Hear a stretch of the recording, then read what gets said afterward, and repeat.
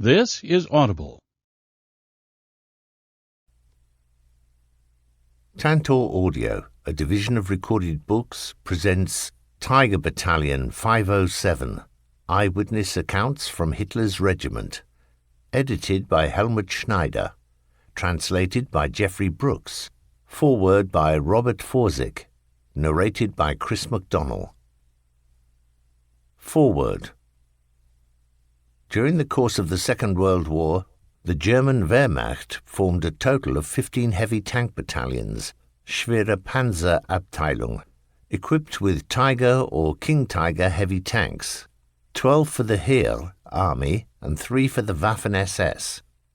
In the decades since the war, a number of excellent memoirs from former Tiger tank crews have appeared, including Otto Karius's Tigers in the Mud and Richard von Rosen's Panzer Ace. In addition, several unit histories about the various Tiger tank battalions have also been published. Helmut Schneider's Tiger Battalion 507 is a mix of diary entries, veteran accounts, and contextual overview, which follows the men of Schwere Panzer Abteilung 507 from the unit's formation in October 1943 to its eventual dissolution in April 1945. Schneider's Tiger Battalion 507 is based on contributions from about a dozen different battalion veterans, mostly compiled in the period 1982 to 90. Schneider himself was an Unteroffizier, non-commissioned officer in the battalion in 1943 to 4, serving as a driver, gunner, and briefly as a tank commander. Other veterans who contributed accounts served in a variety of roles, including as tank crewmen and in the workshop Werkstatt Company. The initial chapter lays out the organization of the battalion in great detail, including its support elements. By the time that Schwere Panzer Abteilung 507 began forming, the Third Reich was already hard-pressed on all fronts, and the veterans' accounts note the chaotic pace at which the battalion was formed in Germany and Holland, then shipped forthwith to the Eastern Front in March 1944.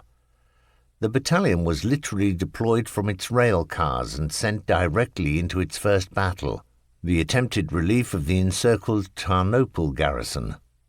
The Tarnopol action was fought under extremely adverse conditions, in freezing cold temperatures that made the inside of the Tigers feel just like a refrigerator. Nevertheless, the battle managed to spearhead an advance that pushed through Soviet lines and inflicted heavy losses on the enemy. However, the German veterans do not mention that the mission ended in failure. The relief effort never reached Tarnopol, and the 4,000-man garrison was annihilated. Indeed, like many German veterans' accounts, the emphasis is placed more on damage inflicted on the enemy rather than the fact that the Wehrmacht was being steadily pushed back towards the Reich. The combat accounts and vignettes presented in Tiger Battalion 507 are first-rate and quite candid. One veteran mentions backing his tank up too fast and accidentally running over some German infantry who did not get out of the way in time. Tank versus tank combat is described in fast-paced terms, with enemy shells whizzing by or slamming into the Tiger's thick armored hide, while German gunners frantically train their sights on multiple opponents, knocking each out in turn. Although many of the crews were quite young, Schwere Panzer Abteilung 507 had a solid core of veterans who held the battalion together and took a terrible toll on the enemy. In one 3-day period in January 1945, the battalion was credited with knocking out 136 Soviet tanks. It is also interesting to see the personal side of war through the eyes of the men in Schwere Panzer Abteilung 507, who linger thoughtfully on comrades killed in action or other small incidents, including some humorous ones. At one point, Schneider was disturbed that a sweater his mother gave him was torn to ribbons by enemy fire. Elsewhere, German tankers are overjoyed to find bacon hidden by peasants. Such are the simple joys and frustrations of frontline life. One of the more intriguing aspects of Tiger Battalion 507 is the emphasis on the maintenance elements. The book has many photos and accounts of repair work in the field, which is not always present in armour unit histories. As a former tanker myself, I can attest that the kind of tank recovery operations in frozen mud and snow that the veterans discuss are unforgettable experiences. Indeed, it is interesting to see from these accounts how frequently the Tigers threw track, either because of soft ground or mines, and the difficulty of track repair on the front line.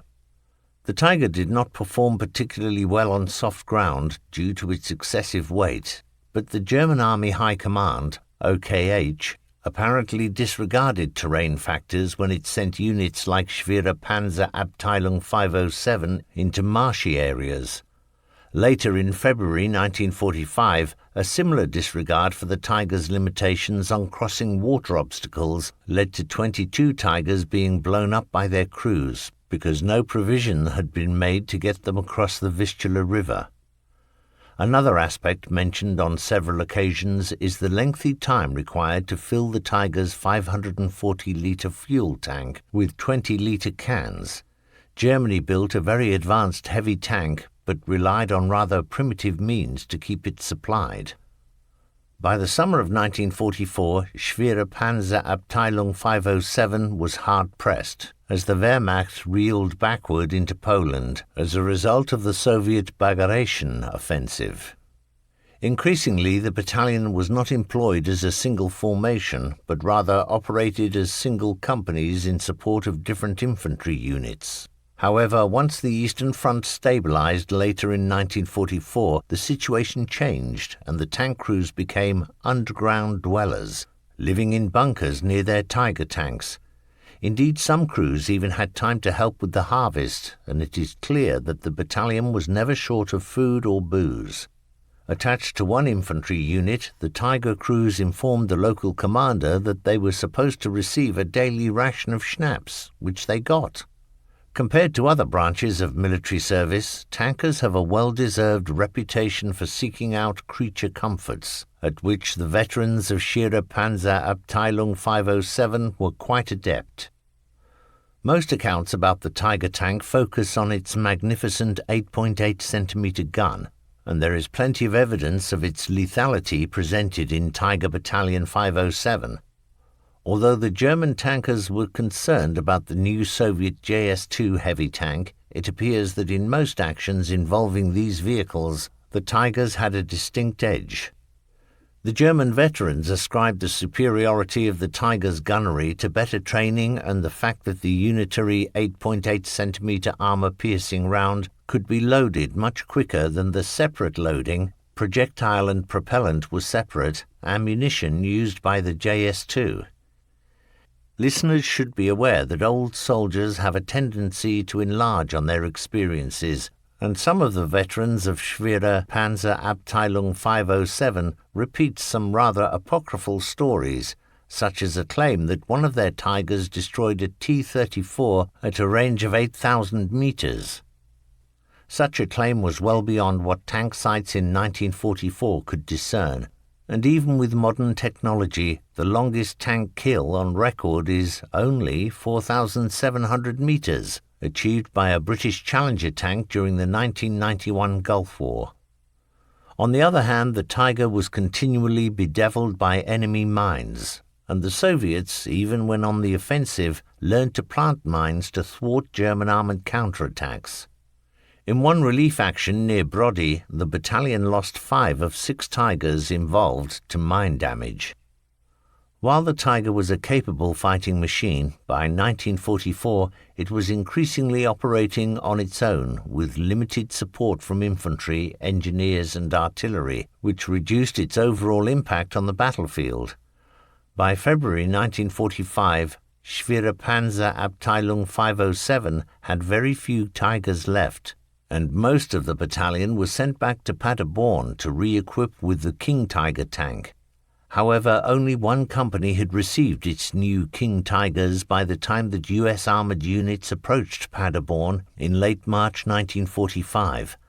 A scratch unit was hastily formed under SS command, and the veterans of Schwerer Panzer Abteilung 507 fought their last major action against Task Force Wellborn, 3rd Armoured Division, on the 30th of March. The King Tigers inflicted a stinging tactical defeat on the US column, but it was irrelevant since the training station at Paderborn was soon overrun and the battalion itself had essentially ceased to exist by early April 1945. It is noteworthy that the scratch unit formed at Paderborn, lacking maintenance support subunits, could not operate for very long. Many of its King Tigers were lost to minor technical defects. Tiger Battalion 507 provides interesting insights into the daily life of German tank crews in 1944-5. In particular, the small unit camaraderie and skilled leadership really come across as the critical factors which held Schwere Panzer Abteilung 507 together, despite it operating under heavy enemy pressure and a deteriorating wartime situation. Although, as in most German post-war accounts, the authors try to avoid including any political viewpoints, it is clear that these veterans felt a great deal of pride in both their wartime service and their battalion's reputation. Schneider manages to sneak a passing reference to fighting for a supposed good cause into his introduction, but otherwise there is little mention of the regime that Schwere Panzer Abteilung 507 was fighting to preserve.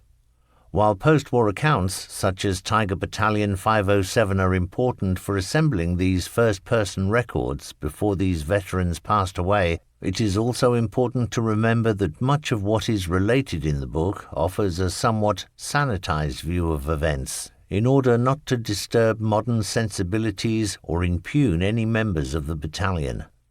Oddly, there is no real mention of military misconduct or even desertions, although some of that must have been going on in the last few weeks of the war, particularly when it was evident that the war was lost and the unit virtually disintegrated. Truth, as often in historical narrative, can remain an elusive quantity. Robert Forsyth. Preface.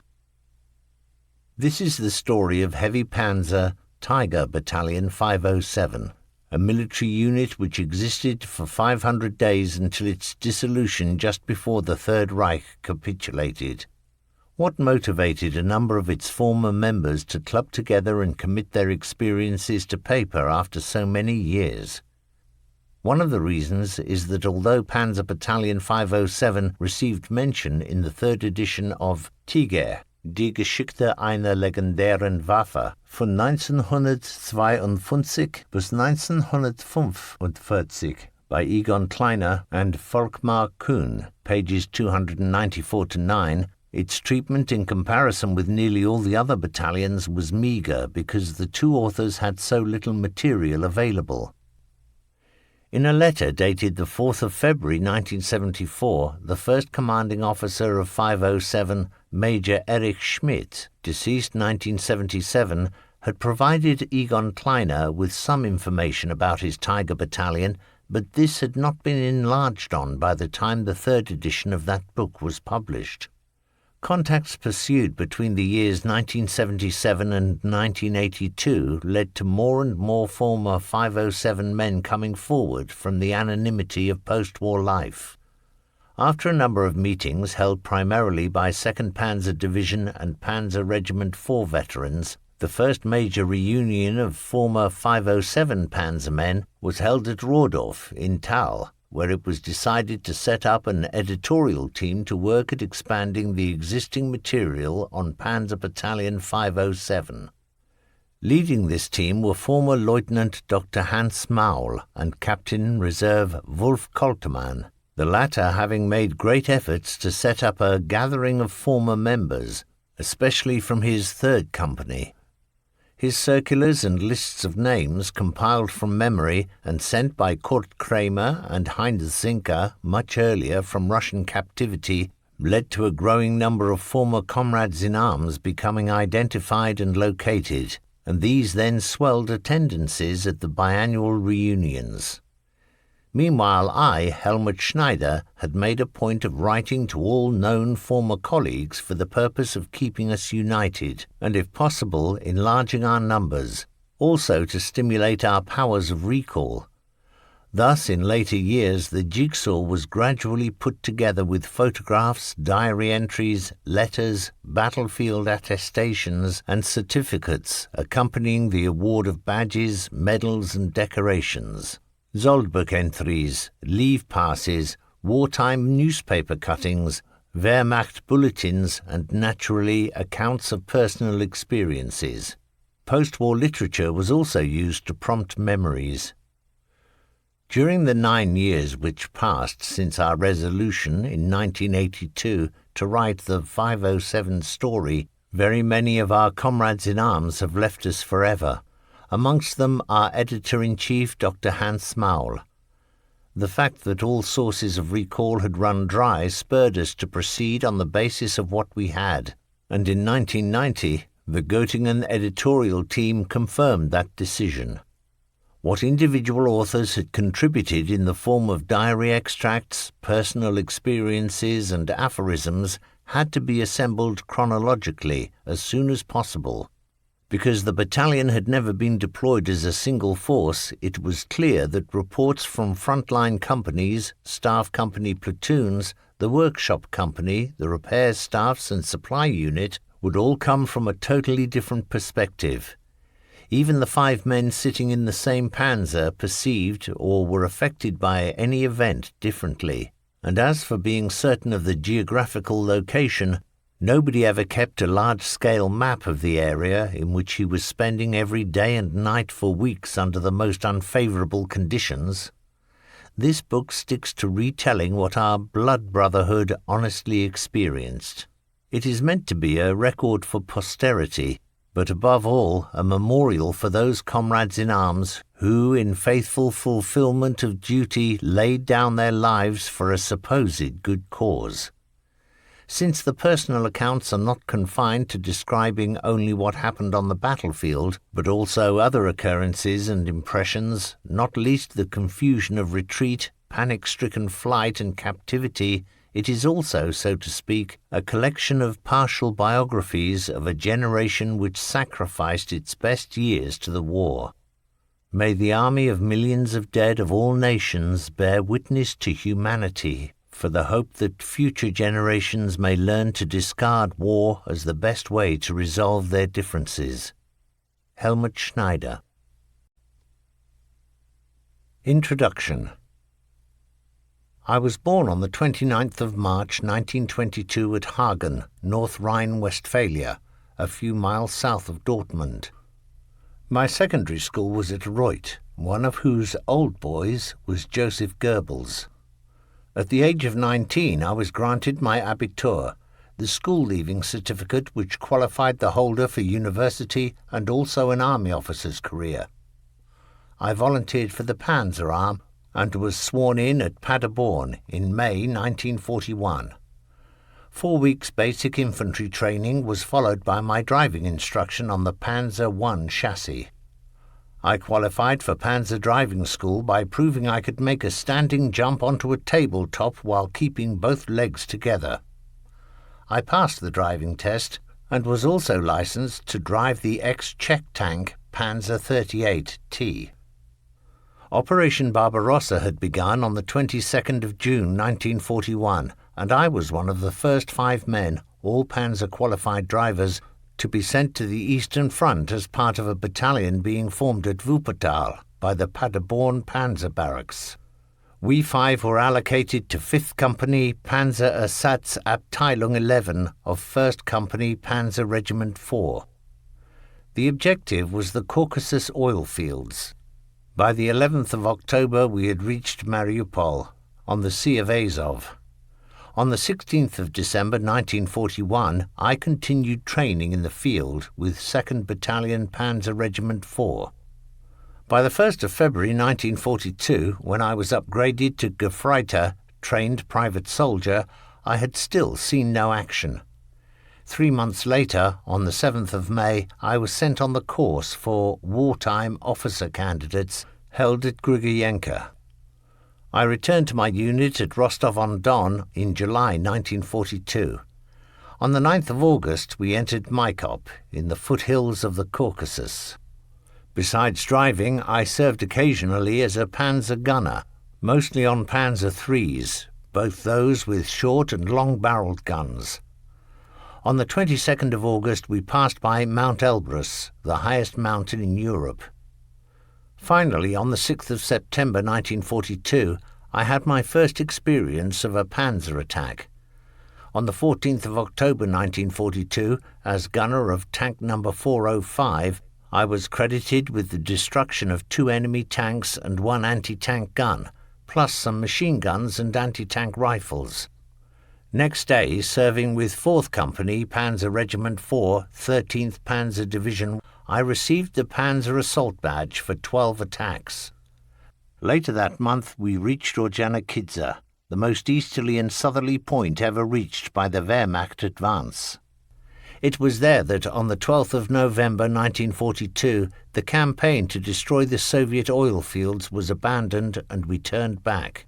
The reason was the disaster at Stalingrad and the possibility that the Russians intended to isolate the entire Caucasus region at Rostov.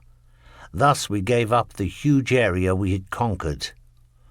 On the 15th of November, I commanded a tank for the first time, a Panzer III numbered 431. By the 12th of December, there was talk in the unit of a Deutschland Kommando, a group to be sent on home service, for which 60 men had been selected. I was not amongst them. On the 24th of December, I was notified of the award of the Iron Cross Second Class, but that the decoration was being withheld by Lieutenant Gruss for some mysterious reason until the Deutschland Kommando had gone. For the remaining men, there now began a period of refresher training prior to the great retreat from the Caucasus beginning on the 1st of January 1943. The Deutschland Kommando had already left for Germany, where they would form the nucleus of Heavy Panzer Battalion 502. On the 3rd of February 1943, we learned that 4th Company Panzer Regiment 4 was to be disbanded, and its 15 crews reformed into an infantry intervention group. It was rumoured that we were to be flown out and given new panzers. This was true, apart from the new panzers. We went to the Crimea aboard HE-111s, towing heavy Gotha gliders, and were accommodated in a kind of makeshift garrison at Stary Krim. It was a pleasant place, far from the war. After a month's home leave, I was sent on the NCO's course, starting the 21st of June. On the 3rd of July, I passed the driving test for heavy lorries. During July 1943, we were moved up to the Kuban bridgehead, in the expectation of some action, but all remained quiet and we returned to barracks on the 9th of August. Meanwhile, recruits had arrived as reinforcements, and I was made their hut senior. This appointment was combined with responsibility for supervising a party of civilians caring for the local cemetery. On the 18th of August, the latrine gossip now hinted at the operational section of the regiment having to leave Stary Krim for Germany. As if in confirmation, on the 9th of September 1943, we were given 3 weeks' special home leave.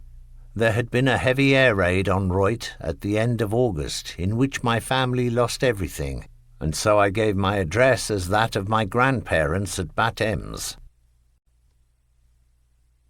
Chapter 1. Formation and Induction. Heavy Panzer Battalion 507. The period of time covered in this chapter extends from October 1943 to March 1944. As a result of the disaster at Stalingrad and giving up the Caucasus, the German front line, particularly the southern sector, had been greatly shortened. Nevertheless, following the offensive by the Ukrainian fronts in January 1944, it was anything but stable, not least because of the massive thinning out as a consequence of the expected invasion in France. Large areas of Soviet territory conquered by the Wehrmacht in the summer of 1941, shortly after the beginning of Operation Barbarossa, had long since had to be abandoned. The overall situation provided few signs giving rise to optimism. Despite that, we men of the Panzer Arm could look forward to the new panzer of which much had been predicted, and for which selected men had been picked out since the beginning of 1943. We had convinced ourselves that, if handled correctly, its armour and firepower would provide a kind of life insurance. The initial mustering of personnel for Heavy Panzer Battalion 507 took place in Vienna. Officers, NCOs and men forming the nucleus came from Panzer Regiment 4, its reserve and training battalion, and from Reserve Battalion 500 at Paderborn, which had meanwhile become the home port of all Tiger battalions. The distribution of the available personnel into companies and specific roles would take place later, once the instruction at Paderborn had begun. When Gefreiter Helmut Schneider returned to Maria Enzersdorf at the end of his bombed-out leave on the 24th of October 1943, the entire battalion had already moved on from Vienna.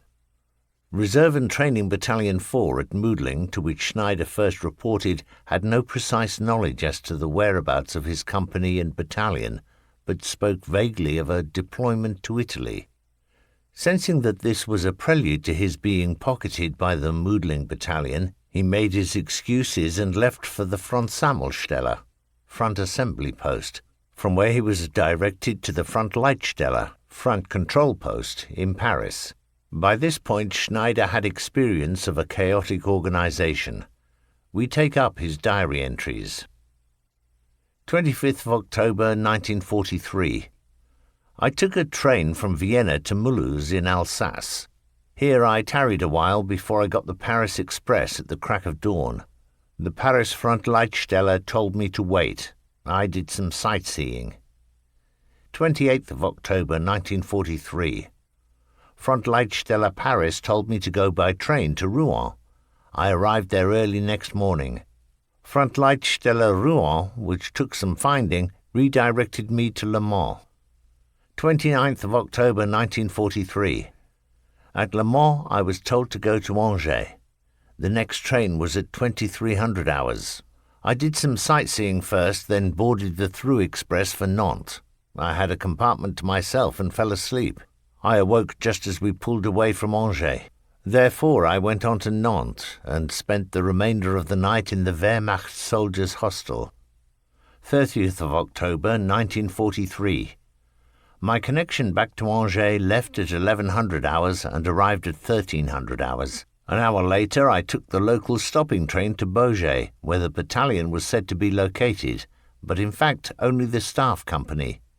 Since nobody was going to my company today, I went on a drinking bout and slept in the quarters of a boozing companion. 31st of October 1943. A dispatch rider of our company took me to Longueuil, where the billets were dispersed across the village. I was shown to a gymnasium, home to 50 men. The life there was leisurely and the duties the best ever. When I reported to the commanding officer, he told me I was scheduled for the Tiger Commander's course. The word course always gave me a thrill, always something new to learn. It was a great honor for me as a Gefreiter, a private soldier, to be selected to command such a valuable fighting machine. 3rd of November 1943. The selected course participants were driven to Beaugé, where a train had been laid on to take us the same day to Paris and then down the Moselle stretch. On the 4th day we reached our destination at Paderborn.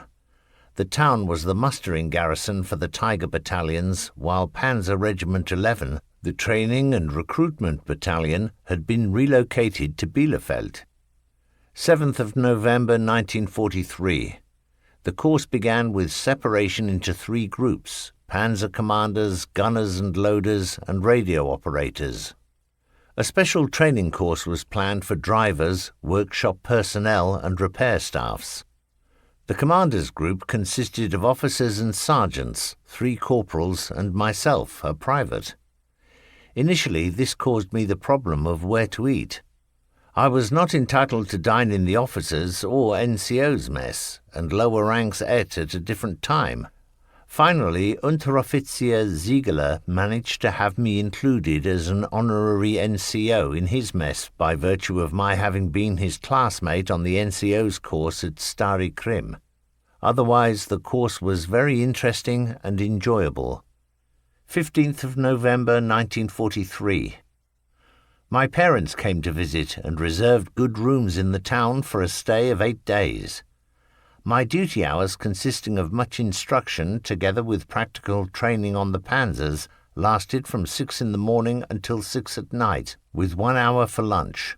I spent the evenings with my parents. 25th of November 1943. The Tiger course ended. Everybody got leave, but only 3 days for me because I had to attend the rangefinder course at Weimar. I spent my leave quietly with my family at Reuth. 29th of November 1943. I took the 0800 hours fast train to Weimar and met the other participants at the artillery barracks. They included 4 Tiger commanders of the 507th, Oberfähnrich, Cadet Senior Grade, Dr. Hans Moll, Oberfeldwebels Sergeant Majors Heinrich Dietz and Fritz Breitfeld, and Unterfeldwebel Sergeant Kolber, this last man being previously unknown to me. The majority of those on the course were artillerymen. 30th of November 1943 to the 3rd of January 1944.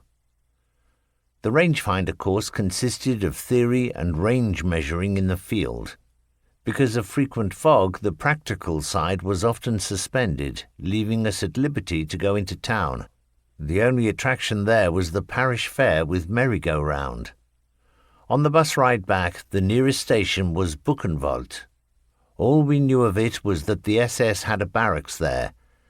This particular course was the most relaxed one I had been on and had the advantage of ending on the 17th of December. We were given special leave extending into the new year, while those given leave from Paderborn had to report back shortly before Christmas. To my surprise, while at home, my promotion to Unteroffizier, Corporal, came through, and my mother sewed the lace on my shoulder straps as she had done the year before for my brother, recently fallen at the front. Another year of war had ended. The Eastern Front had moved much closer. 4th of January 1944. After my leave, I had to return to Weimar to collect my stereoscopic rangefinder. It weighed 17 kilograms and was best carried slung across the shoulders. I took the train via Frankfurt and Main to Paris, where the Frontleitstelle informed us that our unit had been transferred to Holland. 5th to the 6th of January 1944. On the 5th we took the train to Brussels, and on the 6th went from there to Zwolle. The battalion was to be found at the Olderbroek camp. The barracks at Weijop was like a village settlement with church, town hall, and other official buildings, naturally converted to military purposes. When Schneider arrived at Weijop, 16 of the battalion's Tigers were already present. According to the Bundesarchiv records, the following vehicles had been allocated and delivered to Heavy Panzer Battalion 507. 23rd of December 1943, 6 Tigers on train number 6295383. 24th of December 1943, 3 Tigers on train number 6295384. 26th of December 1943, 7 Tigers on train number 6295385. 20th of January 1944, 3 Tigers on train number 6441446. 24th of February 1944, 12 Tigers on train number 1452003/4. 25th of February 1944, 14 Tigers on train number 1452005/6. With these 6 trainloads bringing 45 Tigers, the battalion was at its full authorized establishment, and presumably at the same time the issue of half-tracked and wheeled vehicles had also been completed. From memory, the posts were filled as follows. Staff: Commanding Officer, Major Erich Schmidt. Adjutant, Oberleutnant Wulf Koltermann. Orderly Officer, Lieutenant Dr. Hans Moll. Reconnaissance Platoon, Lieutenant Moser. Commander Staff Company, Oberleutnant Peter Heisch. Commander 1st Company, Hauptmann Siegfried Holzheit.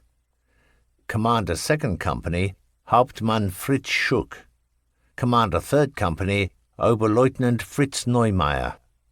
Commander Workshop Company, Oberleutnant Engineering Helmut Kusner. Technical Controller, Oberleutnant Engineering Johann Steinborn. Platoon Leaders, 1st Company, 1st Platoon, Oberleutnant Rudi Beilfuss. 2nd Platoon, Lieutenant Berthold. 3rd Platoon, Oberfeldwebel Ratajak. 2nd Company, 1st Platoon, Oberleutnant Max Wersching. 2nd Platoon, Lieutenant Lischka. 3rd Platoon, Feldwebel Rolf Gebhardt. 3rd Company, 1st Platoon, Lieutenant Bernhard Pfeuffer. 2nd Platoon, Lieutenant Gerd Eichmuller. 3rd Platoon, Oberfeldwebel Heinrich Dietz. Workshop Company, 1st Workshop Platoon, Oberwerkmeister Rutowski. 2nd Workshop Platoon, Werkmeister Gruger. The workshop was made up of armory, salvage and security platoons and spare parts stores. Changes to the plan during the war were caused mainly by the transfer of commanding officer Major Erich Schmidt to take command of the Panzer Regiment, Führer Grenadier Brigade, and also the death of Hauptmann Fritz Neumeier. Occasionally, on account of a shortage of panzers, not all platoon leader positions were filled.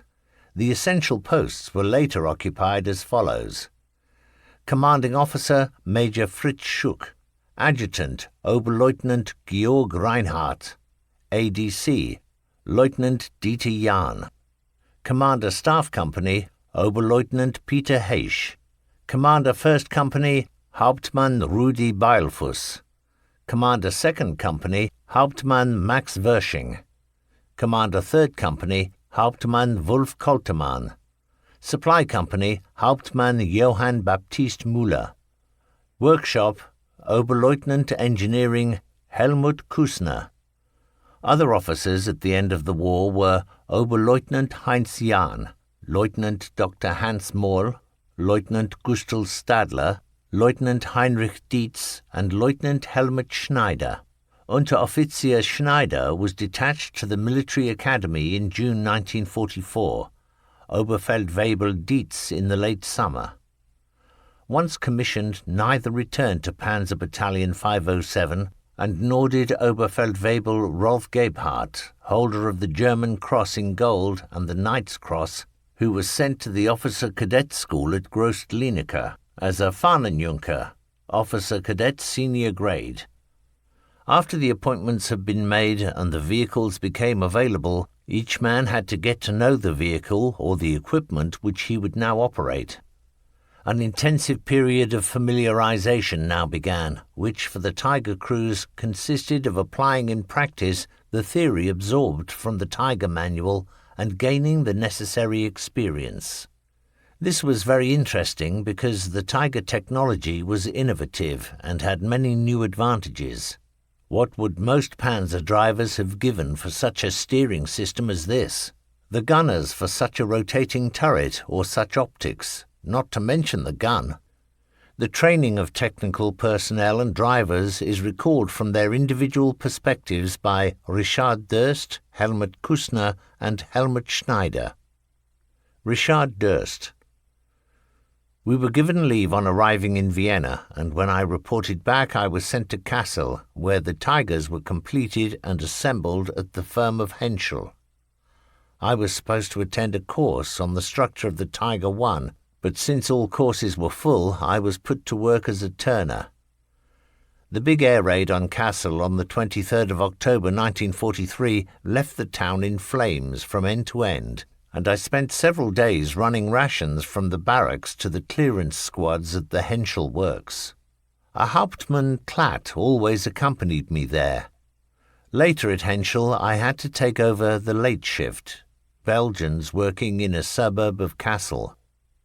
After that I went on to the Tiger course at Paderborn, and when we received our equipment in the Netherlands, I was naturally a member of the repair staff again, attached to 3rd Company Panzer Battalion 507. Helmut Kussner.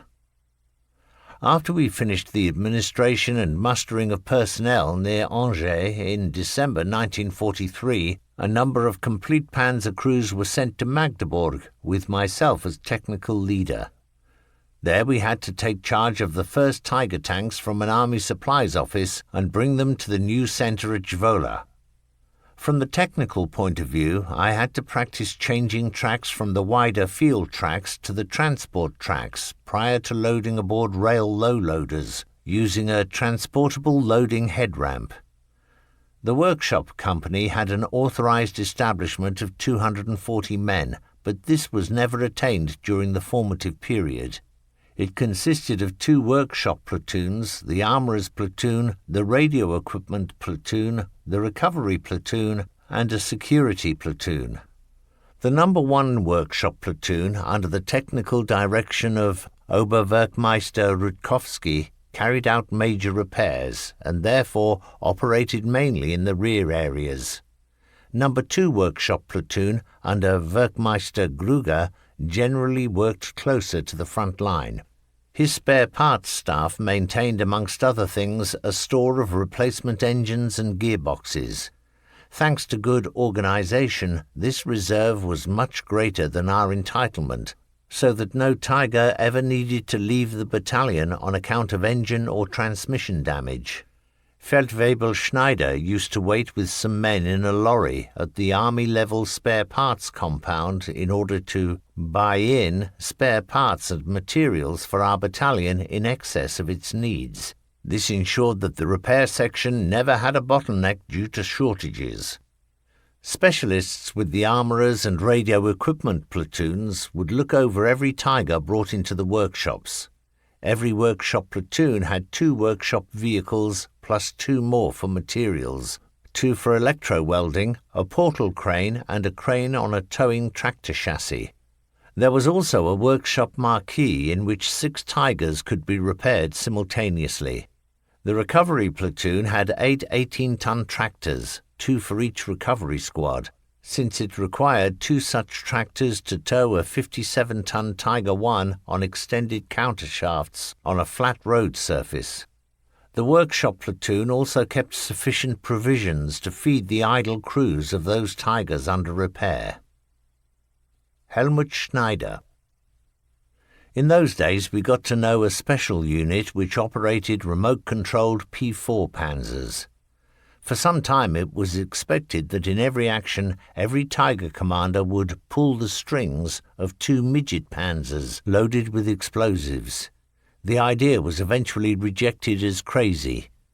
The P4 was fitted with an automatic stop device which activated if the panzer did not receive a signalled instruction within 20 seconds of the preceding one.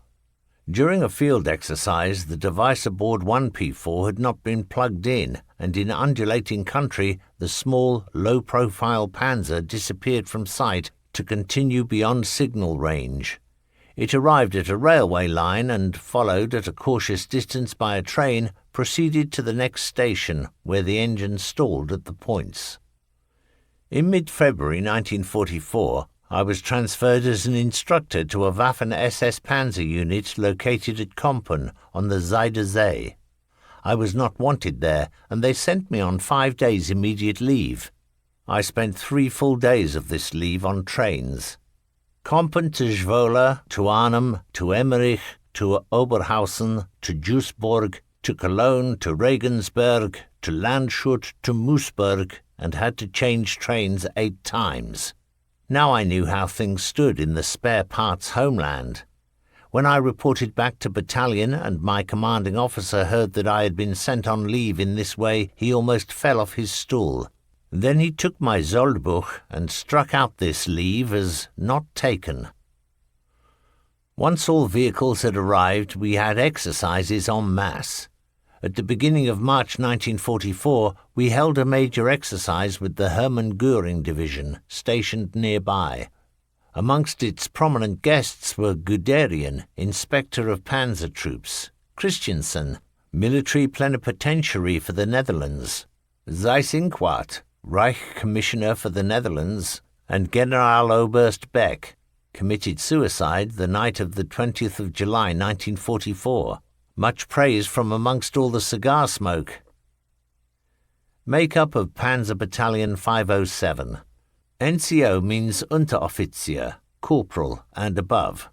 Official is a non-Wehrmacht designation. A KFZ is a military staff car. 1st Battalion Staff, 9 officers, 4 NCOs and 12 men. 2 Staff Company. 1 1st Company Squad, Group Leader, 1 officer, 1 NCO, 2 men. 2 Armoured Reconnaissance Platoon, 1 officer, 7 NCOs, 33 men. 3 Signals Platoon, 1 officer, 12 NCOs, 6 men. 3 Command Panzers, CO, Adjutant and ADC, and 1 motorcycle. 4 Short Range Reconnaissance Platoon, 1 officer, 4 NCOs, 21 men platoon squad, 3 motorcycles, 1 KFZ-1, 3 squads with 1 motorcycle and 2 KFZ-1s each. 5 Pioneer Platoon, 4 NCOs, 21 men, 1 motorcycle, 1 amphibious VW, 2 lorries, 2 armoured vehicles. 6 Flak Platoon, 3 motorcycles, 1 KFZ-15, 3 motorised quadruple flak, 3 ammunition trailers. 7 KFZ Repair Staff, 2 KFZ-1, 1 KFZ-240 welding gear, 1 3-ton lorry, 2 lifting cranes, 3 and 6 tons, 2 4.5-ton lorries with machinery, 1 1-ton tractor. 8 Recovery Group, 1 KFZ-15, 2 35-ton tractors, 3 4.5-ton lorries for ammunition, etc. 9 Truss 1 Rearward Support Staff, 2 KFZ-1, 2 4.5-ton tankers, 2 4.5-ton lorries for ammunition, etc. 10 Medical Team, 1 motorcycle, 2 KFZ-31 ambulances, 1 medical officer's panzer. Strength 9 and 10 combined, 7 NCOs, 21 men. 11 Truss 2, 1 3-ton lorry. 12 Admin and Supply Staff, 2 officials, 10 NCOs, 73 men, 1 motorcycle, 3 KFZ-1, 1 3-ton field kitchen, 10 4.5-ton tankers, 20 LKW lorries. 13 Provisions Unit, 2 4.5-ton lorries, 1 KFZ-1. 14 Baggage Train, 1 3-ton lorry. 3 heavy panzer companies, each with Group Leader, 2 Panzer 6 Tiger 1, 1 KFZ-1, 3 motorcycles, 1 motorcycle and sidecar, 1 bicycle.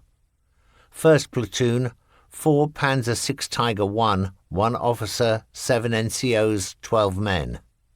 2nd Platoon, 4 Panzer 6 Tiger 1, 1 officer, 5 NCOs, 14 men.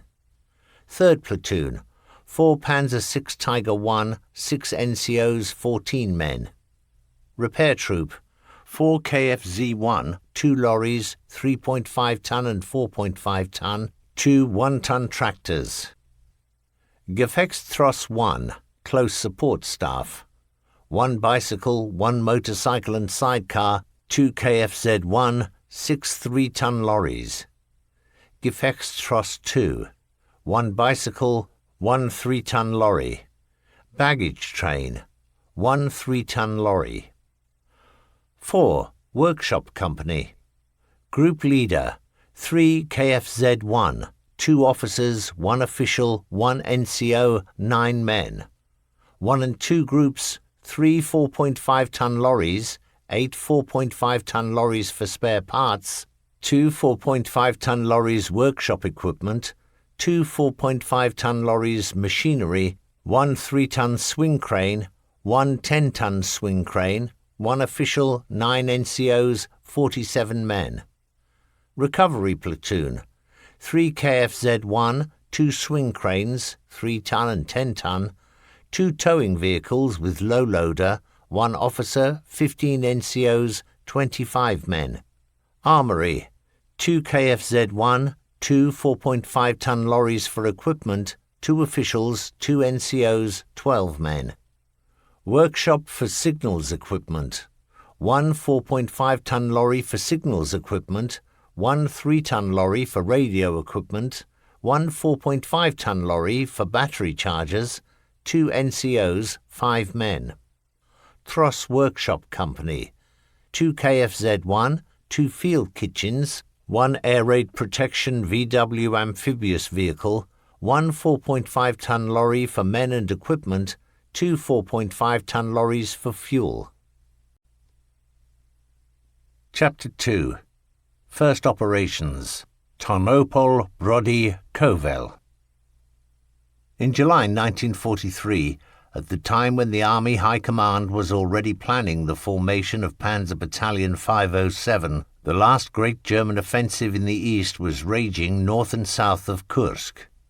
After the Army and Luftwaffe had been re-equipped with all available means, it was hoped to halt the endless round of defensive fighting and retreats and turn the tide in the east in Germany's favour.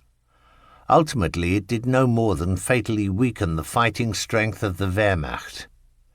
No sooner had Model's 9th Army and Hot's 4th Army finally broken through the deeply echeloned Russian positions to a point where success seemed at least possible, the Russians appeared on the attack unexpectedly elsewhere. On the 12th of July 1943, the Red Army broke through the German front north of Orel, and 3 days later also east of Orel, thus sealing the fate of the German attack north of the Kursk salient. This situation was repeated south of the salient on the 17th of July, when the Russians broke through at Bavenkov on the central Donets and crossed the Meuse River. The very heavy losses suffered by the Wehrmacht during the Battle of Kursk had absorbed all the reserves and created the major problem of how the ominous gaps in the front were to be plugged. Once the smoke had cleared, it was obvious that the shrinking German divisions were having to face many more Russian divisions with enormously increased firepower. Looking at the artillery and panzers, the German staffs now calculated that the ratio of forces favoured the Russians by 6-1. The entire Eastern Front, extending from Leningrad to Taganrog, was held by units which had been thinned out to a dangerous level and were too weak almost everywhere to resist the enemy's massive pressure, and also had no reserves. On the 9th of September 1943, after Model's 9th Army had yielded Orel, the Red Army advanced at Byelgorod, south of Kursk, with a huge force of 5 armies and tore open the front over a distance of 45 kilometers. Their next objective was clear: the Dnieper and Kiev. The river south of Kiev is over 2 kilometers wide, up to 12 meters deep, and has a steep slope on its western banks. The 2 most senior German commanders, Manstein, Army Group South, and Kluger, Army Group Center, had recognized much earlier that here was the ideal interception point to tackle an enemy coming from the east. Führer HQ, FHQ, rejected the idea, and for a long period Hitler had forbidden the building of a Dnieper position, reportedly basing his objection on the premise that all a developed fortified line will do is create the idea in the minds of my generals and troops that it is somewhere safe they can fall back to. Finally, in mid-August 1943, permission was given for an east wall on the Dnieper. No workforce was made available to build it, and so no progress was made. On the 14th of September, in a signal to FHQ, Manstein stated that it was possibly the intention of the Soviets to embark on a breakthrough to Kiev and Kremenchug, and in order to prevent 4th Panzer Army being broken up into numerous small pockets and slaughtered, he had ordered it to pull back on the 15th of September to the Dnieper. He also wanted to have 8th Army and 1st Panzer Army brought back soon. FHQ replied, "You may not give that order. The Führer expects you tomorrow for a conference." This fourth discussion between Hitler and Manstein within a month was brief and heated, but Manstein got his way and received permission to pull the front back behind the Dnieper. To what extent that might be physically possible was another matter. 5 bridges and the dam at Zaporizhia, all potential bottlenecks, were the only possible routes Manstein had at his disposal to bring 1 million men and their equipment across the river and spread them out along 700 kilometers of the Dnieper's western banks to form the new front.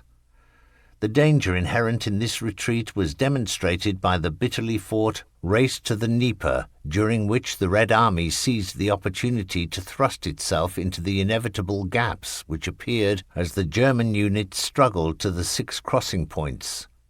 One might even speak of the miracle of the Dnieper when one reflects that the Russians failed to capture even one of the crossing points before Manstein got his army group across the river, for the most part safe and sound.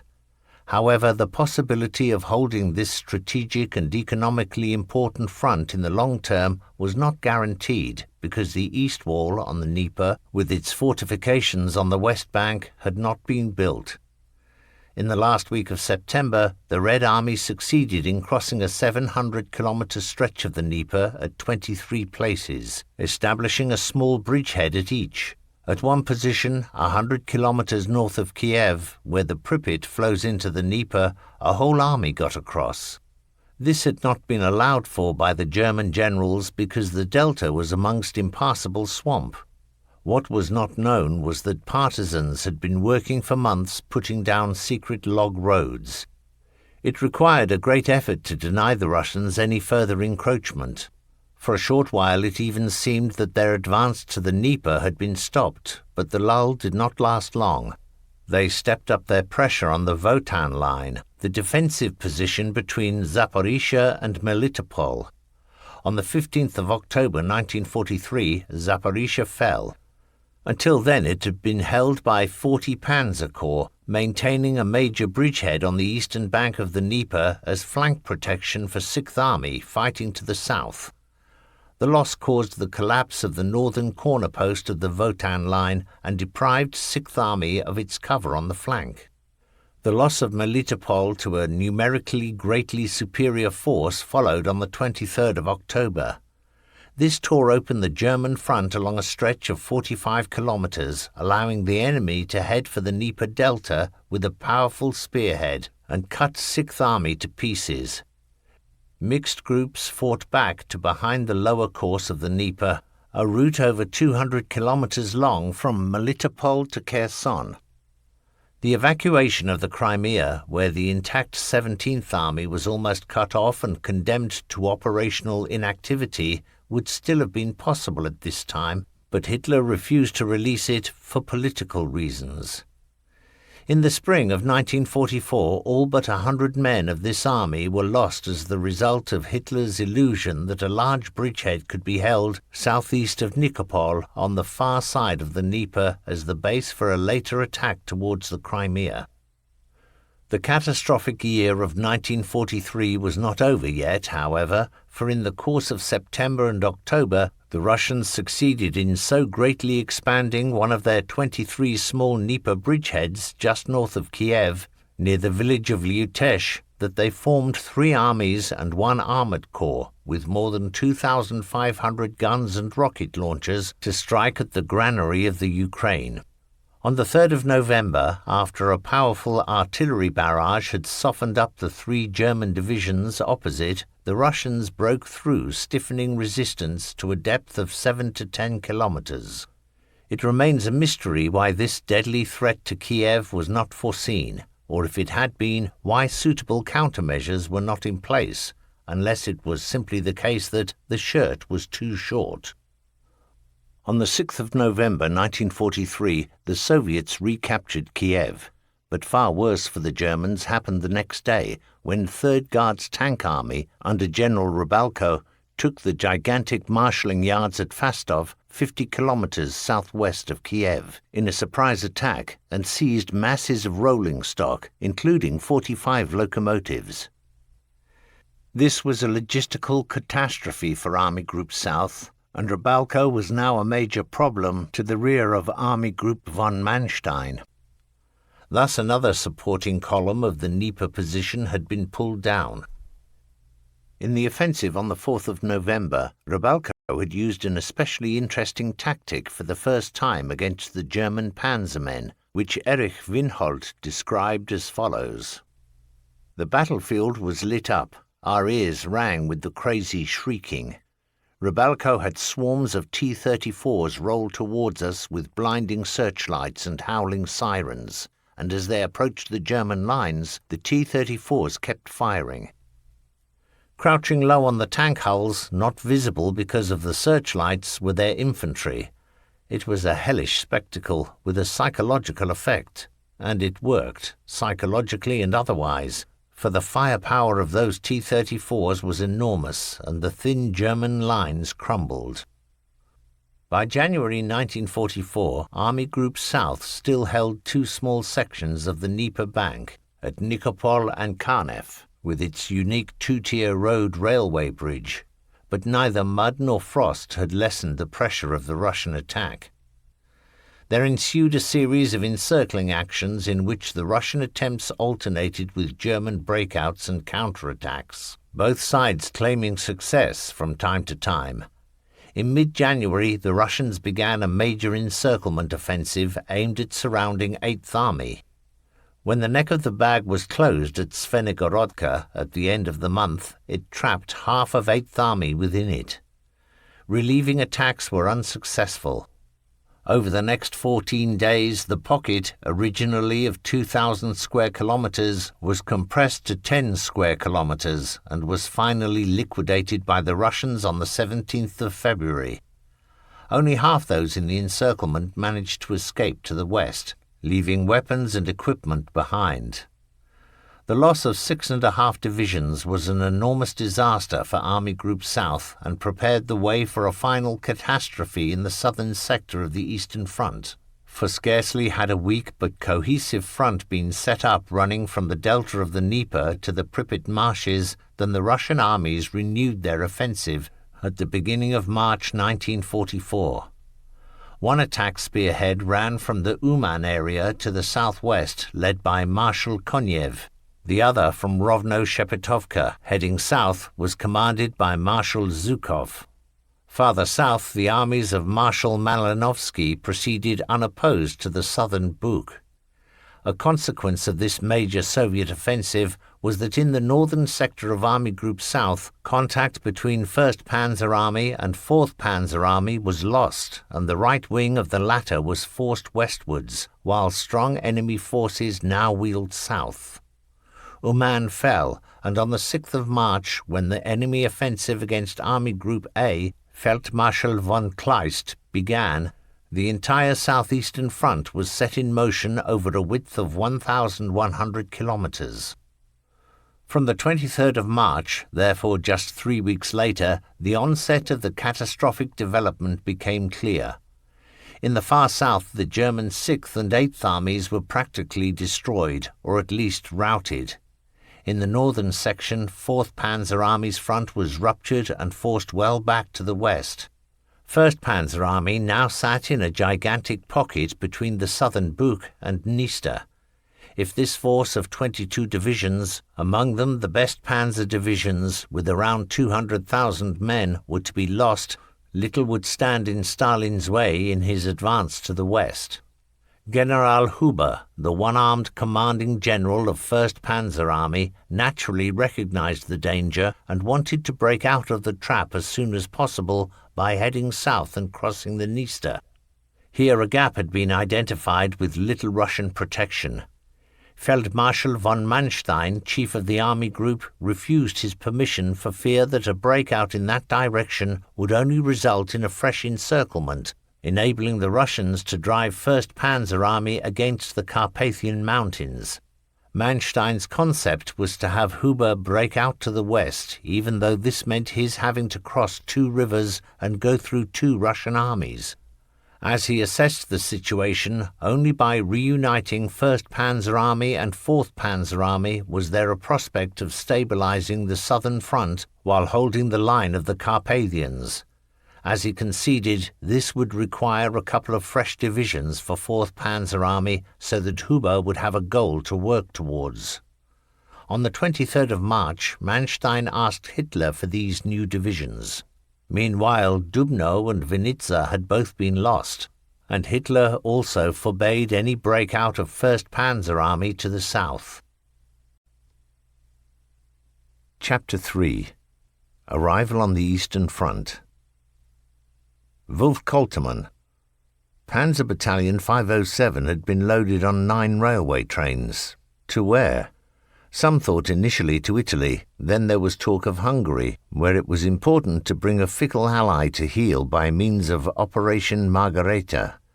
When we finally detrained at Krasna, east of Lemberg, on the 21st of March 1944, we saw that the Eastern Front had us once more in its clutches. The situation in this sector was as follows. A gap 40 kilometers wide lay between Tarnopol and Brody. Tarnopol was surrounded, Brody under heavy enemy pressure. Panzer Battalion 507 was now subordinated to Panzer Verband Fribourg for use as a fire brigade. We had at our side 9th SS Panzer Division, Hohenstaufen. At this time we were not aware that the situation was grave, indeed fairly hopeless. Our communications consisted of the intercom and FU-5, the range of which was less than the visible horizon, and also restricted to events close at hand, carefully choosing one's words so as not to provide the enemy with information and propaganda. Therefore we give contemporary notes free rein here. First come the diary entries of Anton Siegfried and Siegfried Obermeier, both of the reconnaissance platoon, and Helmut Schneider, 3rd Company. These are followed in chronological order by the battle reports of Nietzsche and Helmut Gutmann, 2nd Company, and Lieutenant Gerd Eichmüller and Franz Raab, 3rd Company, as verified from Soldbuch entries signed by company commanders Fritz Schuck, 2nd Company, and Fritz Neumeier, 3rd Company. 21st of March 1944. Schneider. The beginning of spring, for me my 3rd in Russia. Our transporter train, which left Zwolle on the 16th of March, reached Krasna today, a small town on the Lemberg-Tarnopol railway line, where we were unloaded smartly. As we heard later, the leading Tigers headed for their first attack straight from the ramp. Siegfried. We arrived at Krasna, where unloading began at 1700 hours. Then we drove down the Rollbahn to Dubza, where the reconnaissance platoon spent its first night in enemy country. It snowed. 22nd of March 1944. Siegfried. We were awoken at 0400 hours.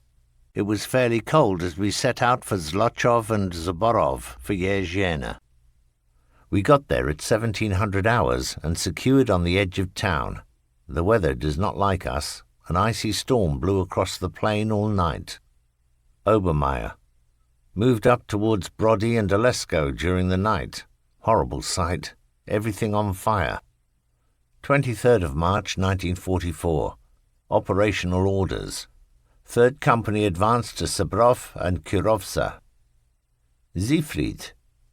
At 0400 the battalion headed towards the enemy for the first time. The objective was to clear enemy forces from the railway line to Tarnopol and the village of Yezhena. At the beginning of the attack there was some resistance, which we crushed at once. As soon as they spotted us, the Russians fled from the railway line towards a hill where most fell under our fire. Then we bombarded the village, which began to burn brightly. We had achieved our objective and returned to Yezhena, where we resumed security duty. Obermeier. First attack on 2 villages near Yezhena. Battalion Commander Major Schmidt accompanied us in our Schützenpanzerwagen, SPW armoured personnel carrier. 24th of March 1944. Operational orders. 2nd Company proceed ahead of main battle line east of Ostrzowska and attack height 386. Siegfried. At 04:15 hours, alarm. The enemy had broken through the southern security and attempted to enter our village. We broke camp and next moment headed for them. The Tigers opened fire to immediate effect. The Russians fled into open country to be mown down by our machine guns, MGs. A number of them got to houses along the Rollbahn, but this only served them as a refuge until our quadruple flak arrived. Then we gave pursuit. After they allowed our Tigers to pass by unmolested, there now occurred fierce close combat clashes with the Russians in the area of our platoon. We dismounted from our SPWs and engaged the enemy with hand grenades and pistols. The Russians defended grimly. One of their hand grenades was lobbed into the SPW of our platoon commander, Lieutenant Moser. After the deafening explosion, we heard the cries of the wounded. When the rear door opened, 3 men came out seriously wounded, including Lieutenant Moser. The others, Unteroffizier Kupel and the radio operator Lang, were dead. We brought the wounded to the main dressing station by the shortest route and then resumed our security position. We learned that Eigner had also been killed by a bullet to the head. Obermeier. Attack reconnaissance together with 3rd Company at 1700 hours. 25th of March 1944. Operational orders. 2nd Company attack on Habutsov and Trestokice. 3rd Company attack on Lopasani and Trostianec. Obermeier. Attack with 3rd Company. Went in the afternoon with Major and Oberstleutnant. Came under heavy mortar fire. Siegfried. Our SPW had engine trouble. We went to the repair yard at Zaborov, arriving 0900 hours. It was very cold. Schneider. The East has us again. We already have 2 days of operations behind us. In the first, I destroyed 2 enemy tanks. As to the general situation, the weather is vile with snow flurries, mud, etc., but that doesn't worry us. The worst is that we never get 5 minutes for a breather during the day.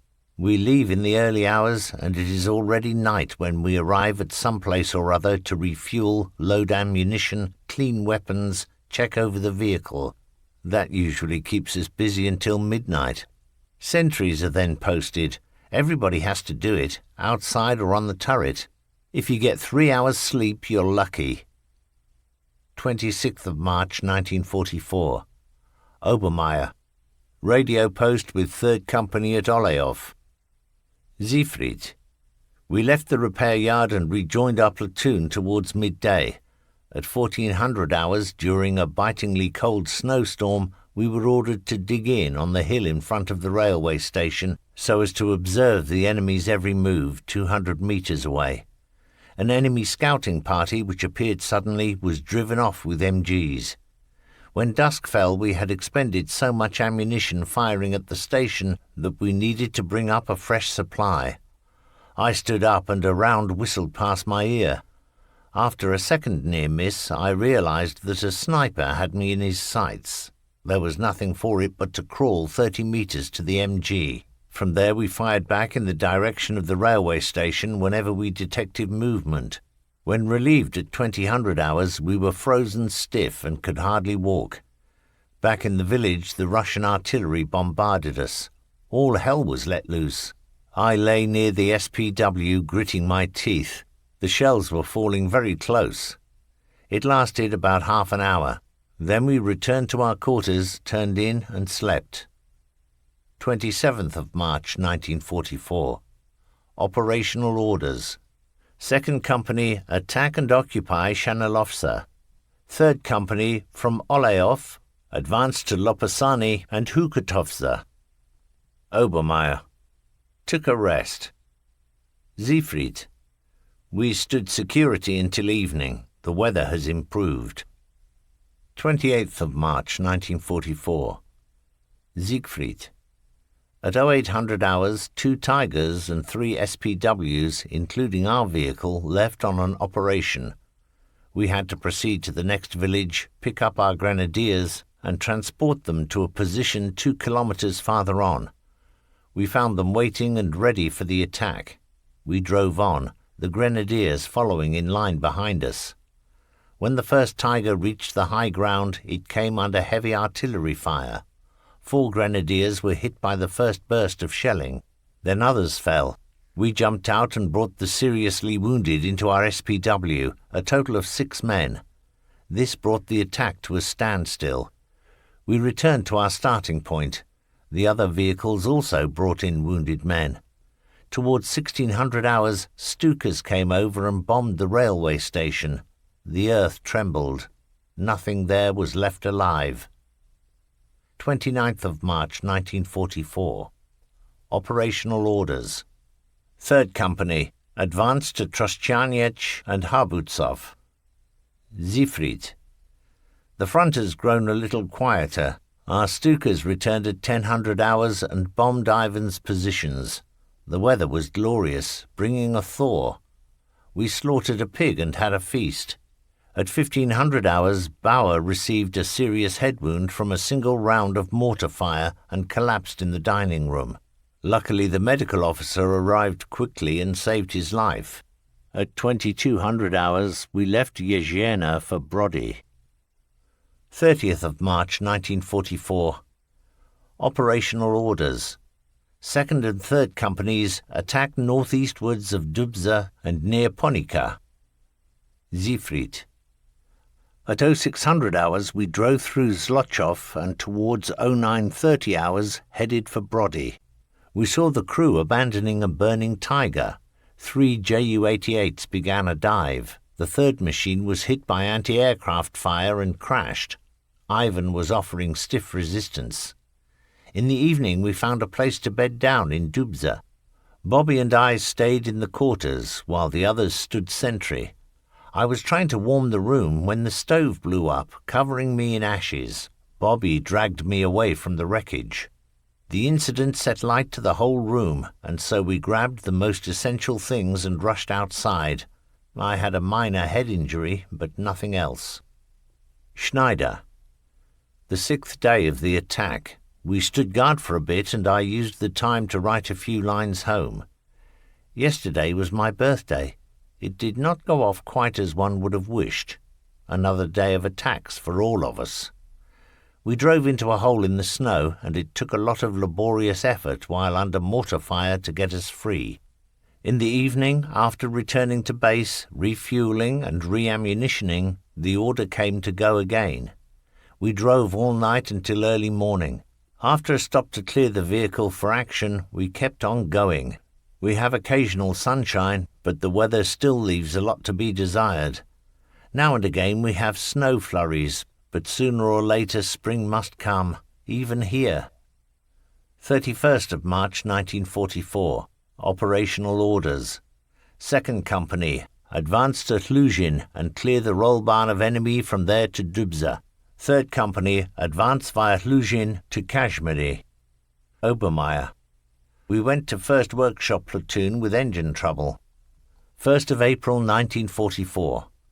Operational orders. 2nd Company advanced to Luzhin, 3rd Company advanced to Kashmiri. Siegfried. Towards 0900 hours, we reached Sukadola and stayed there until 1300 hours. We were taking our vehicle into the workshop with damage to the gears.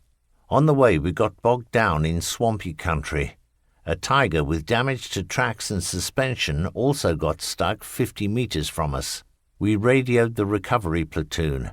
They couldn't tow us out until morning. At that, we occupied a house on the Rollbahn to spend the night. Slaughtered a ram and ate it. 2nd of April 1944. Operational orders. 3rd Company advanced to Luzhin. Schneider. After the repair staff mended a damaged track, we of Tiger 331 are taking the day off and will probably go forward tomorrow. The Russians are very dogged about getting through to Romania, but have suffered very heavy losses. The weather here still has nothing spring-like about it, always these snow flurries and snowstorms against which little progress can be made. My health is first class. Many people have not adjusted well to the change of climate, but it does not affect me. Yesterday 5 of us prepared 3 hens, first boiled and then roasted. Quite excellent. Siegfried. Towards 0900 hours, 2 recovery platoon tractors arrived and towed us out. After that we headed for Krasna, but drove into a ditch at 1700 hours and stuck fast. In attempting to get free, we threw both tracks, and in the icy cold, it took us some time before we got them fitted again and found quarters in a house. 3rd of April 1944. Operational orders. 2nd Company advanced to Luzhin. Siegfried. At 0800 hours, the SS Panzer Division Hohenstaufen was unloaded at Krasna, and one of their Panzer IVs pulled us out. Next we went to the staff at Zlochov, and from there to Laki, where we occupied quarters around 1700 hours. 4th of April 1944. Schneider. Our Tiger is operational again. The 7th day of attacks is behind us, and I destroyed 2 more tanks and another 2 anti-tank guns. It all counts. It is already evening, and we are spending the night out here in the field. The wagon is just like a refrigerator. The weather has improved, and yesterday and today we had beaming sunshine. It gives us new hope, even if the season of mud has arrived. When we leave the wagon, we are up to our ankles in it. 5th of April 1944. Siegfried. In the afternoon, Bobby has to go forward. I am taking over as radio operator. 6th of April 1944. Siegfried. We have a rest day. 7th of April 1944. Siegfried.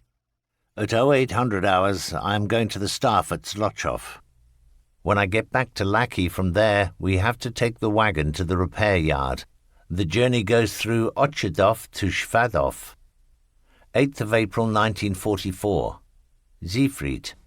Over the next 4 days, we will be working on our SPW. The snow has almost melted away. Spring is coming. 13th of April 1944. Siegfried. We drove to Zaborov and from there to Setsova, where we spent the night. 14th of April 1944. Siegfried. At 0700 hours we went with the Tiger to our readiness area beyond Taurov. The Russian Air Force is very active. Obermeier. At 1800 hours we went to readiness position forward of a large swamp. Much flak pyrotechnics there. 15th of April 1944. Orders. 2nd and 3rd Companies attack on Chedanskov Vielki. Schneider. During this attack we ran over a mine and had to return to the repair yard with track damage. On the way we came across 2 hens, on which we later dined. Siegfried. At 0900 hours a major offensive began with the aim of relieving our troops in the Tarnopol encirclement. Enemy aircraft approached repeatedly, but always bore away when our flak fired at them. At 1800 hours we came to a village in flames. After passing through a veritable curtain of fire laid by the Russian artillery, we took the village after a bitter struggle. In the night we kept watch over a tiger stuck in a swamp. Obermeier. Afternoon, advancing towards Tarnopol. Went with Waffen-SS Division Hohenstaufen to Katevska Vieksa. Heavy artillery fire. 16th of April 1944. Obermeier. Made further progress towards Tarnopol in company with a Panther Battalion. During the fighting, blowout repaired with help of Russian prisoners. War correspondent Zugriegel sat beside me taking photos. We removed the radio equipment from a wrecked T-34. Siegfried. At 0700 hours, special rations, and at 0900 we continued the advance to Tarnopol. Towards 1400 hours we came under attack from enemy fighter bombers firing from all barrels. Our fighters shot down 2 of them. The advance came to a temporary halt when some panzers drove over mines. On this operation we alone took 50 prisoners who had to be winkled out of their holes first. 17th of April 1944. Operational orders. 2nd Company, advance north of Seredinki. Siegfried. In the readiness position during the afternoon, we received concentrated Russian artillery fire. Then 3 T-34s suddenly came over the rise, about 400 meters away. I reported this to our commanding officer. When I glanced through the hatch, my blood ran cold. The 7.62 centimeter gun of one of the T-34s was almost lined up on us, but our CO was faster, and his round tore off the turret of the T-34. Immediately afterwards he pounded the other 2 tanks with his 88 and wiped them out. We cheered like kids. That had been a close shave. Obermeier. We made a reconnaissance run to check if the ground will bear the weight of a Tiger. Our countershaft broke, at a standstill in the village. 18th of April 1944. Obermeier. Heavy fire on our village from Russian artillery guns and Stalin organs, Katyusha rocket launchers. Schneider. We began the attack to relieve Tarnopol. On the way we ran over another mine. The Tiger didn't even shudder, but as we were seated at open hatches around the crew compartment, the enormous explosion set our ears ringing. We repaired the track and after a short while rejoined the pack. Siegfried.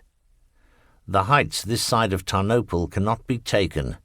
At 12:30 hours we came under deafening and blinding artillery and Stalin organ fire. Sepp and Walter were wounded. We pulled out in the dark. I lost radio contact and had to fire up white flares to get it restored. Some of the Tigers bogged down but could be towed out. 19th of April 1944. Obermeier. By chance, Oberleutnant Steinbern's workshop company Tiger came by and towed us free. On the journey through the encirclement, the towing hawser broke. Siegfried. We shifted our position but came under heavy artillery fire towards 1700 hours. At 1900 hours the operation to relieve Tarnopol continued over Height 386 near Torov. Here we saw evidence of the bitter fighting, dead of both sides, Russians and men of SS Panzer Division Hohenstaufen. In Torov I was given a job directing traffic. 20th of April 1944. Siegfried. We went to the repair yard at Zaborov, and then in the evening to the rest area at Mateniov, where we would stay until the 30th of April. On the 22nd of April I received the Panzer Assault Badge. Obermeier. Our SPW is with the repairs staff. 23rd of April 1944. Obermeier. We drove to the rest area at Mateniov near Zaborov. Schneider. There is a kind of lull before the storm. We will probably be sent to another hot spot. Our Tiger has already travelled 1,000 kilometres, a remarkable achievement for such a heavy wagon. 24th of April 1944. Schneider. We are still at the workshop, but I will personally not be there long because I am taking command of my own Tiger. Previously I was gunner in 331. Equal to Commander's Panzer, 3rd Platoon, 3rd Company.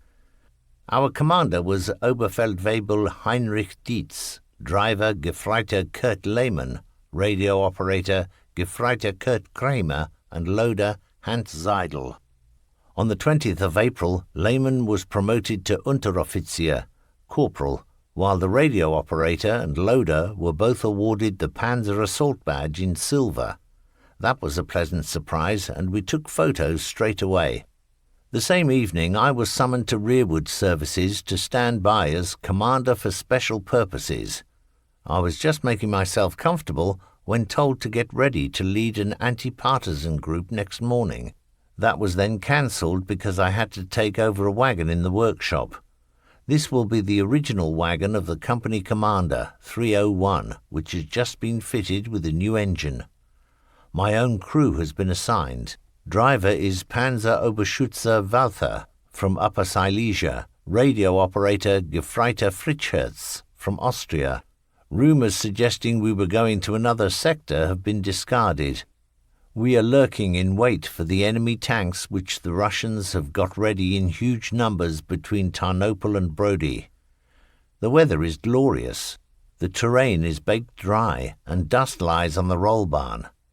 Russia is truly a land of contrasts. Either you bog down in the mud or the dust suffocates you. The fighting here has now become fairly violent. The German public is probably well informed by press and radio about the fighting for Tarnopol and Brody. Many of our fathers fought and bled in this region. 29th of April 1944. Schneider. The company commander, Oberleutnant Neumeier, handed us the Eastern Front Medal awarded in the summer of 1942. Only the ribbon is to be worn. 1st of May 1944. Siegfried. We changed location to Podhorza, where the battalion will be resting for the whole month. We put up our tents as temporary quarters near the castle.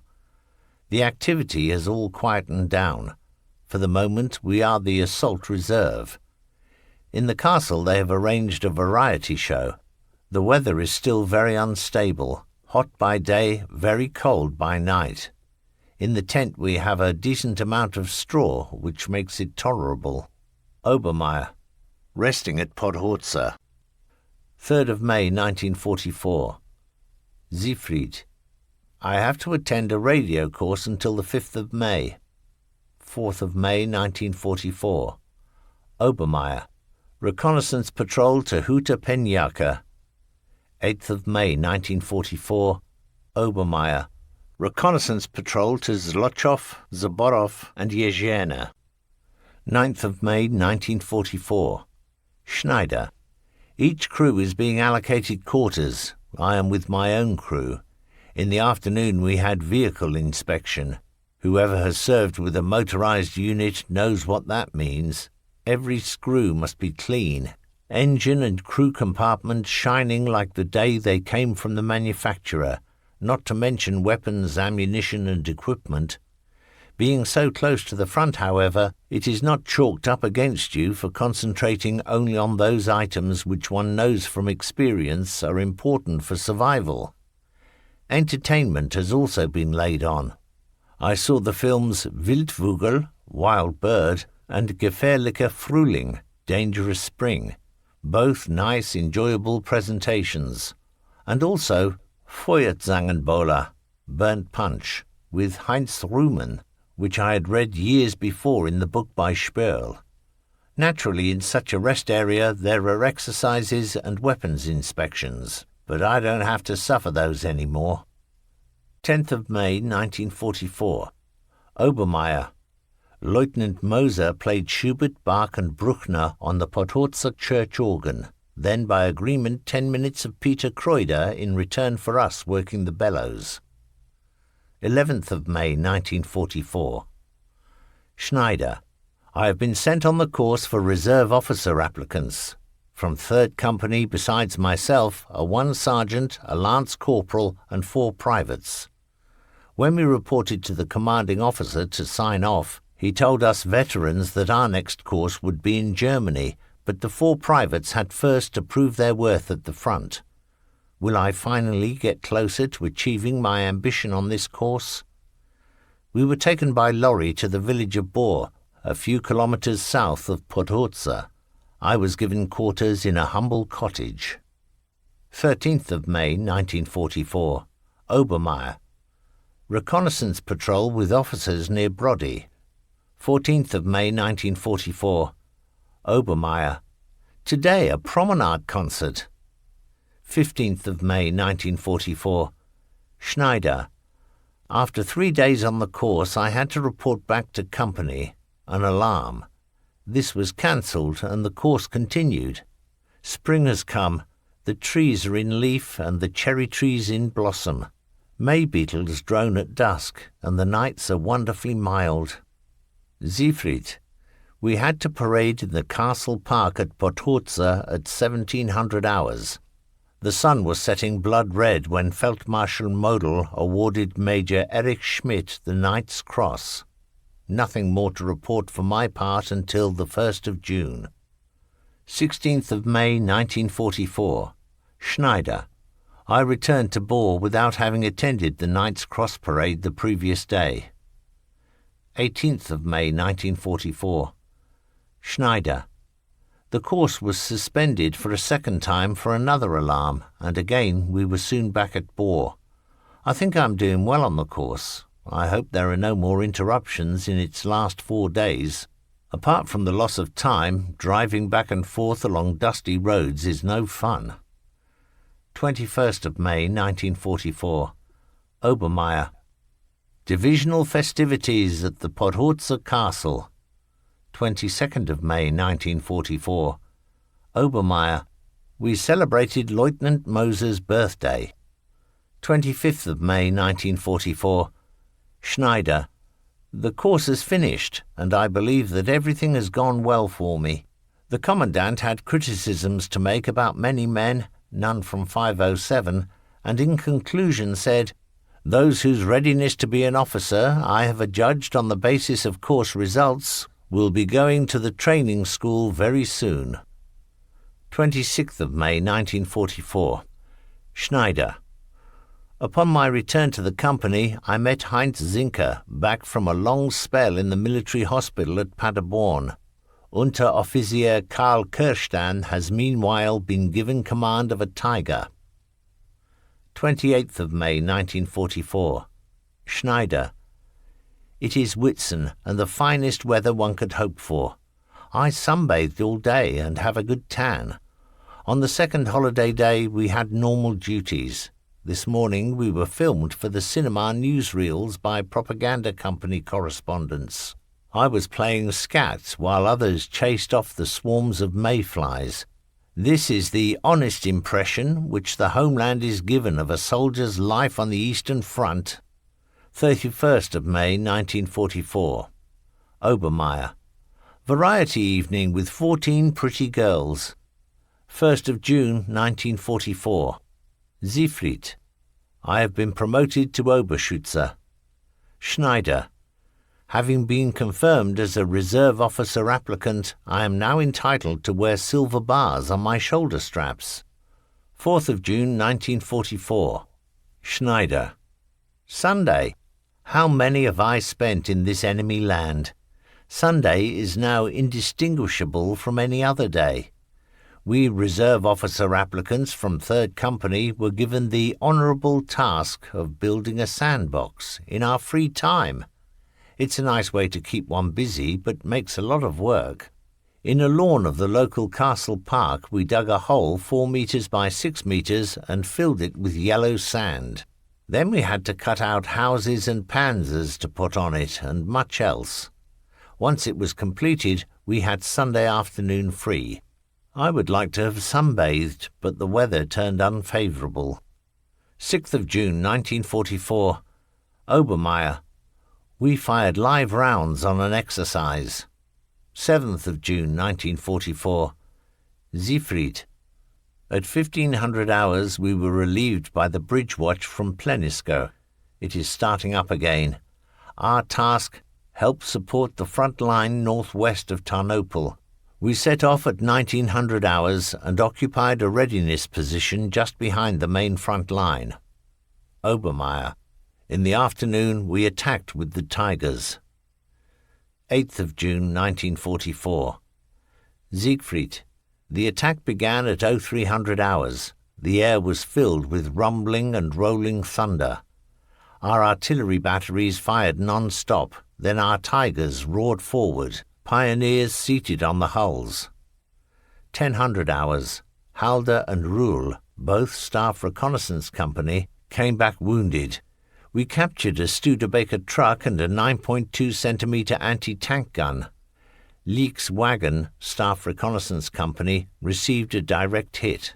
Haas was killed, the others seriously wounded. Towards 1900 hours we withdrew, having carried out our mission. 9th of June 1944, Schneider. For 3 days we have been in action in a peculiar way. It started as an exercise, and then something serious developed out of it, though nothing major. Yesterday I was VB, Advanced Observer, in the main battle line. I saw some enemy tanks which ran for it as soon as I opened fire on them. The same day we received a hit in the stowage box. Amongst other things, the wonderful wind cheater which my mother had sewn for me from captured Russian tent material was reduced to ribbons. Obermeier. We joined 3rd Company as radio relay post. 10th of June 1944. Obermeier. In the evening we returned with 3rd Company. Along the woodside we received heavy fire from anti-tank guns and rifles, but suffered no casualties. Rested in Podhorza. Schneider. In the afternoon our company commander, Fritz Neumeier, received the German Cross in gold. The war is over, and we are back in our old lodgings. Yesterday they held an NCO's evening, starting at 2100 hours and lasting until 7 next morning. The venue was a spooky vault fitted with pitfalls and tripwires. 16th of June 1944. Schneider. After being given the rank of Fahnenjunker Unteroffizier, Officer Cadet Senior Grade, I was dispatched to Paderborn with Herbert von Wienskowski. The pay sergeant, Sepp Meyer, let us have a good supply of smokers' requisites for the journey, while our company commander gave us a pair of shoulder straps each from his collection as a parting gift. The shoulder straps remained in Schneider's possession as souvenirs. His service with Panzer Battalion 507 now ended. Upon his arrival at Paderborn as a reserve officer applicant, he was transferred to the Panzer Grenadiers as a junior lieutenant, and despite all his efforts never returned to the Panzers. Herbert von Wienskowski, in the same group as Schneider at Groß-Gleinecke, was not commissioned, and after the course ended returned to 3rd Company. Nothing is known of his further service or whereabouts. Schneider spent the last months of the war on a Wanderer bicycle. Armed with a Panzerfaust and assault rifle at Oppenheim on the Rhine, he faced the advance of the U.S. Army. 19th of June 1944. Obermeier. Drove to Suchadola with officers. Inspected remote-controlled Panzer. 21st of June 1944. Obermeier.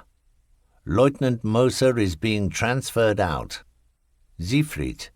I have been transferred to HQ for a week with the Watch Commando, having a good time. 29th of June 1944. Siegfried. I am back with the battalion. At 13:30 hours we were put on notice to leave for Zlochov, where we loaded on rail transports from 15:45 hours.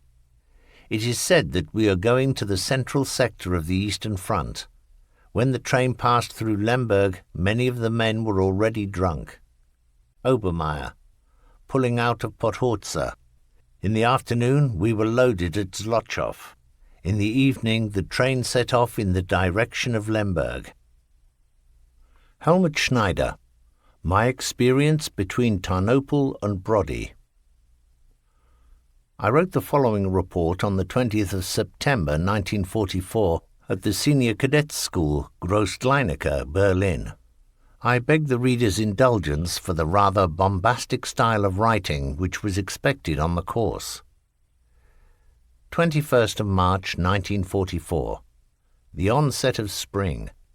Our Tigers were unloaded between Lemberg and Tarnopol. We were full of expectation and hopes regarding the prospects with our fabulous new Panzer. The Russians we knew. In the first year of the Russian campaign we had resisted them victoriously in our light Panzers. We set off without delay, heading for the enemy, directly from the unloading ramp, so to speak. In the spring of 1944, the situation on this sector of the front was very serious. Our task was to close down a gap in the front 40 kilometers wide. Its ends were Tarnopol and Brody. For 14 days we went from one battle to the next. The struggle against a numerically far superior enemy was not easy, and what made it especially difficult was the thaw which softened the terrain everywhere. Many of our panzers suffered mechanical damage, especially to gears and engines. Thus, on Good Friday, the 7th of April, only 2 Tigers of 3rd Company were operational, strung out as part of a long line cooperating with others of 2nd Company to cover an attack by 2 Panther battalions. I was gunner in the Tiger of the company commander, Oberleutnant Fritz Neumeier. Our companion 3rd Company Tiger was 100 meters to our right, its commander being platoon leader Oberfeldwebel Heinz Dietz. At midday we had just finished off some mixed conserves and were feeling satisfied and relaxed. In the crew compartment of the Panzer it was icy cold. I had removed my boots and hung them over the cannon, wrapping my feet in blankets. The commander was reading a newspaper. The driver was on watch. Radio operator and loader were asleep, understandable after such tension. Suddenly we heard engine noises. Our own panzers were only to our right, in a depression, therefore this must be Ivan. I had just snatched my boots from the gun when the commander shouted, "Enemy tanks half right!" The engine started and the turret began to swivel simultaneously. Almost at once I had an enemy tank in the optic, a T-34, moving fast towards our 2nd Company neighbours. Sights 1,000 meters. Hold steady. Fire. Too short. What happened next transpired over a period of 6 minutes. My second round with sights set for 1,200 meters bagged him. A stab of flame showed us that he was done for. Next I saw muzzle flashes to the left. It could not be made out clearly except that the Tigers of our neighbouring company seemed intent on attacking. Our 2 3rd Company Tigers moved up and we soon spotted the enemy, 5 tanks carefully camouflaged in gardens. Because they were all concentrating on the 2nd Company panzers, the Soviets offered us their side profile as a target. The 2nd Company Tigers scored some hits, but a number of shells bounced off the Russian armour, and so we knew these were heavy tanks we were facing. Soon I could recognize them, heavy self-propelled assault guns. If they manoeuvred to turn those 12.2 centimetre guns to bear on us, we were in trouble.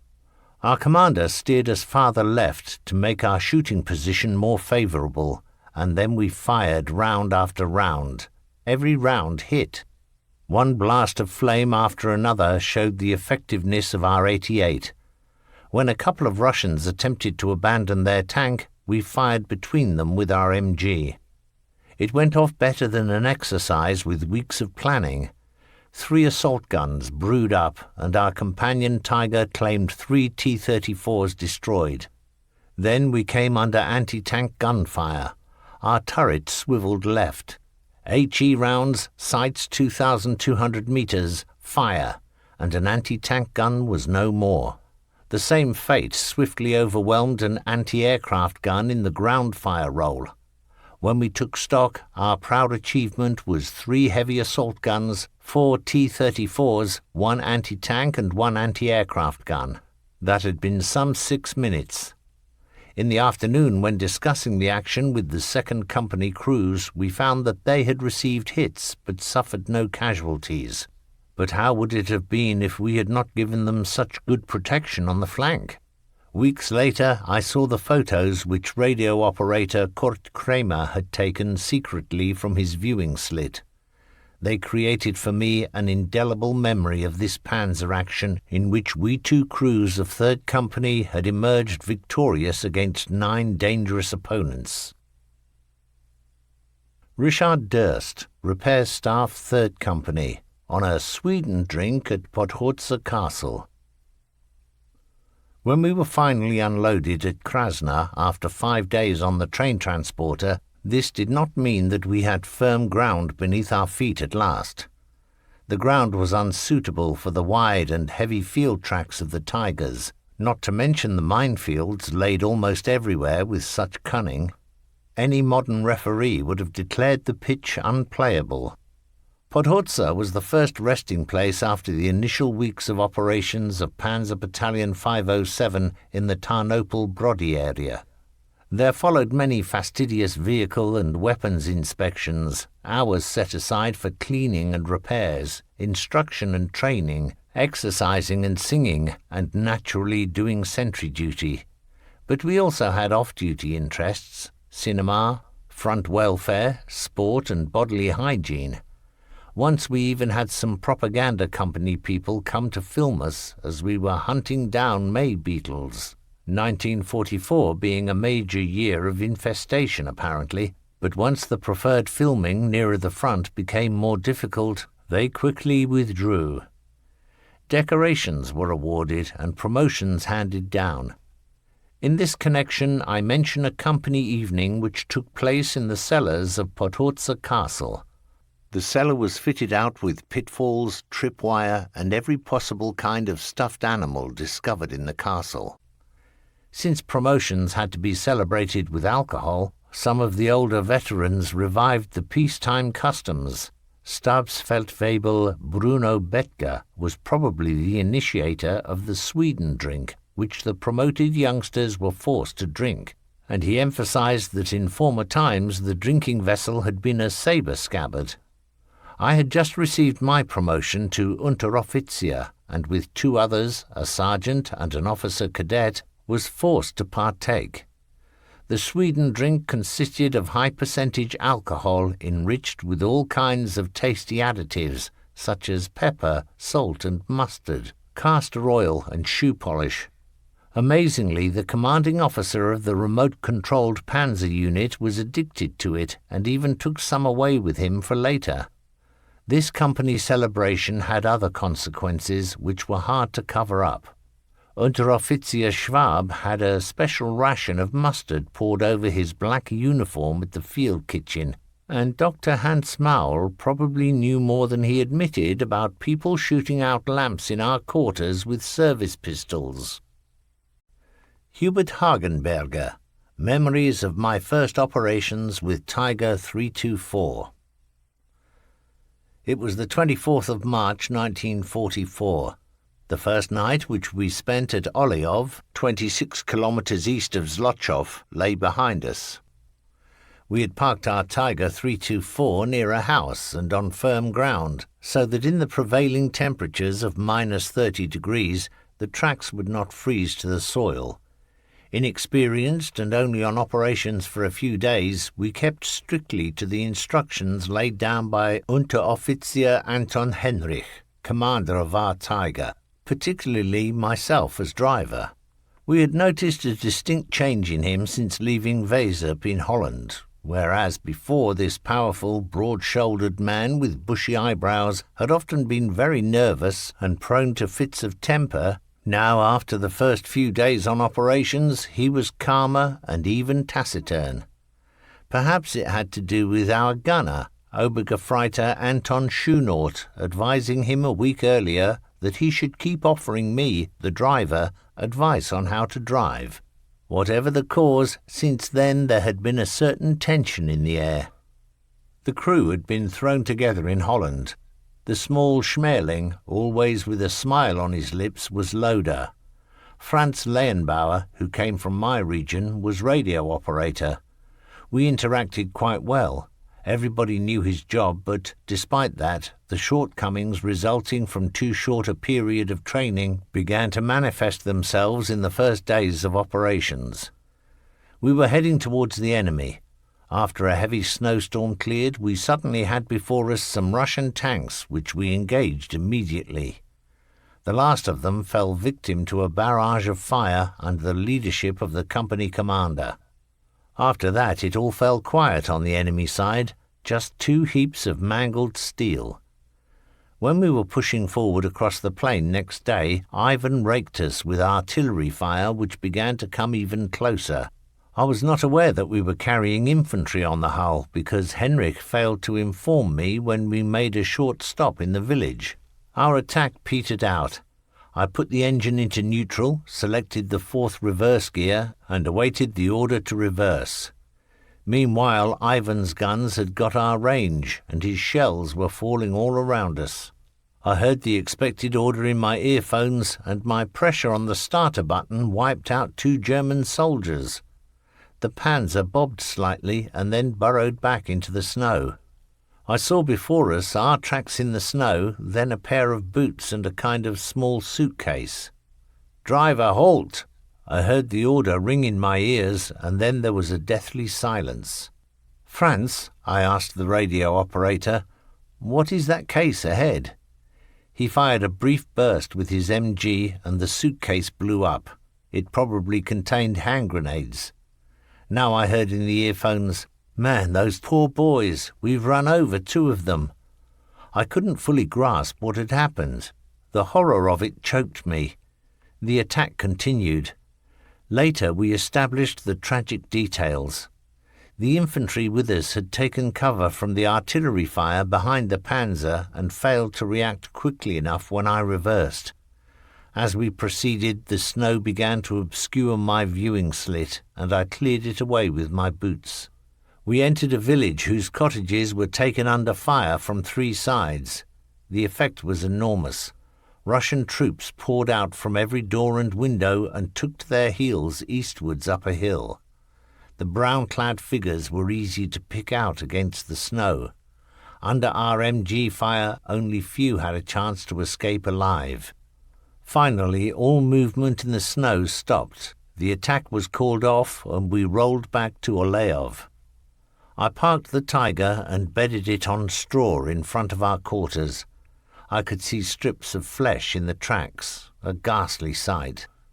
We asked some of the infantrymen about the unfortunate victims. They were a 19-year-old and a family man from the Sudetenland. We went into our lodgings depressed and sad. The owners of the cottage stared at us anxiously. These poor people, once subjects of the Austro-Hungarian monarchy, now faced an uncertain future. Many of the older folks spoke German, and one of them had once been in the Austrian army in quarters at Eferding near Linz. We had no time to reflect on all this. Those not given sentry duty sank exhausted into the straw, to arise next morning ready to face the awful present. At sunrise I climbed over the iced-up tracks into the Panzer, dropped into the driver's seat and let the engine warm up. Then I rolled the machine back and forward a little to check the suspension. Oil pressure was good, everything in order, and next I checked the track bolts.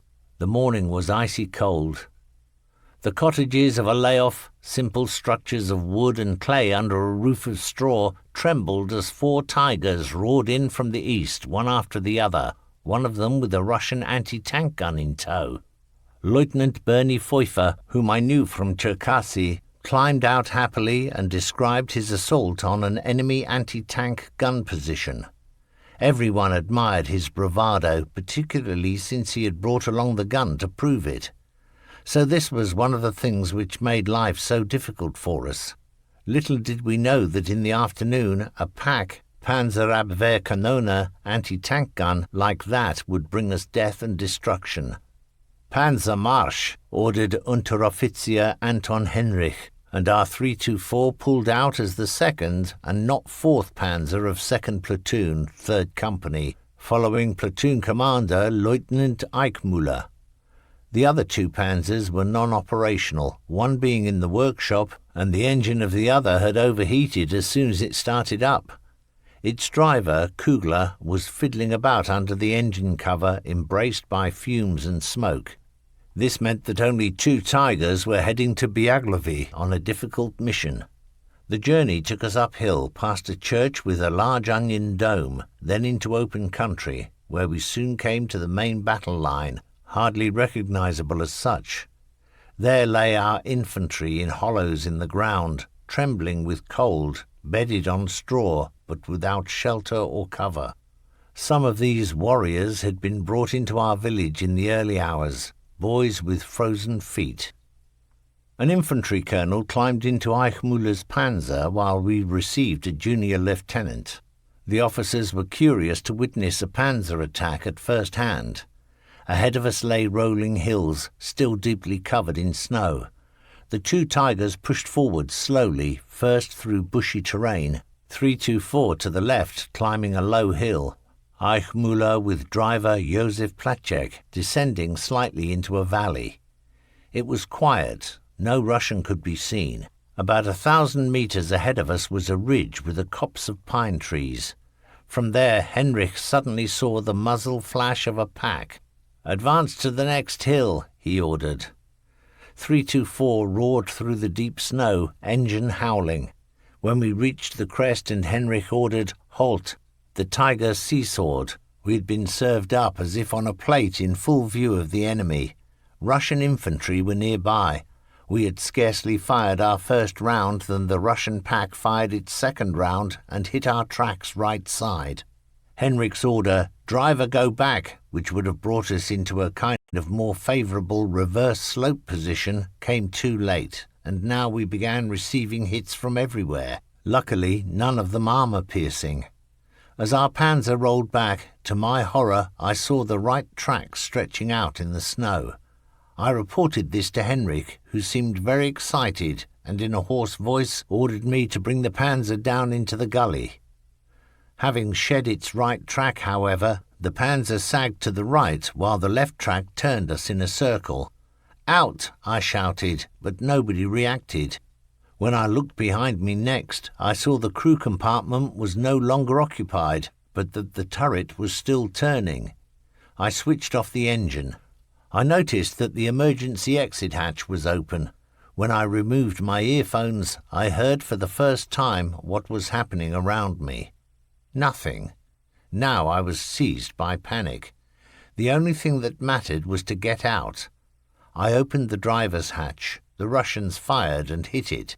I locked it shut, noticing radio operator Franz Leyenbauer wriggling into the turret with a smoke candle. "I can't get us away from here," I told him. "We've lost the right track." "We'll make smoke," he replied. I thought this was a good idea to cover our escape, but searched in vain around the turret base for the igniter. Now we had no option but to evacuate the panzer at once, and I dived headlong through the emergency exit into the open, making a soft landing in the deep snow by the wheels. I saw Eichmüller's Tiger standing in a depression about 150 meters away. Two men clad in black lay on the ground, motionless, between our two panzers. For me, there now began a race with death. What we had been taught in training, I now had to put into practice. Jump up, run, run, lie down, roll to one side, jump up again, run, run. Without gloves, I was suffering terribly with the cold. In a depression in the ground, I spotted the wreck of a Soviet tank which seemed to offer good cover. I reached it breathless. Until then, Ivan had even been firing at me with armour-piercing shells. Looking cautiously beyond the steel colossus, I saw two grey figures with pointed caps creeping up stealthily. Without any kind of weapon, I had no chance. I thought of home and decided that it ended here. Suddenly I heard the noise of an approaching panzer. Here was my last chance. First I saw the rod aerial appear, then I waited at the edge of the earth bank until the panzer was close enough, and then, with a couple of leaps and bounds, I was in front of the Tiger waving to its driver, Placek. He opened the hatch cover, and in an instant I was inside the panzer and slid behind the driver into the crew compartment, fighting for breath like a hunted wild animal. By loader Hans Zorner stood the infantry colonel, who, like the lieutenant with us in 324, had wanted to experience an attack at first hand. Eichmüller gave me a cigarette, and his panzer set off again. On its turret lay Franz Leyenbauer, still alive, and the infantry lieutenant in a winter camouflage suit, wheezing from a chest wound. He had not been able to climb, and the brave little Schmerling had helped him up on the panzer. That had cost Schmerling his life. Franz said he had been shot in the head. Our commander, Anton Henrich, had been killed while abandoning 324. Gunlayer Anton Schunort was hit between the two panzers. "You bring the lieutenant to the main battle line and stay with him until help arrives," was the order we survivors of 324 were given as we dismounted. The lieutenant could hardly stand, and when we delivered him to his unit, he collapsed almost lifeless into their arms. Behind us, Eichmüller's 88 suddenly thundered off and finished off 324, around which the Russians were already gathering. On the way back, when we passed the church where our attack had begun, Franz said, "Now I'm a believer again somewhat." "Surviving crew of wagon 324 reporting back," I informed Oberleutnant Fritz Neumeier and Spiech Battalion Sergeant Major Ignaz Bäumler on our return. They merely stared, and after a few questions we were dismissed. A year later, I met Anton Schunort at the Fallingbostel training depot. After escaping from 324, he had been wounded by MG fire in the neck and arms and had collapsed unconscious. When 324's turret fell off, it woke him, and he waited until dusk before making it back to our lines. We had reported him dead. Franz Lehenbauer and I were allocated a fresh billet. We were driven to the church at Zlochov, which was still adorned by the five-pointed red star of the Soviet Union. Probably nobody had had the time to take it down. Our hostess, an old babushka, blubbered when she saw me and lamented for her child, who was my age, and stroked my cheeks. I was ashamed that I found a mother's distress irritating. Her son was probably a soldier or partisan somewhere. It was difficult for anybody to know what was going on in Galicia. It was a bright moonlit night as I stood my turn as sentry. I saw a figure dart into a barn. I advanced, which was imprudent, and heard a rustling in the straw. Nobody obeyed my order to come out. I was doubtful about shooting, and so just kept my eye on it from a nearby haystack. Perhaps it was Malinki, the landlady. Once my relief came, I spent the rest of the night on an old sofa in Zlochov. Hubert Hagenberger, Final Rank Gefreiter, My Memory of Operation Tarnopol. After we had had 324 shot out from under us on the 24th of March 1944, I was put into the rear echelon at Zlochov and was present when they discussed my next posting. Lieutenant Bernhard Pfeuffer, a hefty Nuremberger with whom I had served at Cherkasy, wanted me as his driver. The commander of 3rd Platoon, Oberfeldwebel Heinz Dietz, was also in the market when Stabsfeldwebel Bruno Bettger ruled, "I'll take him, you youngsters all fall out." Bettger was apparently a man who commanded respect, even if, as in this case, he had a very unmilitary manner.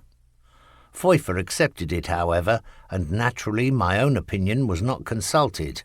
With a smart "Jawohl," I marched out under the gaze, through gold-rimmed spectacles, of 3rd Company Commander Oberleutnant Fritz Neumeier. I introduced myself immediately to the crew of my new Tiger 313, to which Bettger had appointed me as driver. Gunner was Hoffmann from Bad Kissingen, radio operator Joachim Moyer from Leipzig, and loader Franz Pass from Lower Austria. While the Panzer was still at the workshop, we were housed in a wooden shack and slept on a bed of straw on the floor at night. Franz Pass had organised farm produce from the locals, and Bettger was very complimentary about his brave loader's home-brewed egg flip. One day, watched by Neumeier, and probably with his approval, at long range with a 98K carbine, Franz killed a hare hopping across ploughed land. It did not surprise us to learn that he had hunted a bit in the past. At the workshop I made the suggestion that a segment of track could be fitted to the front of the Panzer, not only as a spare, but also for additional armour protection. This suggestion was not only accepted, but fitted immediately to all battalions' Panzers. On the 14th of April 1944, we were given notice of a very important operation for this sector, the relief of Tarnopol. At Torov, on the way to Horoditse, and further on towards Stabotka, we received artillery fire. The bridge over the Vozokar was still being constructed by the pioneers, and so we had to wait in open country. Through my viewing slit I saw Oberleutnant Wirsching, 2nd Platoon Commander, going from panzer to panzer, probably to pass instructions to each commander. He did this with surprising imperturbability, disappearing occasionally behind great fountains of earth and dirt. We had scarcely received the warning of mines when Wirsching's panzer ahead to our left was suddenly enveloped in smoke, having apparently run over one. Finally, the new bridge was ready. Under the great weight of each Tiger, it adopted an alarming angle of tilt every time, but survived. On the other bank was a fairly steep slope where numerous panzers and SPWs of SS Panzer Division Hohenstaufen had assembled. We were attacked by a Rata, Polikarpov I-16 fighter. Somebody placed an MG on Platschek's shoulder, and after a few rounds the aircraft departed, never to return, giving us the chance to sort ourselves out without Ivan watching from above. We set off. Reaching the crest of a hill, we came under heavy artillery fire, but hardly had any other opposition. We overran their artillery position in the next village, but 313 was far out on the right flank and took no part. Along the railway line, 313 was mined, leaving the left track stretched out on the grass amongst the primroses. The railway embankment had been secured by the Waffen-SS for some time, but after the entire force moved forward, we were left to our own devices. About a kilometre away, on the far side of the embankment, was a small wood, with a much larger one to its right. Left of them both, an onion-shaped church tower appeared. Before our eyes, a swarm of Ilyushin II fighter bombers destroyed the Stanislau-Tarnopol railway line. One of these aircraft headed directly towards us, but then dropped his bomb on the permanent way, leaving the ends of the rails reared up vertically. "Open all hatches and lower the gun barrel," Betka ordered. "It's best we play dead until we fit the track on again." The noise of the battle for Tarnopol could be heard to the east.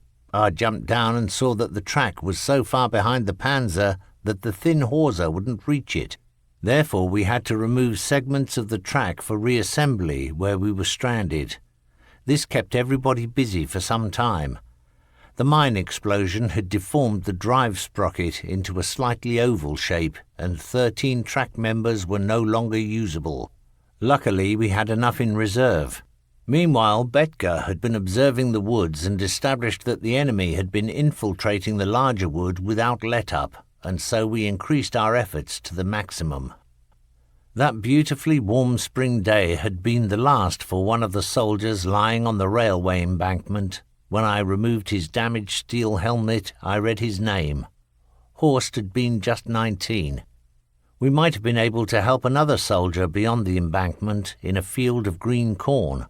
With binoculars, Betka could not make out if it was one of our infantry or a Russian. I heard his dreadful cries in my ears long afterwards. They sounded more Russian than German, and his uniform looked more like one of theirs. He was lying unfavourably positioned between ourselves and the woods, therefore in the field of fire of both sides, and so nobody dared go to his aid. This war was ruthless, with neither space nor time for humanity. At last we got the track out for the panzer wheels to roll over. We had to dig out a metre at the end of the track before we could hammer home the last bolt. Without our knowledge, a German Nebelwerfer unit had moved up 2 kilometres to our rear, and suddenly their rockets came howling past overhead to fill the woods where the Russians had formed up to attack our flank. We had fixed the track without any attention from the enemy, but when we went into the village, members of a Russian battalion were there to fetch water and chased us over the fields like hares. Our midday meal was rolled barley heated with a blow lamp. Naturally, we might have had something better, but Papa Betka was saving it. The Coca-Cola chocolate drink had long since been used up, and the coffee tins refilled with ballast. At the inventory of rations, the controllers were satisfied if the contents of the tin felt the right weight. Tarnopol had been relieved. Some figures appeared from the town, probably the first to break out of the encirclement. No longer soldiers, most of them unarmed, their features marked by tension and struggle in their torn and tattered rags, they looked like refugees. Pale and famished, they tottered over the ploughed meadows of flowers towards a fresh uncertainty. 313 was ready to roll, but our mission was now to secure the area against Russian attacks. That night on sentry duty, I was even issued with a machine pistol and flare gun. Towards midnight, when something white came towards me from the railway embankment, I fired a flare to see it better. Unfortunately, I was standing close to the panzer, and my elbow struck it hard with the recoil. This put me out of action for a while, and with one arm hanging down, I finally made out what was approaching. A cow loaded with bedding accompanied by a man and woman. Were they really fugitives or spies coming to assess the situation? I accosted this strange party. In response to my question, they pointed to the west and said, "Na domoi," going home. I let them pass. There were so many fugitives in those days. Next day, panzers drove back with infantry riding on the hulls, or followed by prisoners. 313 had 35 men aboard, and we hightailed it out of there. For us, Operation Tarnopol was over. Dr. Max Wiersching, final rank, Hauptmann, Special Operation Brody, Spring 1944. Brody, in Polish Galicia, a town near the southern source of the Buk River, was surrounded. Inside it were 800 seriously wounded German troops trapped without medical supplies or provisions.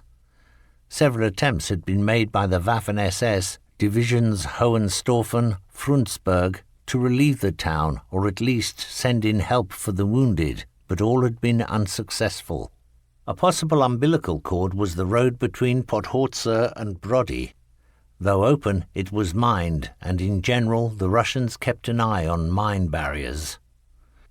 The mission received by the commanding officer of 507 Panzer Battalion, presumably from Generalmajor Frieber, required that a convoy of supply vehicles, supported by Tiger tanks, would proceed from Podhorze to Brody in order to supply the 800 wounded soldiers trapped in the encirclement. For this probable suicide mission, Major Schmidt appealed to the platoon leaders for a volunteer to lead the operation, and let it be understood that this operation, the success of which would save the lives of numerous German soldiers, would merit the Knight's Cross. Despite that, nobody came forward, and so Major Schmidt stated that he was obliged to appoint somebody, and his choice fell on Oberleutnant Wiersching as the oldest and probably most experienced officer.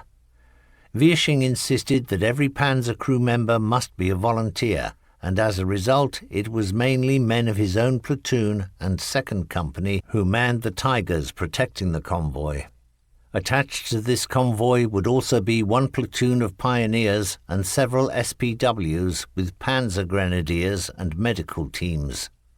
5 Tigers would form the spearhead, a 6th the rear guard, and between those panzers would be around 80 lorries and the SPWs. The journey, according to the map, was 12.5 kilometers. All drivers had to keep an eye on their mileage indicator, and so remain aware of how far it was to the objective. The convoy left at dusk. Hauptfeldwebel Hugo Arnold's leading panzer was the first to run over a mine. The crew transferred to an SPW, which continued on towards Brody. Wiersching's Tiger was the second to be disabled by a mine. Wiersching and his radio operator transferred to the third Tiger, and this was repeated 3 more times until he got to Brody in the rear guard. I have explained how we overcame the enemy resistance, including by the use of our disabled panzers.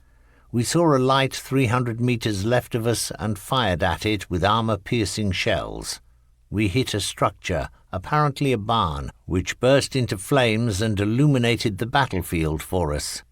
Each of the commands I transferred to was mined. I had no contact with company, battalion, or division, and finally, when I had to bring up the last Tiger from the rear guard, I was doubtful if there was any point in going on, for if we lost the 6th and last Tiger, we would have had it. Thinking of the 800 wounded men was decisive, quite apart from the fact that the lorries would not have been able to turn back even after the prisoners had cleared the minefields. Wiersching also recalled that one of his Tiger drivers, who sustained a serious leg injury in a mine explosion, was taken back in a motorcycle sidecar. He himself was deaf for weeks due to the explosions. Surprisingly, this special operation was forgotten until 1985, when besides Max Wiersching and Hugo Arnold, other men present, Helmut Gutmann, driver, Willy Wolf, commander, Johann Steiskel, radio operator, and Rudolf Pointer, loader, all gave their accounts of it. Max Wiersching was not awarded the Knight's Cross hinted at for this operation, although he received it in 1945 for other reasons. Probably someone else had a prior claim. Soon after the relief of Brody, he received other honours, such as the German Army Honour Roll clasp and a mention in the Wehrmacht Bulletin. Helmut Kusner, from the Everyday Life of the Workshop Company. Helmut Kusner was chief of the workshop at the time when 507 was being formed and recalled the following. The CO had promised panzer drivers that those whose Tigers went 2,000 kilometres without requiring a change of engine would receive a long special leave. This led to the following interesting case. A Tiger, whose number I cannot remember, was brought into the workshop with the complaint that the engine stuttered when running. On the test stand, however, it ran perfectly. Because the fighting unit was not in action, we could search for the cause with due diligence. Trial runs brought the same result, therefore it could only be the fuel supply. So we exchanged the carburettor, filter, fuel lines, and finally the entire engine. Nothing made it any better. This meant that the problem must be the fuel tank. We discovered that the Tiger had received a hit on the rear side which had dented the hull and the fuel tank. Part of the tank's inner layers had flaked off and settled at the bottom. On the move, these flakes continually obstructed the filter of the drain pipe and disturbed the uniform flow of the fuel. We changed the tank, put back the old engine, and a short time afterwards the driver was awarded his well-deserved special leave. The number of panzer drivers who achieved this desirable goal was surprisingly high. I think it was 17. In order to speed up repair times for Tigers and release technical staff for more complicated repairs, I selected 15 men with technical qualifications from amongst the Russian prisoners brought in by our battalion, and these men were put to work on tracks and suspensions with an interpreter. The unit was led by an Obergefreiter from Poland who oversaw the work. These Russians were very hard workers, and so were well paid and fed. When the retreat crossed the German border, we had to hand these heavies over to a POW camp. Rudi Beilfuss, initially a platoon commander in 1st Company, recalled the first operations of the company. During the work in the spring of 1944 in Galicia, 1st Company fought until the 30th of April at Kovel, in terrain unsuitable for heavy panzers. For this reason, the Commander-in-Chief 4th Army General Oberst Erhard Raus released the company to battalion. After the situation around Tarnopol and Brody stabilized, 1st Company was assigned to 8th Panzer Division under Generalmajor Frieber. Gerd Eichmuller, The Art of Bailing Out from a Panzer. Gerd Eichmuller, already mentioned in Hubert Hagenberger's report, recalls one of 7 missions in which he took part over the Tarnopol-Brody area as follows. As commander of the 2nd Platoon, 3rd Company, my crew, being Placek, driver, Engelhardt, gunner, Zauner, loader, and Graf, radio operator, we were part of a large troop unit led by panzers and followed by infantry in SPWs. Making an attack, we passed a village on our right. At its edge, we observed that the Russians had dug in packs. One of them fired and hit our fine, previously undamaged Tiger on the left side. The shell passing through the bodywork, igniting powder spilled from a damaged shell and tearing away the seesaw pedals for the turret rotating mechanism beneath the feet of the gunner. A few seconds later, Engelhardt, his feet burning hot, was sitting on my lap. Driver and loader had left the Panzer through their individual hatches without difficulty, but the gunner and I found it more difficult because the turret entrance was not designed for two men to pass through at the same time, one wearing a pistol whose holster was fixed very firmly to a broad belt. Nevertheless, the flames were now such that a way was found, and we got to freedom together, though the pistol holster tore off. The situation for the radio operator, whose hatch would not open, looked hopeless, because the gun was at the 130 position. This angle of traverse was unfavourable if one was receiving pack fire from the left, for then the whole linkage gear stood behind the radio operator's seat so that he had no access into the turret. Fortunately, Graf was slim and the temperature so hot that the impossible was achieved, and after a short time we four who had already bailed out of the Panzer could greet our fifth man joyfully. We had all been more or less singed and were picked up by one of the SPWs behind us. Siegfried Beck, in memoriam Lieutenant Bernie Pfeuffer, and Victor's story. When we were then Panzer Battalion 507 Tigers, I was the driver of 311, which was the platoon commander's panzer of 1st Platoon, 3rd Company. Our commander was Lieutenant Bernhard Pfeuffer, gunner Paula, loader Moyer, radio operator Schreckenstein. In our baptism of fire in Galicia, a T-34 shot away a track cover. We were spearhead panzer, and as we neared a village held by the enemy, I noticed a pack, but my warning shouts were drowned by Lieutenant Pfeuffer.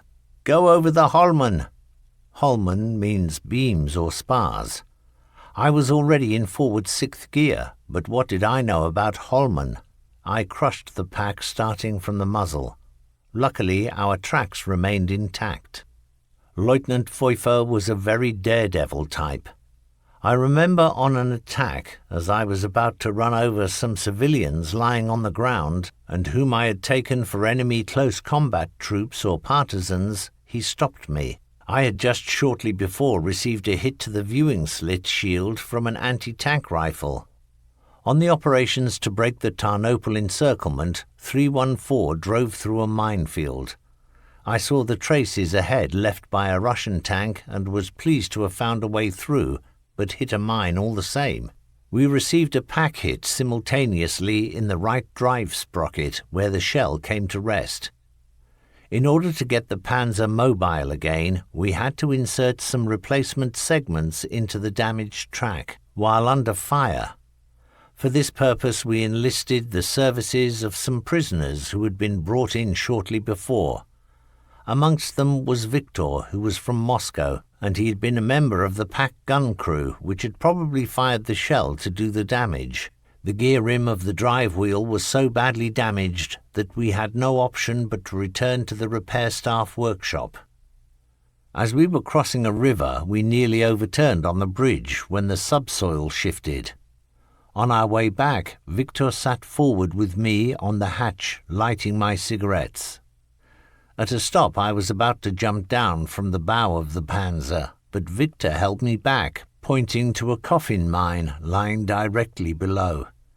It was dug in, and the part of it which remained visible looked like a piece of wood. I expressed my gratitude to Victor for saving my life by letting him change the engine oil when we got back to base. To do that, the ground plate had to be unscrewed in order to open the oil drainage screw. This was a filthy job, because the oil would first of all run down your sleeve. Therefore, while Victor was busy changing the oil, I went off to the kitchen to get us both a meal. When I came back, Oberleutnant Neumeier, the company commander, was standing by my Panzer, mesmerized by the pair of Russian boots projecting from underneath the hull. When he heard the story, he put Victor on the fuel detail and not into a POW camp. Heinz Thraka, radio operator, final rank Gefreiter, rest days at Podhorza. Coming from Paderborn, I arrived at Podhorza, Galicia, where the 3rd Company was resting after its first operation in the Tarnopol-Brody area. In the castle, little involved in the war, were located the battalion staff and elements of 3rd Company. The Tigers were parked well camouflaged. By the wall of the castle garden, in the shadow of old trees, was the 3rd Company field kitchen, whose cooks made sure we were well fed during the R&R. As a newcomer, I lived with a crowd of other company members in a large house along the main road, where we made the occasional effort to cook for ourselves. In those days I would receive from home a parcel containing, amongst other things, items much sought after by the local civilian population, and which were therefore suitable for barter. A driver from the support platoons, whose name I do not recall, was a skilled negotiator to whom I entrusted a number of articles. In exchange for combs, flints, earrings and rosaries, he would bring us eggs and bacon. Since we had numerous Austrians, particularly Viennese, in the company, pancakes were also much favoured, for which the cook would sometimes add seasoning and a garnish. Many blackbirds flew around the massive square castle tower. These were identified by the ornithologists amongst us as jackdaws. One day in the castle park we found a young bird which we picked up and fed, initially with pre-chewed bread, but later he did it himself. Jacob, as we christened him, could fly, but never left us. Often he would be out of sight, but when we called he would come fluttering over with a loud caw. After a while he would even repeat his name, and so the small black ball of feathers gave us much pleasure. At the end of June 1944, the rest period at Podhorza came to an end. We were loaded up, and when the heavily laden tank transporter train headed to the west, the glad word was Western Front. But it did not turn out like that. Hubert Hagenberger, from Podhorza to Baranowice. The great departure from the so familiar Podhorza began on the 29th of June 1944. We trundled through Sasov and Zlochov to the marshalling yard where the transporter trains awaited. That night we were bothered constantly by those nuisances, the duty NCOs, Russian light bomber aircraft. We awoke to a glorious summer's day, and the train went via Rava-Ruskaya to Lublin, which with its pointed spires and huge water towers provided a wonderful picture of peace in the hinterland of the approaching front. We stopped just outside Lublin alongside a hospital train on the neighbouring track. The soldiers in the cattle trucks made a pitiful sight in their cut-open uniforms with bloodied bandages on all possible parts of the body. "This is what's in store for you," one of the patients shouted over, which made us all feel uneasy. Who would want to finish up like that? At least they had the advantage of coming away from the front. Our train continued into the warm summer's evening, and soon the stars were twinkling high above us. The rumours were doing the rounds that we were bound for the invasion front in the west, but when the train stopped in Sielza, I looked for the pole star, and as the train set off again, I could advise my fellow travellers that we were heading east. It is difficult to describe the disappointment. Everybody had been hoping for a more pleasant enemy in the west. On the 2nd of July 1944, we crossed the river Buk at Brest-Litovsk. It was spanned by a huge steel bridge, which I photographed as we crossed. On the morning of the 3rd of July, we could make out a pair of silvery glinting radio masts on the eastern horizon. After searching my memory, I was able to inform everybody that we were at Baranowice. Towards midday, we arrived there and alighted from our rolling transporter under the protection of a quadruple flak gun. Chapter 4. From Baranowice to Scharfenwiese. On the 22nd of June 1944, the third anniversary of the beginning of the campaign in the east, the Russians launched an offensive with 140 infantry divisions and 43 tank groups. Army Group Centre, against which it was unleashed, was holding 1,000 kilometres of front line, with just 34 infantry divisions, 18th and 25th Panzer Grenadier Divisions, and 20th Panzer Division. The front collapsed, and the enemy armour and masses of infantry headed westwards unstoppably towards Minsk. Comprehensive destruction of railways by partisans prevented German reserves being brought up in time. In the wake of these events in the central sector, Panzer Battalion 507 was transferred to the area around Baranowitze. On the 5th of July 1944, 4th Army was overwhelmed, 9th Army forced back to Baranowitze, and 3rd Army to the Lithuanian border. Contact with Army Group North was lost, and new Russian offensives began simultaneously against Army Groups North and South. The enemy tank armies broke through the border between 1st and 4th Panzer armies and surged deep into Galicia. After 3 years learning it the hard way, the Red Army had now mastered German panzer tactics and developed them further while assembling masses of tanks and men. If the Russian tank tactics of 1941-2 had been unwieldy and disorganized, now they were the equal of the German blitzkrieg in focus and maneuverability. Here follows the calendar of Battalion 507 events for the period 4th of July to the 8th of September, containing the details of panzer actions and the diary entries of Eichmüller, Eichinger, Siegfried, Raab, Gutmann, and Obermeier. Then come approximately chronologically the experiences of Beck, Hagenberger, Dietz, Durst, Eichmüller, Kramer, and Zinker. Calendar and diary entries. 30th of June 1944. Obermeier, rail transport from Zlochov. Waited at Lublin. 1st of July 1944. Obermeier. Crossed the Buk at Schermaker, 40 kilometers from Grabarka, then via Yasinovka and Nerevka. 2nd of July 1944. Obermeier. At 0900, train passed through Slonim. Towards midday we arrived at Baranowitze and were unloaded at 1800 hours. Then we drove to the assembly point. 3rd of July 1944. Eichinger. Unloaded at Baranowitze and drove 12 kilometers to battalion assembly point. Obermeier. 0100 hours left with 1st Company, went to a position on a height. Siegfried. Our SPW, driver Martin Braun, threw a track. I got out to help him. We came across some wounded to whom I gave first aid. Then we were attacked directly by a bomber. A signal rocket followed the bombs. We took cover in a field pressed to the earth. Once the attack finished, we had no casualties and could continue work on the track. When we arrived at Singerska, it was past midnight. 4th of July 1944. Eichinger. In a wood near Litva, we came under attack by US-built aircraft.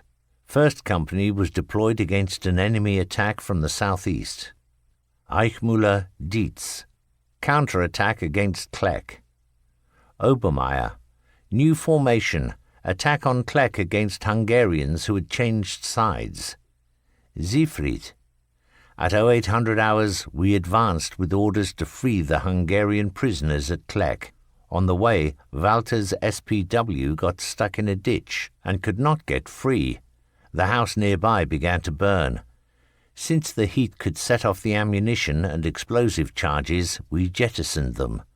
Later, 2 SPWs towed us out, and then we took part in the fierce house-to-house fighting for Klek. It made a dreadful picture. Everywhere dead or wounded Hungarians. The resistance in Klek itself was soon broken. After that we languished in the blazing sun on watch. In the evening we pulled out. The Hungarians we had freed went with us. When we got back to Singerska, everything was being blown up. 5th of July 1944. Eichmüller. Attack on Jatviez. Obermeier. In the early morning, we were near Baranowitze again. Eichinger. From Muscovice, we experienced an air raid on Baronovice and the approach road. The main battle line is being pulled back 20 kilometers. German troops have been surrounded at Minsk. 6 men were wounded by the bombing. Siegfried. We came to a village where it was quiet all day. In the afternoon we entered a neighboring village where all cattle was slaughtered in expectation of our being encircled. When we returned to our village, it had just been ravaged by aircraft and half of it was in flames. We stood security again at night. 6th of July 1944. Eichmüller. Attacked Wiedźma and advanced south of Zalabica. Eichinger. We are at Chepulov. Obermeier. 0200 hours as radio post for 3rd Company. Heavy artillery and pack fire. Siegfried. In the early morning we roasted some poultry. At 1300 hours orders came to take provisions to 3rd Company east of us. On the way we were met by its Tigers heading towards us, and even the infantry were pulling back. There was talk that we were encircled. Back at our village, Ivan was bombarding it with Stalin organs, so that everything seemed to be on fire. We left the place as quickly as we could and sheltered in a nearby wood until nightfall. At about 2200 hours, when the retreat continued, we were the tail SPW, and so when we shed both tracks, our disquiet can be imagined. We set to work until suddenly hearing shouting in the darkness, which seemed to be in Russian. A sergeant and I went cautiously nearer, machine pistols and hand grenades at the ready. As some figures passed by, we scarcely dared breathe. We were that close to them, but they failed to notice us. Finally, the driver, Walther, came to report that the tracks had been refitted, and soon we roared off in pursuit of the other SPWs. 7th of July 1944. Eichmüller. Security duty on the main battle line. We counterattacked southeast of Baronovice to clean up. Obermeier. Back to Baronovice. Broken down in A platoon, Braun and Lindenbauer. Siegfried. After driving all night, we received the radioed order, SPW platoon proceed spearhead direction sun. As we set off eastwards, some Russians ahead took to their heels. Suddenly the fuel canister on Braun's SPW was on fire, and we saw Martin hang it over the side and then toss it away. He got back aboard, and a second later received a direct hit from an enemy tank which had suddenly appeared. Bobby and I jumped out and ran to Braun's SPW to find a horrific scene of carnage. On the driving seat, only half of Lindenbauer was recognizable, and Braun lay stretched out in the vehicle, also dead. Only Stelzig was still alive, but with a serious leg wound. I took him on my shoulder and carried him through the enemy fire to the nearest SPW. Upon returning to my own vehicle, I found Dutzler and Bindel also seriously wounded. As we drove back, we bogged down in a swamp. To add to our woes, a T-34 appeared on our flank. We feared the worst until driver Steidl came up and towed us free at the last moment. Braun's SPW was beyond repair, and in the evening a Tiger shot it in flames. On the withdrawal which followed, we passed through the burning Baronovice. The Russians were closing in. 8th of July 1944. Eichmüller. Engaged in fighting at Piotrovice and Polonka. Eichinger. After a drive of 75 kilometers, we reached Volkovisk. We were hit by a pack and had 6 dead and several wounded. We lost 2 Tigers and an SPW. Obermeier. Assembly area near Baronovice. V Company gave cover against partisans in the woods. A platoon had more losses. Arrival at Slonim. Siegfried. We were at Hinsewice when everyone received the order at 0800 hours. Panzer Battalion 507 would advance today to break out of the encirclement. We were to go with V Company to the Rollbahn. As soon as we started, we were attacked by Yabos, fighter bombers. I got a splinter in the back. Suddenly a lorry was hit and its cargo of ammunition went up. One of the Panzer IVs ahead was hit and burned. Unteroffizier Sauer, too, moving up with his SPW, received a hit from a 9.2 centimeter pack of US manufacture. When I went forward with Bobby to help, we brought out Schildorfer of the reconnaissance company, but all the rest were dead. A terrible sight. Bobby jumped into the SPW, started it up, reversed a bit under my directions, but the track was torn on one side, so that the wagon side-slipped and stopped. Feldwebel Ruhr towed us off to the repair yard, where we buried our dead. After that I went to the main dressing station. 9th of July 1944. Eichmüller. Defensive actions to the east and in the northern part of Slonim. Obermeier. At Slonim we buried Unteroffizier Sauer and Gefreiters Sauer, Netraval and Busch. 10th of July 1944. Obermeier. Went to repair yard at Jelenica. A Tiger crushed the VW Kubelwagen of Unteroffizier Knocker while reversing. Siegfried. All our SPWs are with the repairs staff. In the early hours, while cleaning weapons, Hufinger shot himself in the thigh with his pistol. Towards 1400 hours, we drove back. 11th of July 1944. Obermeier. Drove back to Volkerfisk on a fine asphalt road. Siegfried. For the next 14 days we stayed with the workshop company.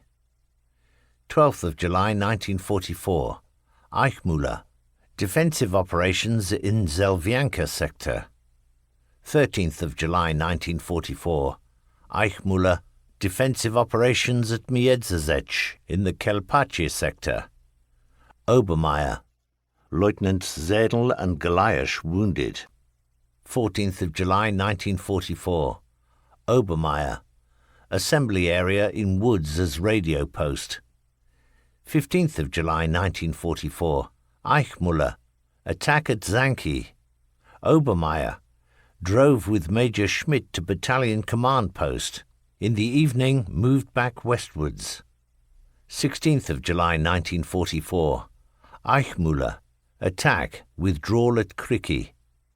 17th of July 1944. Eichmüller. Northeast of Krustov. 19th of July 1944. Eichmüller. Secured the front east of Potoziermi and rearguard action east of Novivola. 20th of July 1944. Eichmüller. Secured bridge and counterattack at Treshkotki. Obermeier. Attempt on Führer's life. A general arrived by Wiesler Storch. 21st of July 1944. Eichmüller. Counterattacking south of Treshkotki. Obermeier. Attacking 1 kilometer northeast of Odroniki. 22nd of July 1944. Eichmüller. Counterattacking south of Treshkotki. Obermeier. 0300 hours back over the Nef. 23rd of July 1944. Eichmüller. Secured Lochnica sector. Raab. Counterattacked south of Odroniki. 24th of July 1944. Eichmüller. Counterattacked in Lochnica sector. 25th of July 1944. Obermeier. Feldwebel Ruhl took over A platoon, staff company. 26th of July 1944. Raab. Attack on Kostele Sternia. Siegfried. Left the workshops and reached battalion in a wood near Bielsk. In the night the withdrawal continued. 27th of July 1944. Raab. Attack on Tubiazin. Eichmüller. Fought during withdrawal at Saki and Zubovo. Siegfried. During the day it fell quiet. Towards 0930 hours we went to Colonia as radio relay post. Obermeier. Drove southwards towards Bielsk. Attacked with 3rd Company. Eichinger. At Vlosti Ulshanica we dug in our staff car against splinter damage. 28th of July 1944, Eichmüller, counterattacked at Biala. Raab, attacked at Krasnowice. Siegfried, remained at Colonia until evening when relieved by Steidl. 29th of July 1944, Raab, attacked eastwards near Bielsk. Eichmüller, attacked Dubiazin and Bozhinovka. Siegfried, instruction and weapons cleaning. At 1800 hours we proceeded to Banki as radio post. Then at 2100 hours were ordered to pull out immediately. We received fresh instructions from our command post. 30th of July 1944, Raab, attacked Augustov. Gutmann, attacked Reisk and Pulsa. Siegfried, we waited in a wood all day. At 1800 hours we were bringing up rations for the companies. As we came to open country beyond the wood, heavy artillery fire forced us to return. We took with us 3 wounded, Lieutenant Pfeuffer, a Feldwebel and a loader. Then we took over the radio post at Stichy. Shortly after midnight we received the order to pull back. At Malesher we set 3 houses on fire and butchered the cattle. A civilian who refused to obey our order to leave the village was also shot dead. 31st of July 1944, Siegfried. At 0400 hours we reached the battalion command post. In the evening the withdrawal continued. 1st of August 1944, Eichinger. Waited north of Zambrov, 6 kilometers from the Rollbahn. Gutmann, on height 169 eastwards of Hodejev. Raab, counterattacked north of Mien. Siegfried, at 0500 hours we went forward as radio post, but returned at 0700 hours. Over the next few days nothing of importance occurred. 2nd of August 1944, Gutmann, mopped up breakthrough south of Lisa Stara. Eichmüller, Vilkov.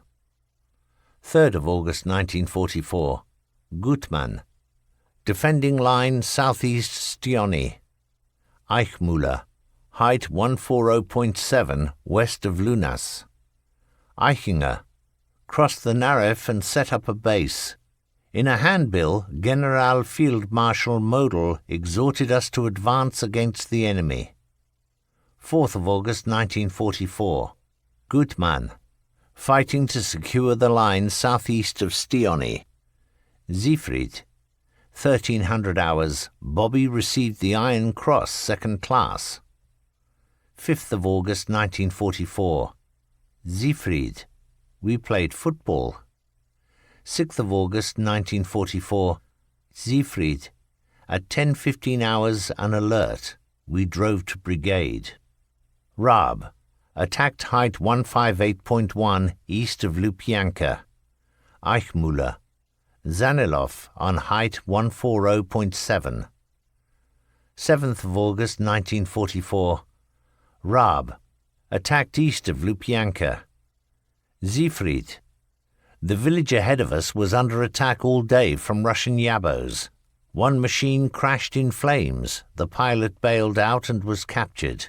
He is a highly decorated sergeant. Bobby brought along a small dog, and in the afternoon we gave him a good bath. 8th of August 1944, Gutmann, northeast Hodeshev. Siegfried, we held the Russians until evening, then withdrew farther west via Sokoli. 9th of August 1944, Siegfried. In our crew there are misunderstandings. I had to see Feldwebel Ruhl to discuss the matter.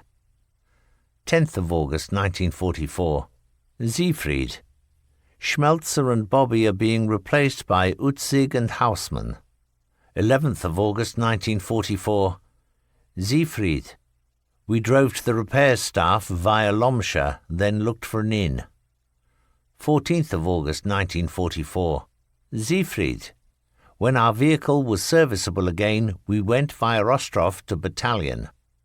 15th of August 1944, Eichinger. Oberschirmeister Motorpool Superintendent Deutschmann left for officer training in the Reich. Muhl is replacing him. Siegfried, I have received the wound badge. Towards midnight we drove to an assembly area. 16th of August 1944. Siegfried, at 0400 hours we moved out for another attack. We had contact with the enemy at 0600 hours. The Russian artillery was very active. Suddenly Yabos appeared and attacked at once. Now began a very unpleasant concert. At 1000 hours we drove to the brigade with Major Schmidt, and then to 5th Regiment, where we received orders to take an artillery spotter ahead of our lines. As we did that at 1530 hours, we received fire from a pack. We crossed the field this way and that in the attempt to get out of range before finally reaching a wood where the Yabos found us. We jumped back into the SPW, but they were remorseless with their bombs, rockets and guns. Under the numerous near misses, the vehicle shook from side to side. Luck was on our side, and we escaped the inferno. Towards 1800 hours, we retired to the wood near Kolaki. 17th of August 1944. Operational orders. 1st and 2nd Companies, Rollbahn, Zambrov, Bialystok. Siegfried, at 0500 mounted new attack, broken off at 0800 hours. We drove back to Kalaki and in the evening arrived at Saltis as radio post. 18th of August 1944. Siegfried, at Saltis until evening, when we were stood down and drove to Viota to direct traffic from 2200 hours until 0400 hours next morning. 19th of August 1944. Siegfried, we followed behind the battalion and rejoined it in a wood where at 1500 hours Major Schmidt took his leave of us. Hauptmann Fritz Schuck has taken over as commanding officer of the battalion. 20th of August 1944. Siegfried, nothing special to report. Obermeier, Schuck is taking over the battalion. 21st of August 1944. Siegfried, at midnight an alarm.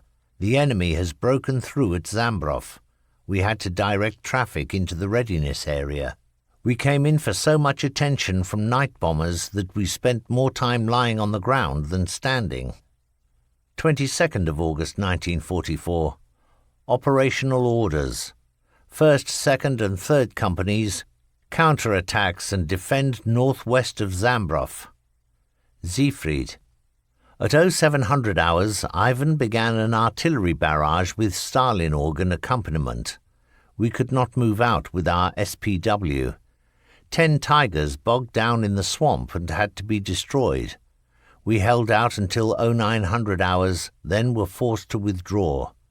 The situation is beyond our control. As we pulled out, we were attacked on the Rollbahn by Yabos. They dropped their bombs directly on the highway. Martin Bauer received a head wound. Our panzers have heavy losses. Lieutenant Lischka fell. By evening we had shaken off the enemy. 23rd of August 1944. Operational orders. 1st and 3rd Companies defend around Teravone Bor. Siegfried, during the day there was a lull. At 1830 hours we advanced, carrying infantry as passengers to their positions. At 1900 hours our attack began. By then it was fairly dark. We were in hilly bushland covering the rear and flanks. It was a very nervy time. Nearby some Russian MGs began to chatter. The situation was damned critical. At 2300 hours we pulled out and arrived at a wood at 0400 hours. We slept nearly all the next day. 24th of August 1944. Operational orders. 1st and 3rd Companies defend northwest of Sniadov. Obermeier, the commander of 3rd Company has been promoted to Hauptmann. 25th of August 1944. Operational orders. 1st and 3rd Companies defend northwest of Sniadov. Eichinger, Jednorodza, fuel transports, 2 killed by aircraft. Siegfried, we indicated the route for the companies by putting up shields. Driving back, a panzer handed us the body of Lieutenant Lautmann, who had been killed in the air raid. We took his body into the woods and buried him there. At night we guided the supply company into a wood east of Debov and returned to the command post at 0500 hours. Otherwise, nothing to report. 27th of August 1944. Operational orders. 3rd Company counter-attack from Krostov to the south. 2nd Company southeast of Debov. Siegfried, we accompanied 3rd Company as radio post.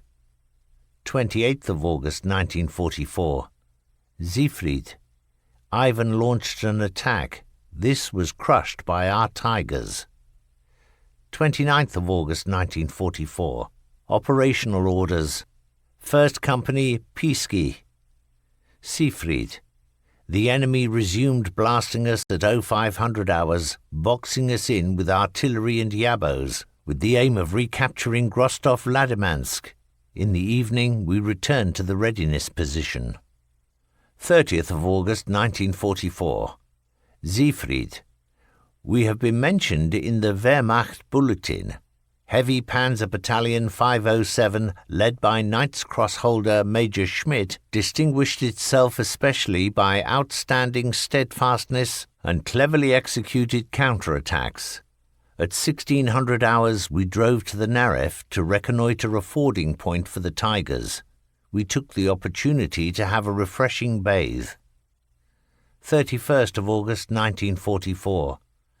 Obermeier, the Corps command post has transferred to the other side of the Narev. Siegfried, we drove to Ladacin as radio post. 1st of September 1944. Siegfried, 5th anniversary of the outbreak of the war. Nothing else to report. 2nd of September 1944. Siegfried, we went to the battalion command post in a wood south of Gavorka. 3rd of September 1944. Operational orders. 1st Company, Trozhin. 2nd Company, fighting northeast Dabek. Siegfried, I was awoken by an air raid. Today Ivan attempted unsuccessfully to capture Scharfenwieser. 4th of September 1944. Siegfried, air attacks all day without pause. Towards evening, some pack rounds went so wide they wrecked the field telephone hanging at the back of the SPW. 6th of September 1944. Operational orders. 1st and 2nd Companies secure southwest Napiorki. Siegfried, the morning passed quietly. At 1600 hours we delivered rations forward, and then I directed traffic until next morning. 7th of September 1944. Siegfried, at 0830 hours Russian artillery bombarded our wood. I sought cover in Oberleutnant Wirsching's Tiger. We left the wood at 1400 hours. At 1700 hours Hauptmann Schuck was summoned by a colonel, name unknown, to receive from his hand the award of the Knight's Cross. 8th of September 1944. Siegfried, we lay under Russian artillery fire all day. 9th of September 1944. Siegfried, I think I have caught something dreadful.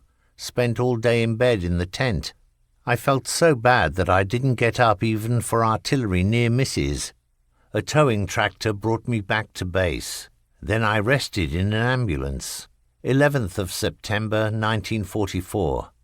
Siegfried, apparently it is dysentery, and at 1300 hours I was taken to the main dressing station at Machheim. I lay there in a ruined house until about 2100 hours before being brought to the military hospital at Prashnitz, and admitted there until the 25th of September. 12th of September 1944. Eichinger, The battalion is moving towards Sichenau. Oberleutnant Peter Hisch is now commander of the staff company. Oberleutnant Schaup is in charge of the rear echelon. Oberfeldwebel Wolfram becomes the Spies, and Unteroffizier Klump, near me the 1A clerk of staff company. 13th of September 1944. Obermeier. At night we moved off to the woods at Rebkov. Heinz Zinker, gunner, final rank Unteroffizier, the undulating road to Polonka. I had been discharged from the military hospital at Paderborn after recovering from my wound and now hoped to return to my old unit. I went with a Panzer Reserve Battalion 500 transport. Getting back to the mob was not so easy at that time. The reserve battalions were fairly high-handed about who went where, and one could even end up in a different branch of service. Podhorza was where Battalion 507 had rested for a while after its first deployment in the Tarnopol-Brody area. Therefore, I was very fortunate to get to Podhorza for a mustering out. We paraded, and Oberleutnant Neumeier, in company with Spies Baumler, drove down the ranks in the Kubelwagen. I was the only man whom Baumler recognized, and he had Neumeier stop and ask if I could shoot. So I was employed by him as a gunner. At this time the Belarusian front had advanced, broken through our lines at Vitebsk, and was now advancing smartly via Minsk. Since the Germans were retreating at the same rate, not least because some of our brothers in arms were proving not to have the expected steadfastness, it was therefore understandable that Panzer Battalion 507 should be ordered to the centre of Army Group Centre as the Fire Brigade. The wonderful days at Podhorza were over. At the end of June the battalion was sent northwards by train and set down at Baranovice. It went into action, so to speak, straight from the unloading ramp. I do not remember the exact route, but we were on the move the whole night and got to the assembly area at Baranovice towards daybreak. After the necessary technical preparations, we set out the same morning for the town of Polonka, 40 kilometers away, where an enemy base had been identified. The squadron set off through a sparse pine forest in which a kind of rollbahn had developed. The terrain fell slightly downhill, the dry sandy ground causing a long banner of dust to fan out behind our file of Tigers. The wood ended after a few kilometers, and the countryside ahead of us was barren of trees. The road rose and fell, providing a wave-like impression, and so we called it Waves of the Danube. Our route passed from one crest of the undulating road to another, until finally we arrived at the last hilltop before Polonka. Here we had a significant overview of the region. What was going on in Polonka itself could not be seen, for it stood hidden behind houses, trees and bushes. It was about 2,000 meters from our squadron of Tigers to the edge of town. After leaving the pine wood, we had formed into a broad wedge in order to guard against surprises. Now we were in line with the reverse slope, looking down from the crest. There seemed to be no shortage of soldiers in town, of various branches of service, predominantly horse-drawn. After making the corresponding preparations, we opened fire. The Soviets had apparently felt themselves fairly safe, for when our first salvos arrived, there was total chaos. People running around wildly, vehicles being driven in all directions at once. The surprise effect did not last long, and very soon we received an accurate reply from heavy-caliber guns. This caused us our first unserviceable Tigers, mainly with damaged tracks. The shells which came towards us from good cover were well spread apart, leading us to conclude that we were under tank fire. Their camouflage was first class, and they could hardly be made out. First we had to use intact Tigers to tow back damaged Tigers from the crest to the dead ground, and after 4 hours of all this, our unserviceable Tigers were so numerous that a general retreat was ordered. 6 serviceable Tigers were withdrawn from the crest to cover the withdrawal. After a while, an enemy tank unit sorted out to exchange fire. They wore us down gradually until only 2 3rd Company Tigers were left to cover the withdrawal over the undulating road. Since this towing business was not possible at top speed, the Russians were soon hot on our heels. The 2 Tigers forming the rearguard had their guns pointing to 6 o'clock and held the enemy tanks at bay from each crest to give the squadron cover for as long as possible. At the last crest before the entrance to the pine wood, we watched as 25 to 30 enemy tanks formed up into a broad wedge between 1,000 and 1,500 meters away as if on exercise. Besides the known types, we were very interested in some very large examples with a flat, semicircular turret and huge gun. I aimed at these unknown types to disturb their advance, in vain. Previously, with our 8.8 centimeter gun at this range, we had never had difficulty in doing serious damage, but this time the hits ricocheted off. Finally, the other rearguard Tiger reported a breakdown, while I was now out of ammunition. As we went into the sparse woodland with our turret at 6 o'clock, I could still see the enemy tank vanguard heading for us. We moved close alongside our companion Tiger to ship aboard their last shells. Neumeier suddenly made an emphatic demand for smoke. Fortunately, in this regard, I had obtained a good supply, and soon we were enveloped in clouds of orange-red. Just at the right time, too, for now several Stukas appeared overhead, probably a Staffel, and were soon howling and hurtling down towards the enemy spearhead with apparent success, for soon we saw their bombs exploding. The Stukas had saved us. Our joy was indescribable. As we heard later, they were led by Ulrich Rudel. Siegfried Beck, a prisoner in the Warsaw Uprising. On operations after the unloading at Baranowitze, our Tiger 311, of which I was the driver, dropped out with damaged gears. At the same time, I reported sick, was diagnosed with lead poisoning, and transferred to the military hospital at Warsaw. I had more or less recovered and had my written orders in my pocket to return to my unit when, on the 1st of August 1944, at 16:30 hours, the Warsaw Uprising began. It was chaotic because the Poles were wearing German uniforms. I got through to the Vistula Bridge and came across a platoon of SS, Regiment Germania, equipped with Tigers. They were short of a driver, and so to the general amusement of all, I was made an SS man by donning the Germania cuff title and took over the role for which I had been trained in their panzer. On the 7th day, at the Marszalkowska crossroads near the main railway station, the panzer received a direct hit. I was the only crew member to get out, but was then hit by infantry fire and collapsed. I regained consciousness to find myself surrounded by insurgents. A lady who was about to slit my throat was prevented from doing so by the others.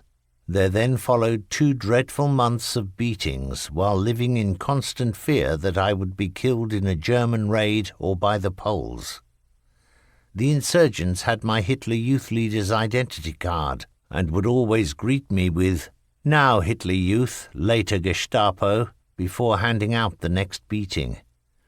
Only later did it become clear that their boundless hatred for me was the result of the indefensible circumstances in force in the Warsaw Ghetto since 1940, and from the incredibly brutal procedures of the SS Special Unit Derlewanger in putting down the uprising.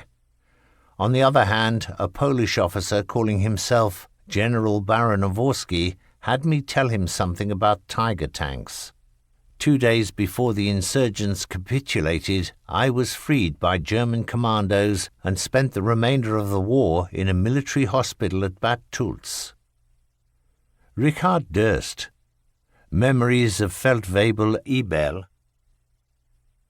In the weeks after the rail transport and the unloading at Baranovice, we were always moving back westwards, accompanied continually by the deadly music of the Stalin organ.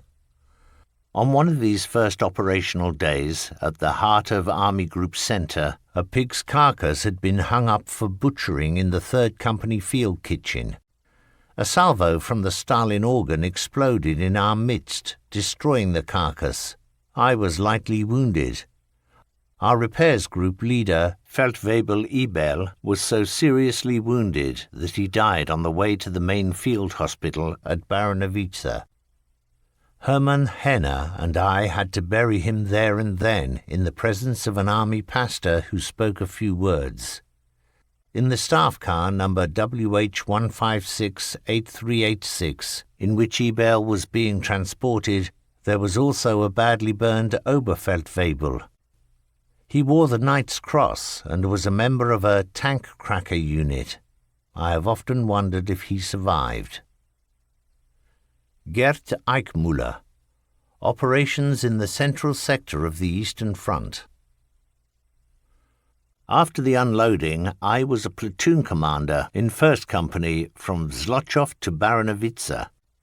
The entries in my Soldbuch relating to days engaged in operations run from the 4th of July to the 6th of September 1944, and geographically from Klek to Napioli.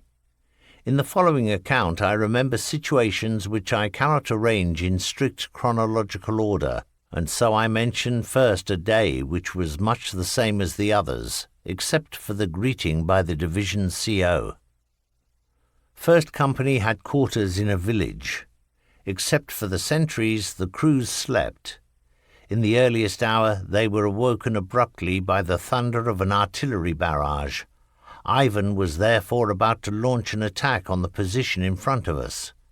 I had a slightly uncomfortable feeling in the stomach region and heard at the same time, "Company commanders to commanding officer," and soon after that, "Platoon leaders to company commander."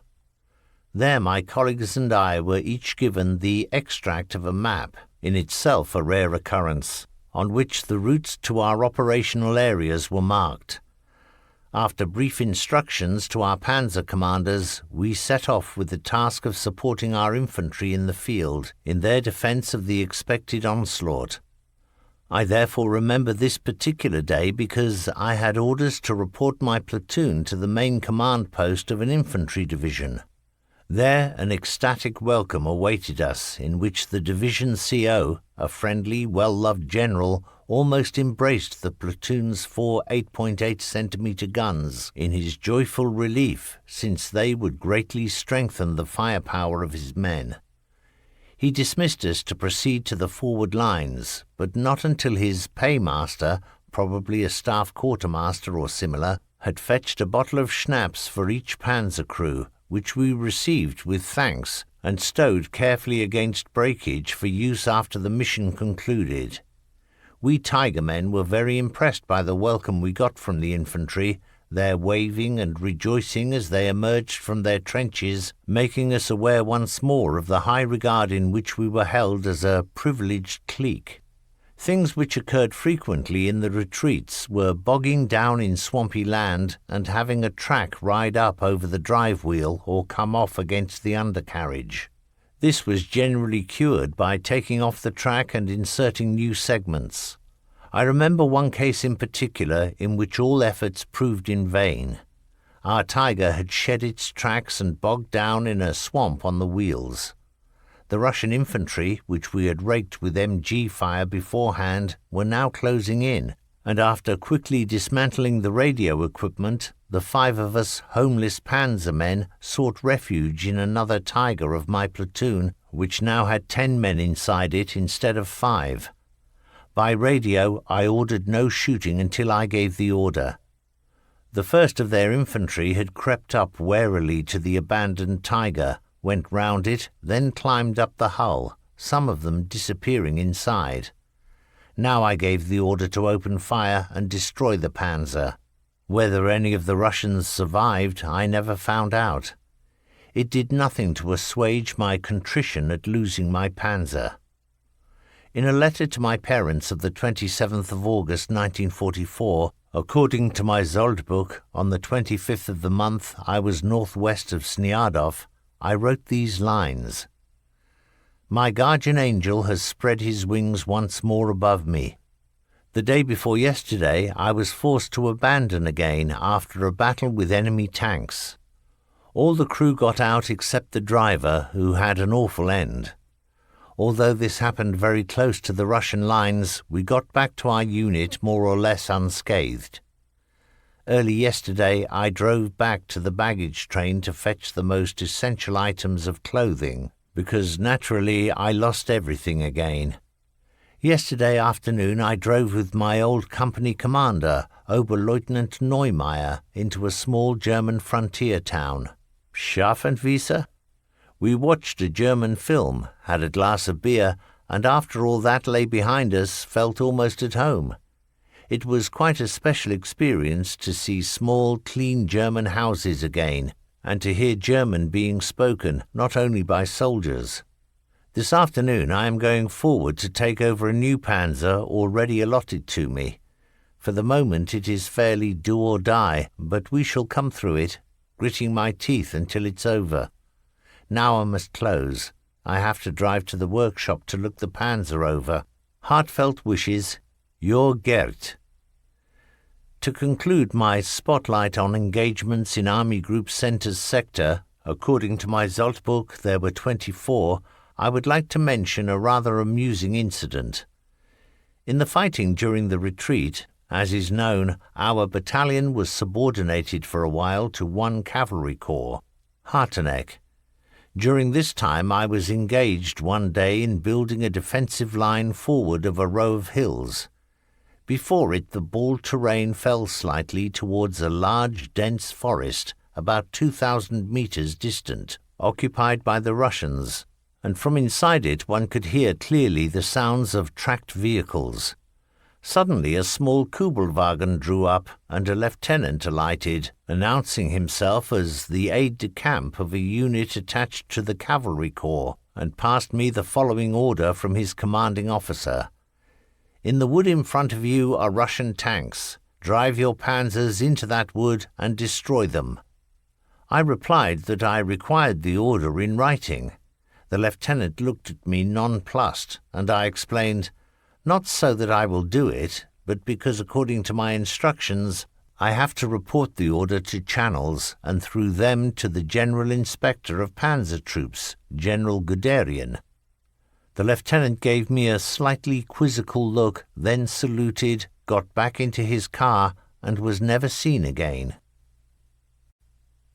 Hubert Hagenberger, From Polonka to Slonim. We came down the transporter ramp at Baranowitza and headed for the radio masts I mentioned. The log road was very narrow in places, so that many drivers slipped off it. We came through safely, which had a very favourable outcome a few days later. It was fairly hot and radio silence was in force. Everybody was keyed up with fearful expectations of what lay before us. We were soon forced to leave the Rollbahn because it was totally blocked by army vehicles which had been abandoned during the withdrawal. What a discouraging sight! Thousands of vehicles, among them new SP assault guns, crewless. Between them were some burning lorries. Their drivers had simply legged it in panic. "Prepare for action," our fatherly panzer commander, Bruno Bethke, ordered. I closed my hatch in subdued mood. After a few kilometers driving near the Rollbahn, we came to an abandoned village. I remember its admirable cobbled pavements along the broad uphill street. We were the leading panzer, and Bethke told me to halt for a man in railway uniform coming towards us waving his cap. There was a brief exchange which I did not hear. I had the impression that he came from the railway junction at Slutsk to where we were bound. Whatever the reason, we continued to a wood on our left hand, from which up to a dozen German infantrymen emerged, led by a general, face covered in dust, an MP-40 at the ready. I wondered if this was our main front line, for the general was indicating that a wood a few kilometers farther on was where the Russians were. On the road leading to this wood was a depression where some houses with straw roofs formed a small village. The convoy of panzers came to a halt, and in the headphones we heard Neumayer's voice say, "To everybody, wedge formation." We veered to the right, and at once our Tiger sank down to the undercarriage in a watery meadow. I could not reverse us free, but some logs from the road laid behind the tracks enabled the Panzer to reverse out and reach terra firma. Next we followed a road to arrive at the Rollbahn, which went from Bobruisk via Slusk westwards. 3 years before, we Germans had marked it out in the opposite direction. The village ahead was said to be held by the Russians, and from intercepted radio traffic we assumed that enemy tanks were massing in the woods. As it happened, we needed to take no further action, and became spectators as a Staffel of Stukas arrived. "Quick, put the flag out," Bethke shouted. In a flash the Reich war flag was fixed across the stern of the Panzer, and our front line was indicated to the Stukas by flares. Shortly after, with sirens howling, they tipped over and fell towards the village and woods. We saw the flashes and fire as the bombs exploded, and also a column of fire marking the probable crash site of a Ju-87. This Stuka unit was almost certainly led by the tank cracker Oberst Rudel. The rapid-fire cannons built into the gull wings were distinctly recognizable, and we watched their effect. One after another, black columns of smoke rising above the wood confirmed that on this occasion our work had been done for us. The show was not yet over, for now came the cavalry. "That's a Hungarian unit," Bethke shouted as he watched them gallop past, enveloped in dust, leaning forward on their steeds, as once Attila's warriors had done. The hordes of Genghis Khan must have looked like this. But these Hungarians were fleeing in panic, only horses and riders without wagons or guns, wrapped in a gigantic cloud of dust which still had not settled long after the spectacle had passed. We got back on the Rollbahn and ran down to the village in the trough between two hills. Some of the surviving houses in which we suspected a Russian presence were burning, but there was no sign of life except from a hut where somebody waved and raised himself gingerly from the ground. "They're Hungarians," Bethke shouted and gave orders to approach. A Hungarian officer reported the situation to him. We had misjudged the situation and done wrong by our allies. The Russians were behind the woods from where the columns of smoke still rose into the blue skies from their burning vehicles. As we dismounted from the Tiger, Franz Pass spotted a pig on the loose and gave chase. After catching the animal, he tied it up with telephone cable from the reel in the undercarriage and secured it to the ribs of the radiator grill, where it continued to squeal.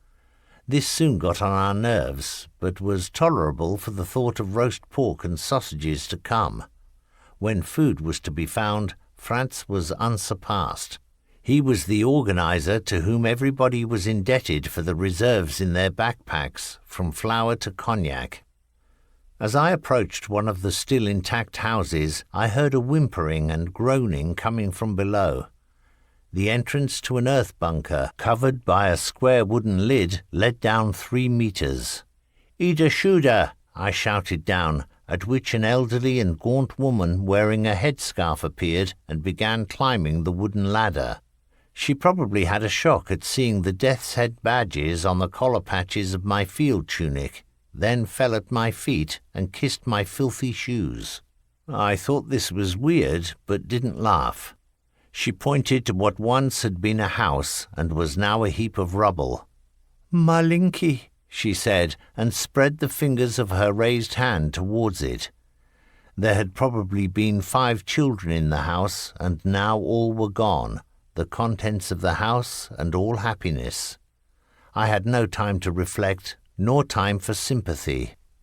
"Wot jest?" she stammered, and looking around me I noticed on the road a smoking Hungarian field kitchen. Voda, I agreed, and we went to it. She put a green bottle to her lips, but spat it out immediately. It was probably vinegar or soup seasoning. When I lifted the lid of the cauldron, I found the ingredients for the midday meal: beans and water. I handed her a full ladle of it. Once she had finished it, she fell at my feet again, cried, "Jesus Maria," then returned to her earth bunker, apparently strengthened. As a 20-year-old, I felt strangely moved by this episode.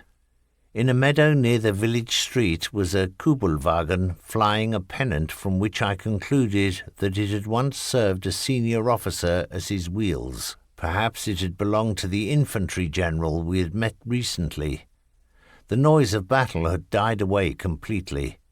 We all returned to the Panzer to take up a security position, but the Russians did not come again that day, which pleased us. At dusk, however, there appeared a shadowy form going put-put above us. The duty NCO. Hubert Hagenberger, Stabsfeldwebel Betger's last day. Reports came flooding in by the dozen. Air reconnaissance showed that 320 enemy tanks were moving out from Polonka. Our Tigers had to stop them. Since leaving the railway ramp at Baronowice on the 2nd of July, we had seen our army in flight and disintegration. All must have been assailed by panic, the fire stoked by the Yabo and partisan attacks. The weather was hot. I sat next to the hot gearbox, where I could find some relief by squatting on the backrest, a foot on the gas pedal, my head through the hatch for fresh air. In this way I would drive through waving fields of corn. Our panzers also suffered from the heat. Some failed to reach the area of operations due to engines overheating. Now we were pushing forward in a fan formation towards a rounded hilltop, behind which we assumed the enemy was lurking. Personally, I was not greatly keen to follow the course of battle through my viewing slit. I thought of Ludwig Gesander, who had had his nose torn off when a round from an anti-tank rifle hit his viewing slit. If we were in the thick of it, I would push myself back as far as possible while still having my foot on the gas pedal and able to accelerate the traverse of the turret when needed. Now it rotated. Hits thundered against the armour, making the interior paintwork flake. Betger maintained an iron calm, exuding confidence and security. Round after round we fired, the ventilator sucking out the powder smoke from the ejected casings. The clouds of dust which I could see over there suggested the presence of many enemy tanks, amongst them the heavy Joseph Stalins and T-34s, which were not to be messed with. Their 12.2 centimetre and long 7.62 centimetre guns, respectively, made them both the equal of the Tiger. So that was the 5th, Betger said, his last words in life. Then we were hit as if by lightning, a metallic splitting noise followed by the deafening explosions. Daylight streamed into the interior. Betger had collapsed and fallen back into the turret.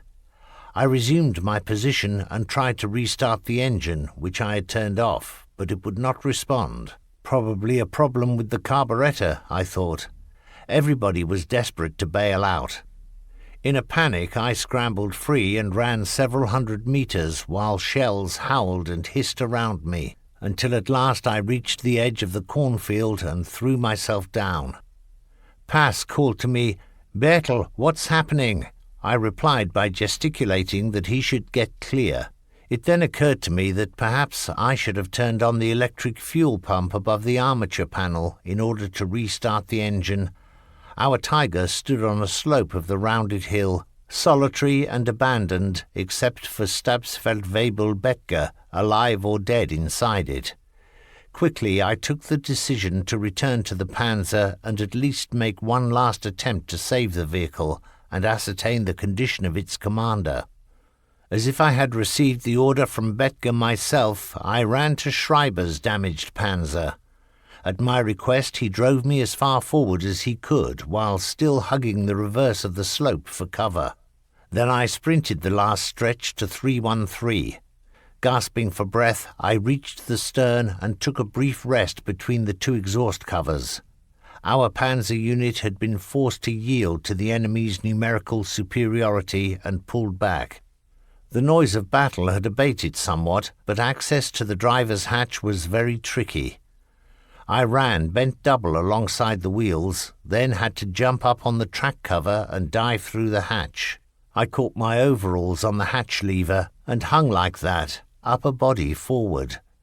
As a result of my effort to reach the button for the injection pump, I managed to tear free of the restraint and, thank heavens, I was in. To start up and select fourth gear was now easy. The Panzer ran back down. I waited for the right moment, then brought the head round to face west, selected up to eighth gear and roared off. I drove through waving fields into the sun. On the horizon were some poplars and a village.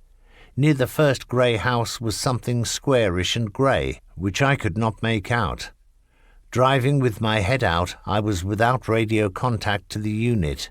From the village came a sudden lightning flash, and 313 was hit. To my right lay a depression with a patch of beech trees. I careered through them, stopped the Panzer, and climbed into the radio operator's seat. I switched the equipment to send, and stuttered in my excitement. "Vehicle 313 here. I am in front of a village which is firing at me. Where should I go?" At once came Neumeier's calm voice. "Yes, you've gone over to Ivan. We can see you from here. Turn 90½ right, and then drive straight ahead until you reach us. What's up with Betger and the rest of the crew?" Feverishly, I supplied a brief answer and slipped back into the driving seat. Having made the turn ordered, I drove like crazy.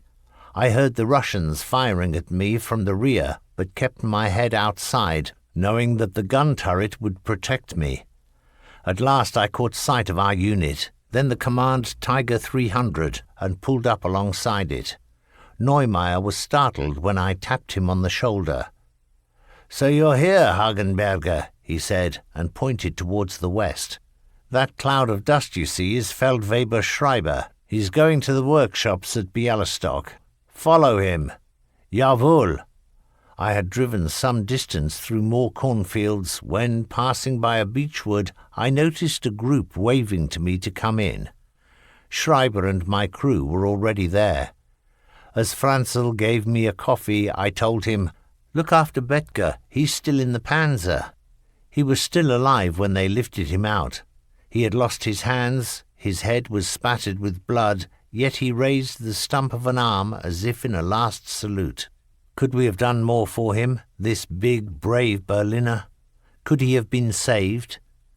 These questions plague me even today. If he had lived, however, it would have been as a blind man with no hands. He died in the ambulance on the way to Slonim. I still mourn him today, Father Bruno Betger, for whom we were his boys. Hubert Hagenberger, on the road with Neumeier. Schreiber was taking his Tiger to Slonim. It had received a hit on the cylindrical gun mantlet, which meant that the weapon might require adjustment. We tailed along behind Schreiber since we had no commander. Everybody was in retreat. Why not us? In the afternoon I was too excited to drive any more, partly as a result of partaking too much Serbian white wine a little earlier. Despite the noise, I fell asleep under an oak near the Rollbahn, and it was almost dark when we arrived at Slonim. On its streets an indescribable chaos reigned. People were fleeing. I saw a sudden flash from the pavement. A civilian had fired at Schreiber but missed. Two of us who had witnessed the incident jumped down from the Panzer and seized him. I did not see what happened to him next. Without having realized it at first, we were parked close by the army arsenal. When a drunken Pole came by clasping a bottle of red wine, we inquired of him where he had got it, and he pointed in the direction of a warehouse. Heinz Zinker recalls the following episode at the Slonim Army Provisions compound. I remember a young Wehrmacht administration official who had not received orders to open up the warehouse, gesticulating in vain with his Walther pistol as a large number of German infantry forced in the gate. We too had a look round, then loaded some cartons and crates on the rear of our Tiger. On the continuing retreat, whenever we overtook infantry and horse-drawn units, we shared out 100 packs of Egypt and Camel cigarettes, which were accepted with howls of joy. Hagenberger continues. Schreiber was no longer with us, leaving us practically leaderless, which would otherwise have inhibited us from entering the halls to help ourselves. Cigarettes lay in great mounds on the floor. We quickly became very selective and took only valuable wares: Egyptian cigarettes of the highest class, Coca-Cola drinks, flints, cutthroat razors, and sides of bacon. Unfortunately, there was no bread. The steering gear of 313 had failed and condemned us to a standstill.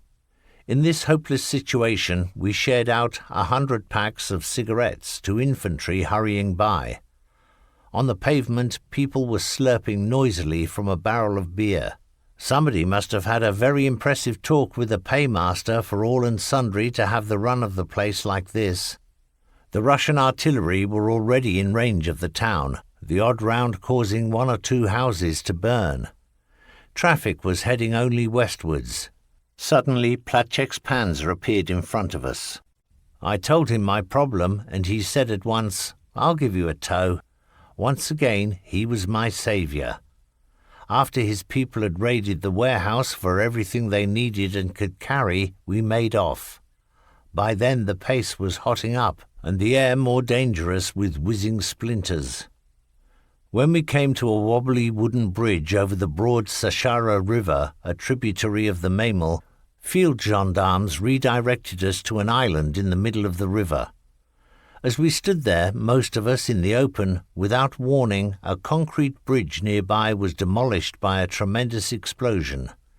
We ducked down near the wheels of our Tigers as great clumps of debris flew past overhead. Now we were free to turn about and drive back to the eastern bank. From there we headed to an intact road bridge farther up, by which we crossed to the western bank. Here we were received by an infantry colonel who ordered us, "Stay here with your guns facing east."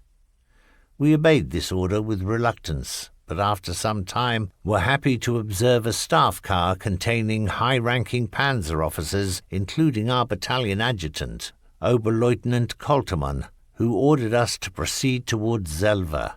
The last order is the holiest. On the way to Zelva, we stopped for a rest in a field. In the afternoon, when retreating German infantry appeared over the hilltops coming towards us, we decided to resume heading westwards, but our misfortunes continued.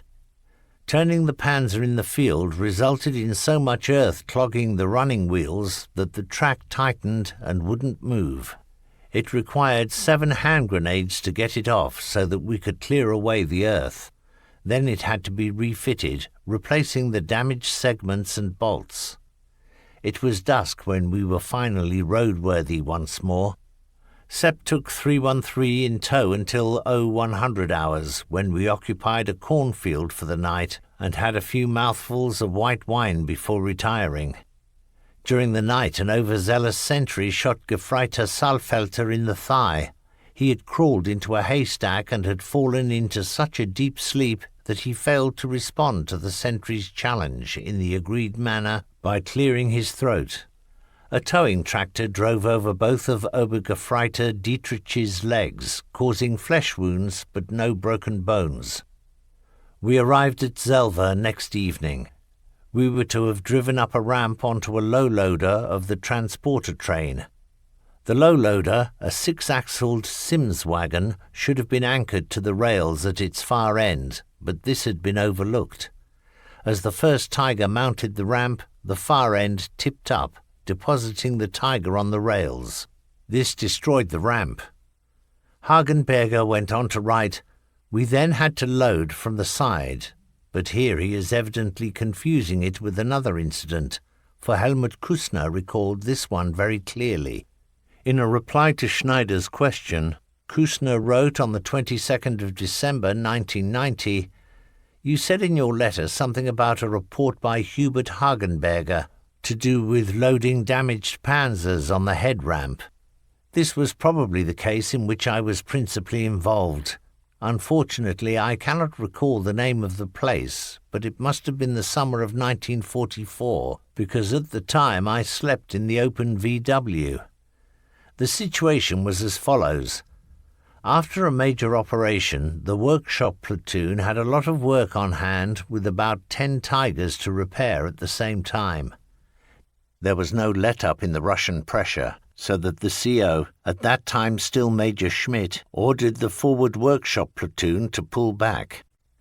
Therefore, I gave the order to get the least damaged panzers operational as soon as possible, while the remainder, about 6, should proceed alone or with assistance to the nearest workplace. However, the swift Russian advance forced me to choose a workplace much farther back still, and I sent these damaged panzers ahead together next day.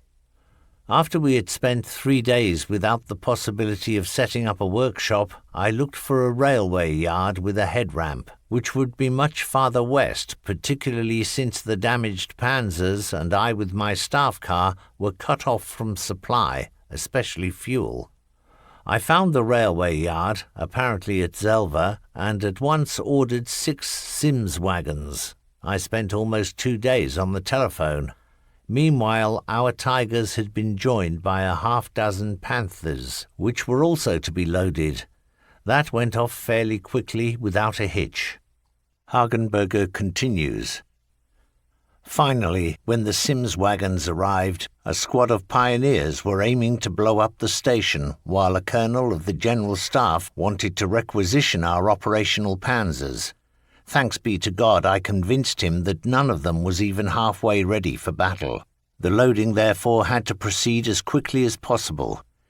In our haste, contrary to regulations, we had not fitted the rail clamps to the Sims wagon, so that when the first Tiger drove up the head ramp, the loading surface rose, the forward axle slipped out of the pivot pins and rolled away, with the other wagons, while half the wagon and the panzer finished up on the rails.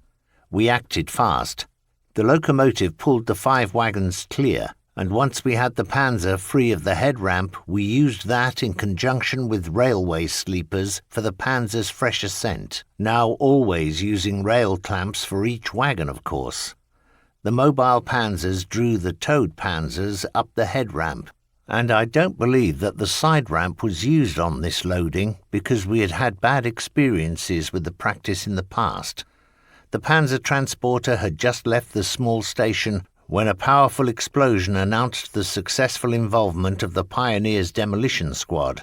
After that, I went to battalion to report to the CO that 6 damaged Tigers had been got out before the demolition of the station. Everybody heaved a sigh of relief when the transporter, with about 30 vehicles, including 6 Tigers, set off via Falkerfisk for Bialystok. After spending a night sleeping in a pine forest, I was then summoned by the company commander to drive his command Tiger 300. Oberleutnant Neumeier had promoted his previous driver, Unteroffizier Georg Ziegler, a parade ground soldier from Gentin, to panzer commander. Now I was drafted into a new crew, and moreover the command crew, with Funkmeister, senior radio operator, Krug, Unteroffizier Heinz Zinker, gunner, and Fritz Gamsjäger, loader. After some operations in this area, one day Neumeier informed the company by radio, "I am a captain." Neumeier, whom we considered fairly young to be of Hauptmann rank, had been awarded the German Cross in gold at Podhorza.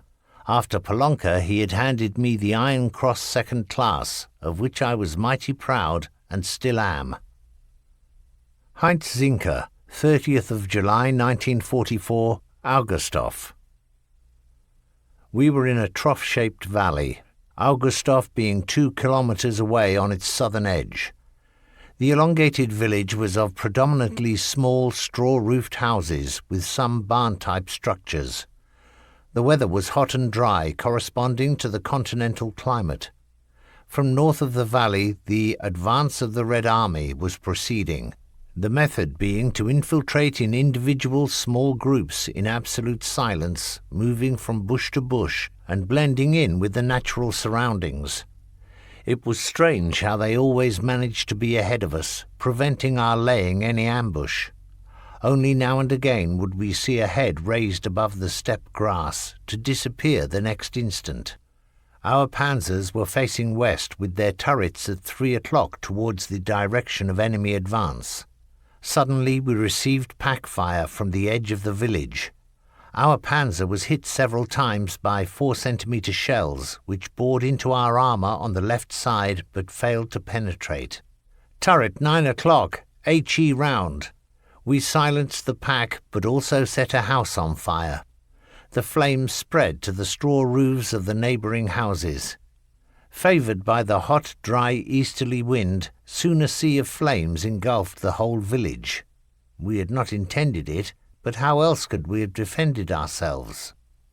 In the fighting at Augustov on the 30th of July 1944, radio operator Karl Frischhertz from Bruck, Leiter, and also Feldwebel Ostermann fell. These hard defensive battles involved heavy losses and were probably the bloodiest in the history of 507 Battalion. Hubert Hagenberger, the Narew bridgehead adventure. The Russians had established a bridgehead over the Narew in the Bialystok area. At first light there was an alert. We had had little sleep for many days. The Russians were breaking through the weak front everywhere, and often we managed to repulse an attack only with the most brutal desperation. Still drunk with sleep, I started the panzer engine while the crew cleared off the camouflage. We set off alongside the woods to the Rollbahn, then through some small villages, apparently resting in peaceful slumber. Above swathes of mist to the east, the horizon reddened, heralding sunrise. At the end of one such village was a ford across a swampy stream. I thought that the tracks looked very deep. We crossed safely, but once we were in the adjoining meadow with the rising sun in our eyes, Russian tanks attacked from the mist. Our radio aerial was ripped away by a shell or splinter so that our commanding officer lost contact with the company. Therefore he took his files and changed panzers.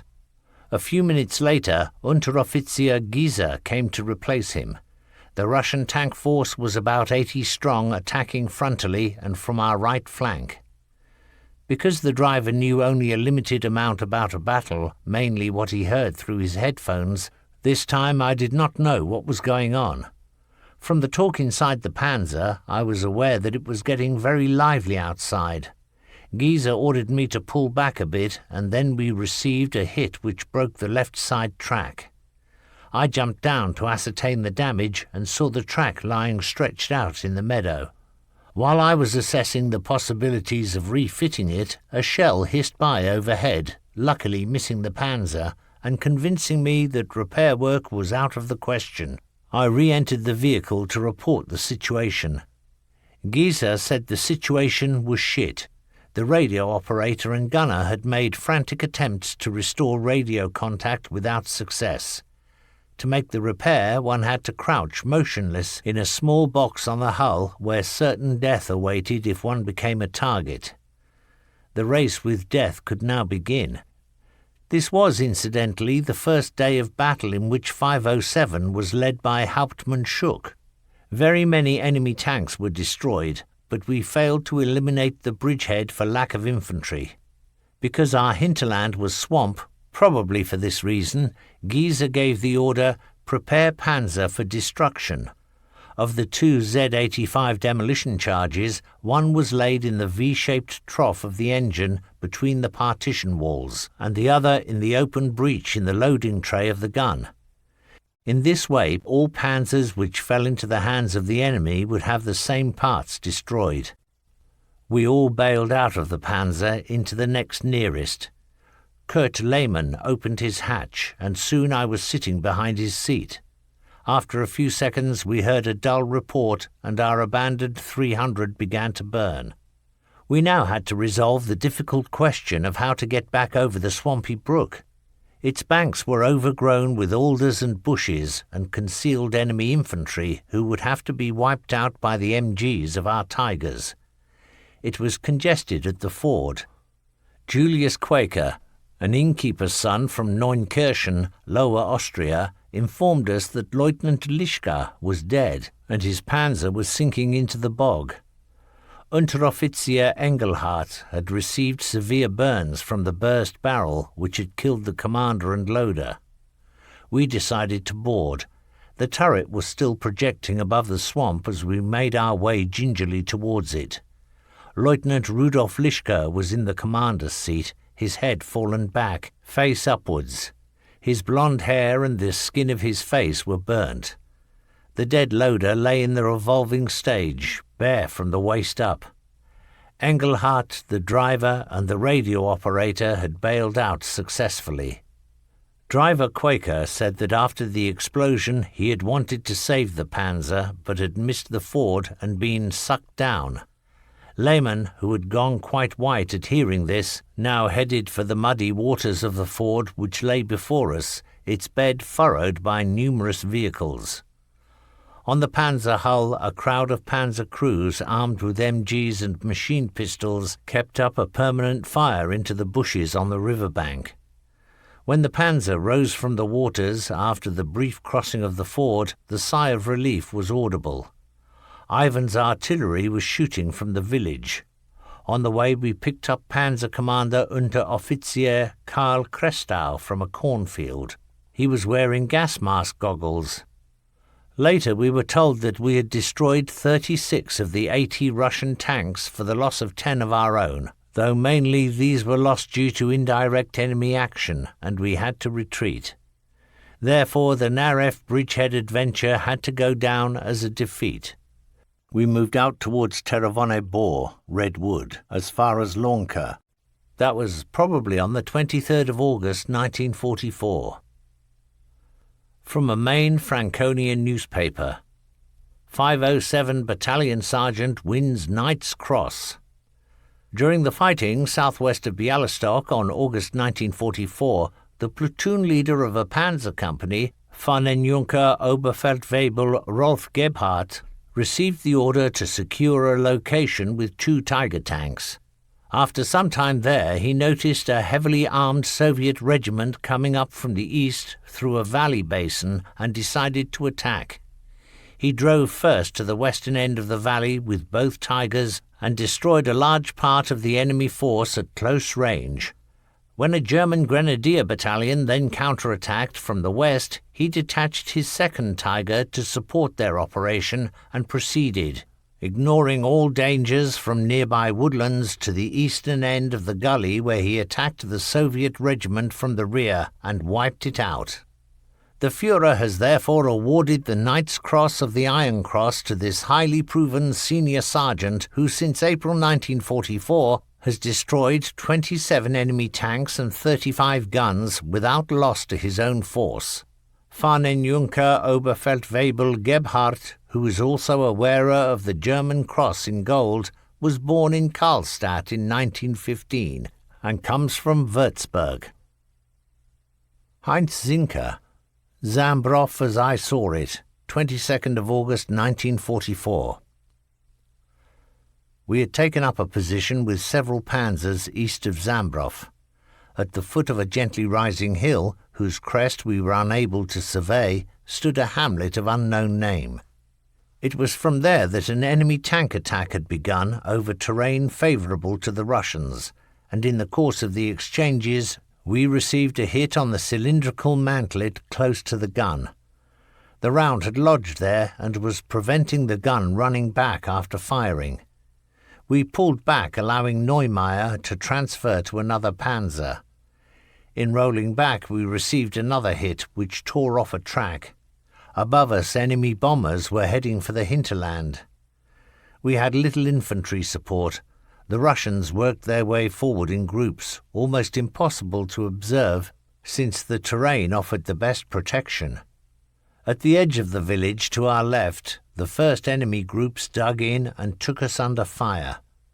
Despite the shooting, I crawled out to the track and hung it on. Radio operator Kurt Kramer, who had just watched my action through his viewing slit, said afterwards, "I was sure you were a goner there." Finally, another panzer arrived to tow us out. The hawser was attached, but the attempt failed. A countershaft of the towing vehicle broke, typical weak point, and we had no option but to blow up both Tigers. If I remember correctly, there was a swampy area in the downhill surface not overlooked by the enemy. When we went back, we passed the Tiger of the dead Lieutenant Lischka, which had suffered a barrel burst. Heinrich Dietz, Memories of Tiger 331. In the operational area, Tarnopol-Brody, my crew consisted of Kurt Lehmann, driver, Kurt Kramer, radio operator, Helmut Schneider, gunner, and Heinz Ziedel, loader. In the Army Group Center sector, Schneider, who left Podhorza for Officer Cadet School, was replaced by Unteroffizier Dickhoff, and shortly before I went to Officer Cadet School myself at the end of August, Kramer became the leader radio operator in Neumeyer's Panzer. Kurt Kramer, in praise of an old bones.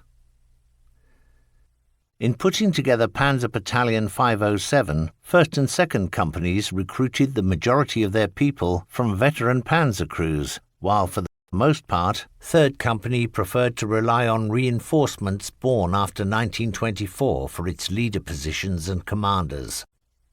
Who would be surprised, therefore, if these 19-year-old boys considered that a panzer commander 10 years older than them was due for his pension? In Tiger 313, with Oberfeldwebel Heinrich Dietz, leader of 3rd Panzer, 3rd Company, as our commander, as far as we were concerned, he was one of the old men, in our eyes an old fossil, a little senile, always trying to divert our youthful high spirits along the path of good military discipline. After the first battles in the Tarnopol-Brody area, however, it became clear to us that in our commander we had actually won the lottery. His battle experience, his circumspection, his calmness exuding confidence, and his conviction in critical situations gave us all a feeling of security for which otherwise in those days there was really no justification. 331 seemed vulnerable to every mine which Ivan dug in our path, but this did not shake us. In the company, Dietz was known as Mainz Heine, and soon became mentioned often. Of the first 25 victories over enemy tanks achieved by 3rd Company, 331 claimed 13 of them. Surely a sign that here one of the smallest battle units functioned like clockwork. Tarnopol, a sunny day, but a thin layer of snow covered the ground. We stood in a security position 500 meters from a village where nothing stirred. A lazy day lay ahead. Half left was a wrecked T-34, its cannon turned aside. A Russian came out of a house, leant against the wall in the sun, and began picking off his lice. The turret MG shot him dead. Shortly after, a second man came through the door without seeing the body of his dead comrade, and he suffered the same fate. While we were discussing the stupidity of these two, the commander ordered, "Turret 10:30, AP shell on the T-34. Ready? Fire!" Direct hit. While we had been picking off harmless individuals, our commander had noticed that the gun of the apparently wrecked T-34 was bearing round towards us. Coming out of its coma, the T-34 was a dangerous animal, and the alertness of the commander had saved us. A couple of days later, we were again on security duty elsewhere. At our back was a large village. Suddenly a round hissed past from the rear, apparently from a Russian pack. We looked towards the village, but nothing was to be seen. A second round was fired, no muzzle flash, and missed again. As we heard the explosion, Dietz turned about and saw where the shell hit. Now he had the line of fire back from that point and above our panzer, which led to a barn with a door panel missing. Schneider's HE shell tore the door to shreds and exposed behind it our pack. At dusk, the Tigers of our company were driving two abreast through a long village. Company commander Fritz Neumeier occupied the position 20 meters ahead to our right. Close to our left stood the last house. Apart from distant MG fire, there were no sounds of resistance to be heard, nor anything we could see which might have given Dietz reason to traverse the turret to 9 o'clock. Neumeier, looking ahead, had already passed the last house, and as we drew beyond it, we saw an enemy tank aiming at Neumeier's panzer. Our fast, close-range round blew up the enemy tank.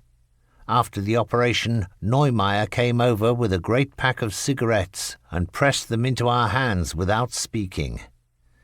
Just by chance, in turning on a spot, our Tiger had unearthed a giant bone from the earth of Galicia. Lacking training in paleontology, we were unable to determine whether it came from a dinosaur or a local camel. Either way, we preserved it carefully in order to present it to Dietz on his 30th birthday, Podhorza, the 22nd of June 1944, and then celebrated in the tower. An old bone for an old bones. A few days later, we loaded up for the Army Group Center sector and straight from the ramp at Baranovica set off for our new operational area.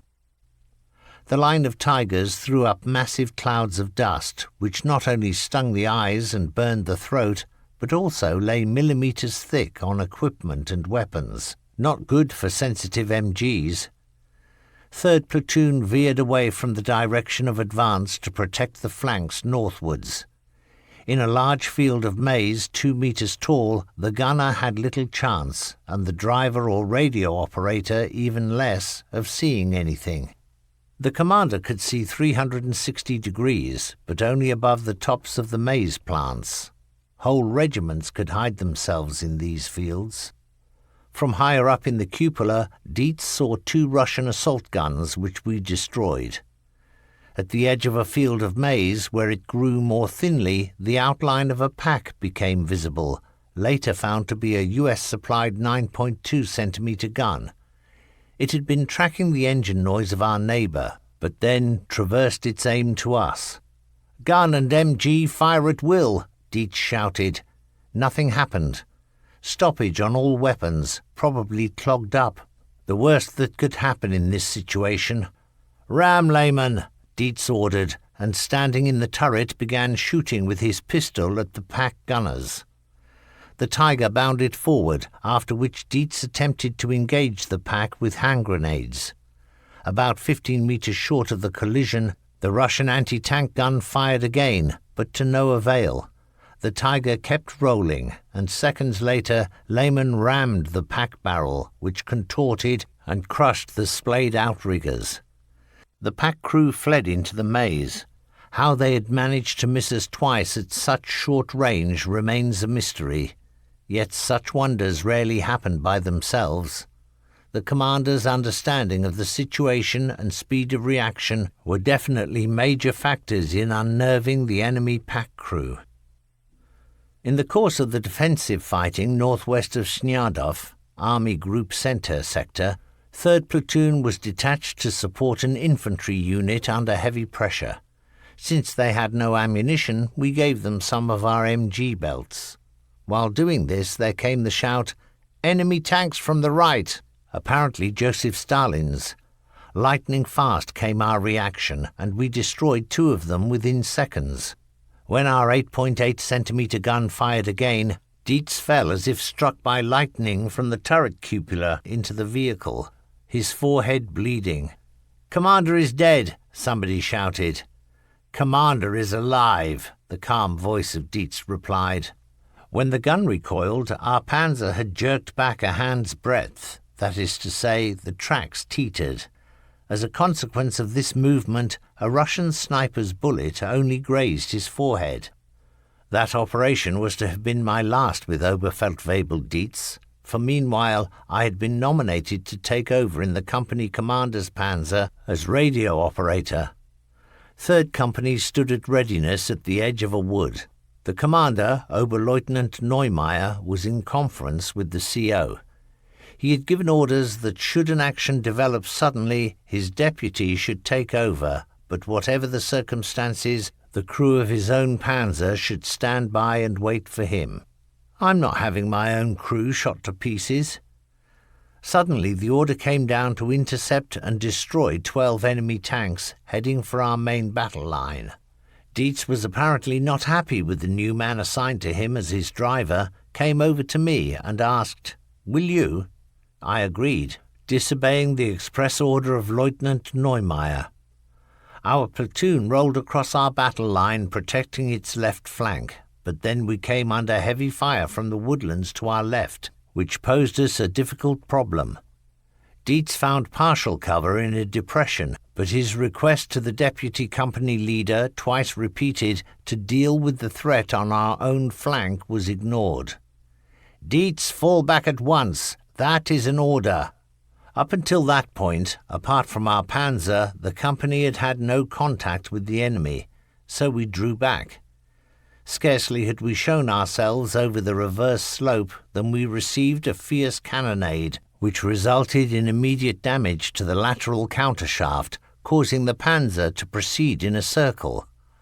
It was only a matter of time before the next hit arrived, and so, bail out! We jumped down into a potato field. The commander's fall softened by the back of a Russian. Seconds later, the panzer was hit again and began to burn. The potato field offered such good cover that despite enemy infantry and even pack fire, we got far enough away for Dietz to explain his plan of escape, which was for each of us to make his way back individually to a haystack in the distance where we would be safe. However, despite heavy fire, a Tiger came towards us at full speed. Klaus-Peter Müller's 334 brought us out of the danger zone, dropped us at the haystack, and then carried on forwards. Now another Tiger came up from the rear, the command panzer of Lieutenant Neumeier. He waved aside my stammered apology for disobeying his order with the words, "Get in, I'm just happy that you're still alive." For the first time I realized what Neumeier meant by his earlier remark. He identified so closely with his crew that he did not want to trust their lives to anybody else. Heinrich Dietz was sent off to officer cadet training shortly after this episode and received his commission before the war ended. He managed to conceal his German cross in gold from all searchers during captivity and brought it home.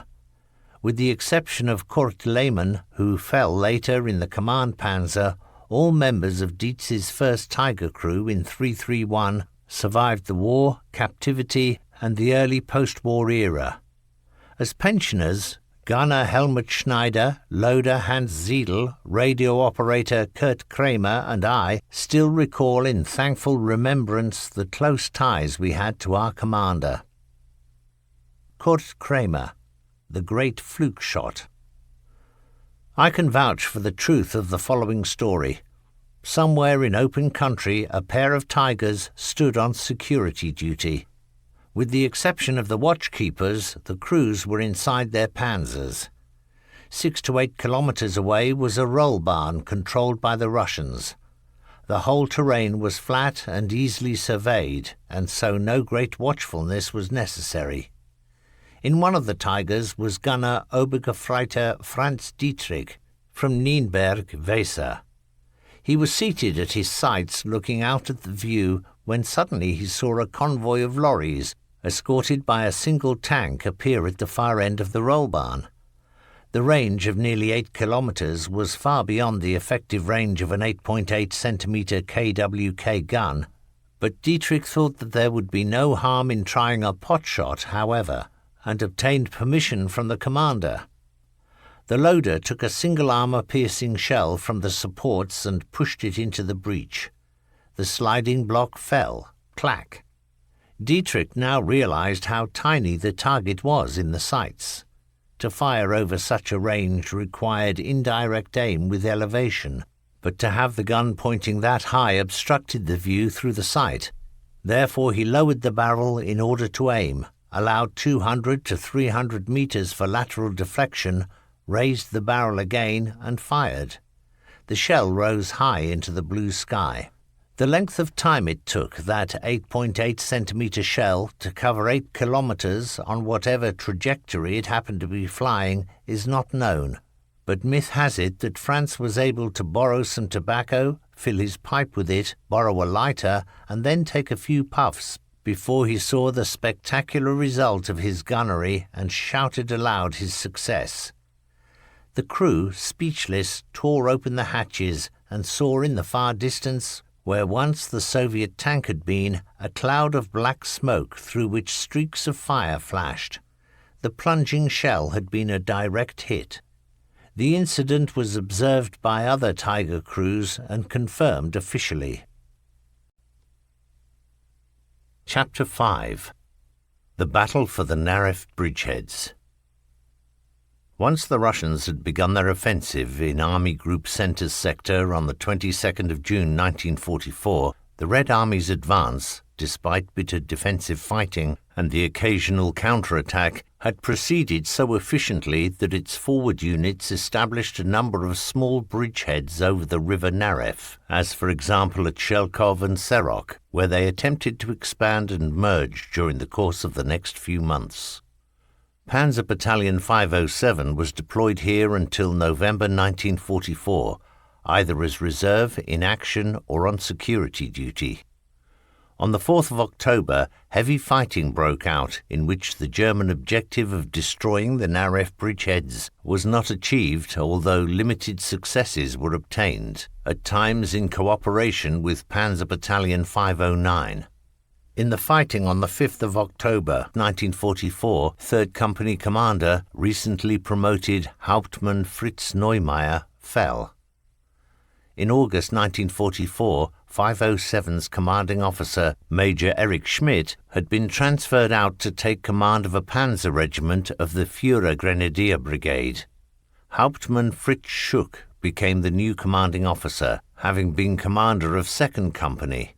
Oberleutnant Georg Reinhardt was appointed as the new adjutant, transferred in from Panzer Battalion 509 to replace Oberleutnant Wulf Koltermann.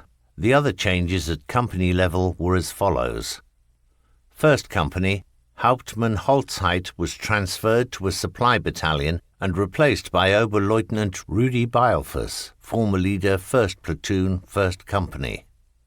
2nd Company, Hauptmann Schuck was replaced by the former leader of 1st Platoon, 2nd Company, Max Wiersching. 3rd Company, following the death in action of Hauptmann Neumeier, his replacement was the former adjutant, Oberleutnant Wulf Koltermann. The entries for operational days in the Saltbuch of Lieutenant Gerd Eichmuller confirm him as leader of 1st Platoon, 1st Company. See also diary entries for Erwin Eichinger, Staff Company, Anton Siegfried and Siegfried Obermeier, A Company. Calendar and diary entries. 25th of September 1944. Siegfried. I drove from the military hospital at Prasnitz to Sichenau and then on to Miliau, where I went to the cinema and spent the night at the Wehrmacht hostel. 27th of September 1944. Siegfried. I was sent by the Frontleitstelle to Nessielsk and joined 2nd Company. From there a horse-drawn wagon brought me to the staff echelon in a wood near Winnica. 28th of September 1944. Siegfried. At 1400 hours I went with the senior paymaster to the Tross for a few days' convalescence. 1st of October 1944. Eichinger. We're at Kroschitzer. We have to destroy a Russian bridgehead west of the Naref. 2nd of October 1944. Obermeier. Russian attack at the Naref. 3rd of October 1944. Obermeier. Fighting at the bridgehead. 4th of October 1944. Obermeier. Fighting at the bridgehead. Eichmuller. North of Serok, Serpov. 5th of October 1944. Eichinger. Hauptmann Neumeier fell. Obermeier. Hauptmann Neumeier fell. Eichmuller, Jersenin, 6th of October 1944. Eichmuller, Jersenin, 7th of October 1944. Eichmuller, height 108. 8th of October 1944. Eichmuller, south of Niestopov. 9th of October 1944. Eichmuller, southeast of Niestopov. Siegfried. I went to the command post and attended the burial of Unteroffizier Lachner, who fell on the 8th of October. Hauptmann Fritz Neumeier is buried there too. On the following day we left the Wiener woods, giving our fallen comrades a last salute as we passed their graves. On our journey towards Machheim, we were attacked by Yabos. 11th of October 1944. Eichmuller, north of Lass. Siegfried, at the support point as radio post. 12th of October 1944. Eichmuller, Tschernov, south of Plusk. Obermeier, Russians broke through. Siegfried, nothing special to report. 13th of October 1944. Eichmuller, Probostwo and Soya. Obermeier, we are west of Machheim. Siegfried, we went into another wood from where, at 09:45 hours, we had to go forward with the commanding officer. On the way, Cardan shaft broke. We are at Bloniafi. Kali is radioing the support point for help. 14th of October 1944. Siegfried. Towards midday, a towing tractor arrived from the recovery platoon. It already had Feldwebel Ruhl's SPW in tow. Ruhl, Fischer and Redl are seriously wounded. We were towed to the repair unit where both vehicles were made operational within 48 hours. Eichmuller. We are on height 107, south of Chieslov. 15th of October 1944. Eichmuller. Height 107, east side Yaklichev. 17th of October 1944. Siegfried. We drove to the support point where I took over the radio connection to battalion, which is engaged in heavy fighting at Rozan on the Naref. 18th of October 1944. Eichinger. Poor quarters at Grudis. Obergefreiter Pospikal assigned as writer. Siegfried. I spent all day until midnight at the radio set. 19th of October 1944. Eichmuller, Yaklichev and height 109. Siegfried. I resumed at the radio set at 0400 hours and at 1000 hours took down a message stating that the enemy has taken a village which we must recapture in a counter-attack. 20th of October 1944. Siegfried. I was relieved by Zeman at the radio because we have to take provisions and ammunition forward during the night. 21st of October 1944. Siegfried. There is a lull. 24th of October 1944. Eichmuller. Bobi, west and southwest of Bobi. 25th of October 1944. Eichmuller. West of Bobi. Obermeier. We are stationed near a Grossdeutschland Panther unit. 26th of October 1944. Eichmuller. Eastwards of Glodov. 7th of November 1944. Obermeier. We are at Zabin-Karnievsky, 2 kilometers from Karnievo. 8th of November 1944. Obermeier. Saw Frau Luna in the cinema at Karnievo. Gerd Eichmuller. Impressions of 16 days of operations. After approximately 2 months of defensive battles in Army Group Centers sector, we had so dampened down the Russian strength that at first they gave up the idea of launching out from their 2 strong bridgeheads at Rozan and Nazielsk on the Naref River north of Warsaw. Panzer Battalion 507 was therefore able to spend 4 weeks recuperating from the strain of fighting these endless retreats and to lick its wounds. As I recall, a large section of the battalion laid up in a sparse wood, which was soon converted into an assembly area for very substantial numbers of our troops. It was there that I got to see the King Tiger for the first time, with which the newly formed Panzer Battalion 505 had been equipped. On the 4th of October 1944, we began the attempt to crush and, if possible, eliminate entirely the bridgeheads on the River Naref. That day, the Tiger of my company commander, Oberleutnant Beilfuss, was hit, killing the driver, while the commander himself was seriously wounded and had to be transported to military hospital. As a result, I was called upon to take charge of 1st Company, an unexpected task for which I was unprepared. From my Audiobook entries, I see that this attack occurred north of Serok, that is in the sector of the Nazielsk bridgehead. There now followed 5 full days of operations, details of which I no longer remember, except that on the 5th of October, my former commander in 3rd Company, Hauptmann Neumeier, lost his life. 1st Company lost platoon leader Oberfeldwebel Zulauf, his driver and gunner, to a pack hit.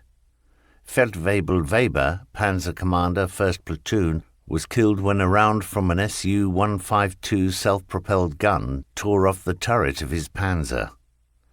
That the aforementioned 6 days of battle, the last was my 23rd birthday, not only involved heavy casualties, but were also extraordinarily tiring, can be seen by the fact that during an attack made by our company on a broad front as part of a larger unit, I fell asleep in my commander's seat and only awoke when my gunner, who must have noticed how silent I had become, gave my left leg a strong shaking. The numerous mines sown by the Russians to complicate our penetration of their bridgeheads caused us great vexation. I can still picture myself and my crew on our knees, stabbing into the ground with long metal rods trying to locate mines and render them harmless. Nevertheless, my panzer was not spared running over these evil things. Twice they knocked us out with track damage. Such repairs as were possible with the tools we carried aboard were always nerve-wracking. Apart from the heavy labor involved, repairs were not only carried out under pressure of time, but occasionally also in the greatest danger, for mined areas were almost always under enemy fire, whose purpose in being there was to finish off the lame ducks. In connection with mines, whose explosions permanently damaged my rather sensitive hearing, I remember that a panzer of my platoon, or in any case of 1st Company, whose gun muzzle was about 2 meters behind my turret hatch, fired a round while I was surveying the area with binoculars. The sudden tremendous noise and air pressure threw me back into my seat, perforated my left eardrum, made me completely deaf for several hours, and condemned me to live evermore in the world of the hard of hearing. After that 6-day spell of operations, I was given a rest day, followed by another 5-day spell of combat, my last 2 days, as recorded in my Audiobook, being west and southwest of Bobi on the 24th of October and east of Glodov on the 26th. To my relief, on the 29th of October, Oberleutnant Beilfuss returned from military hospital and resumed command of 1st Company.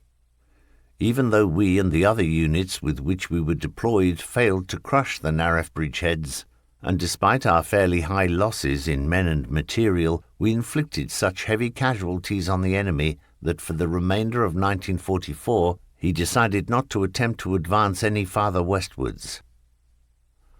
Kurt Kramer, Hauptmann Neumeier's last day. Decades after the lost war, there is so much we have forgotten or repressed. We found that there have been more important things to do than write up the past. In addition, today we see much from another angle, that is to say, from the perspective of men of pensionable age, who remain amazed that they survived those events which broke over their untroubled youth. Certain events are stored in our memories with astounding clarity, those which cheered us in our dour times, others because they haunt us still, for having robbed us of part of the protective shield of comradeship. I refer now to one of the latter. On the evening of the 5th of October 1944, 3rd Company had taken up a position on the edge of a wood. Our mission was to prevent expansion of the bridgehead which the Russians had built at Nazielsk, near Ryazan, across the Narev River in an approximately northeasterly direction. Before us lay a slight downward slope which provided a good view. In the distance, half hidden behind a rise in the ground, was a village, and down there, too, was sure to be an anti-tank ditch. Of the enemy there was no sign. All we heard of him was light artillery fire coming from the distance. Everything pointed to a quiet night. Radio silence was in force. This meant that radio operators had to maintain a listening watch and not transmit except in an emergency. Shortly before, we had been able to hear the Russians on our frequency, which meant that they could probably hear us. This was also the reason why the company commander had gone on foot that evening to give the platoon leaders their last instructions for the night. Because the command panzer was non-operational, I had transferred into another panzer with Hauptmann Fritz Neumeier, as was customary for the senior radio operator, and I was now waiting with the rest of the crew for the commander's return. Fritz Neumeier belonged amongst those officers who could command a unit with a light touch. With him, conversation had precedence over an order, and the homogeneous cooperation within the company was more important to him than the constant demonstration of his power of command. Undoubtedly his upbringing played a major role. Raised in Berlin, he brought with him the cheerfulness, the easy manner, and the amiable charm of his home region, which, together with his own calmness and the certainty he radiated, were for him the fundamental principles of command. I became very irritated when, in the absence of the commander and despite radio silence, the completely unencrypted words of a senior officer came over the ether saying that the leader of a certain infantry assault group wanted to speak to the commander of 3rd Company. I began jamming the frequency at once, but the most important part of what he had to convey had already been broadcast. The said officer, a major as I recall, was brought to our panzer on foot where Hauptmann Neumeier had arrived meanwhile. The major reported that during the early evening Russian infantry had infiltrated the village ahead of us, and he intended forcing them out in a single night attack. For this purpose he was requesting the support of our unit. Neumeier deliberated for some time. All panzermen knew how risky such night attacks could be, for we could see little but be easily seen. The large moving target of a panzer offered a fine opportunity to well-camouflaged anti-tank defences at night. At the urging of the major, Neumeier finally decided to provide the protection requested, but not the whole company, on account of the risk. So far as I recall, there were only 2 or 3 panzers which felt their way slowly forward through the darkness under Neumeier's command. He was leaning well forward out of his hatch, while I also stood up through my hatch so as to spot any obstacles in the terrain or signs of the enemy. Soon we reached the anti-tank ditch. It was only 2.5 meters deep, but had very steep sides. As it was impossible to cross the gap, we veered right and drove alongside the ditch in the hope of finding a crossing point. This course of action showed the enemy our side profile. Everything remained quiet, however, and the tension in the panzer gradually lessened. After several hundred meters, we found a place where the ditch had not been completed, crossed to the other side, and drove back to opposite the point from where we had made the detour. Then we turned right again and headed on course for the unseen village in the darkness. Because of our now assumed proximity to the Russians, I had meanwhile resumed my seat, but when I glanced back I noticed Neumeier still standing up in the turret. Over the intercom I suggested that he should lower his head a little. "No worries," he laughed back. "I'll be paid for it in the end." Those were the last words he ever spoke.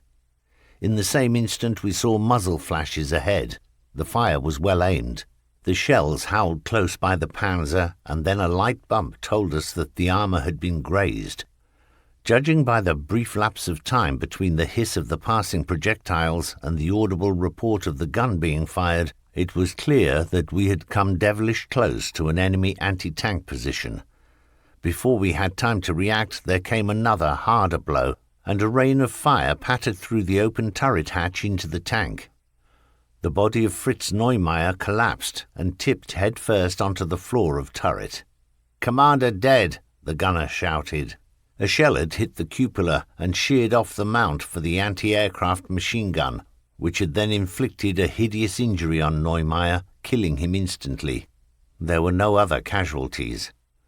As the senior NCO, I now took command and ordered an immediate pulling back in order to get crew and panzer out of the danger zone. The driver, Schmidt, did not react at first. Perhaps the intercom was temporarily out. Not until I gave him a blow in the back with a hammer did he get the message, and finally we rolled back, still under fire. Then abruptly my fatal error became apparent.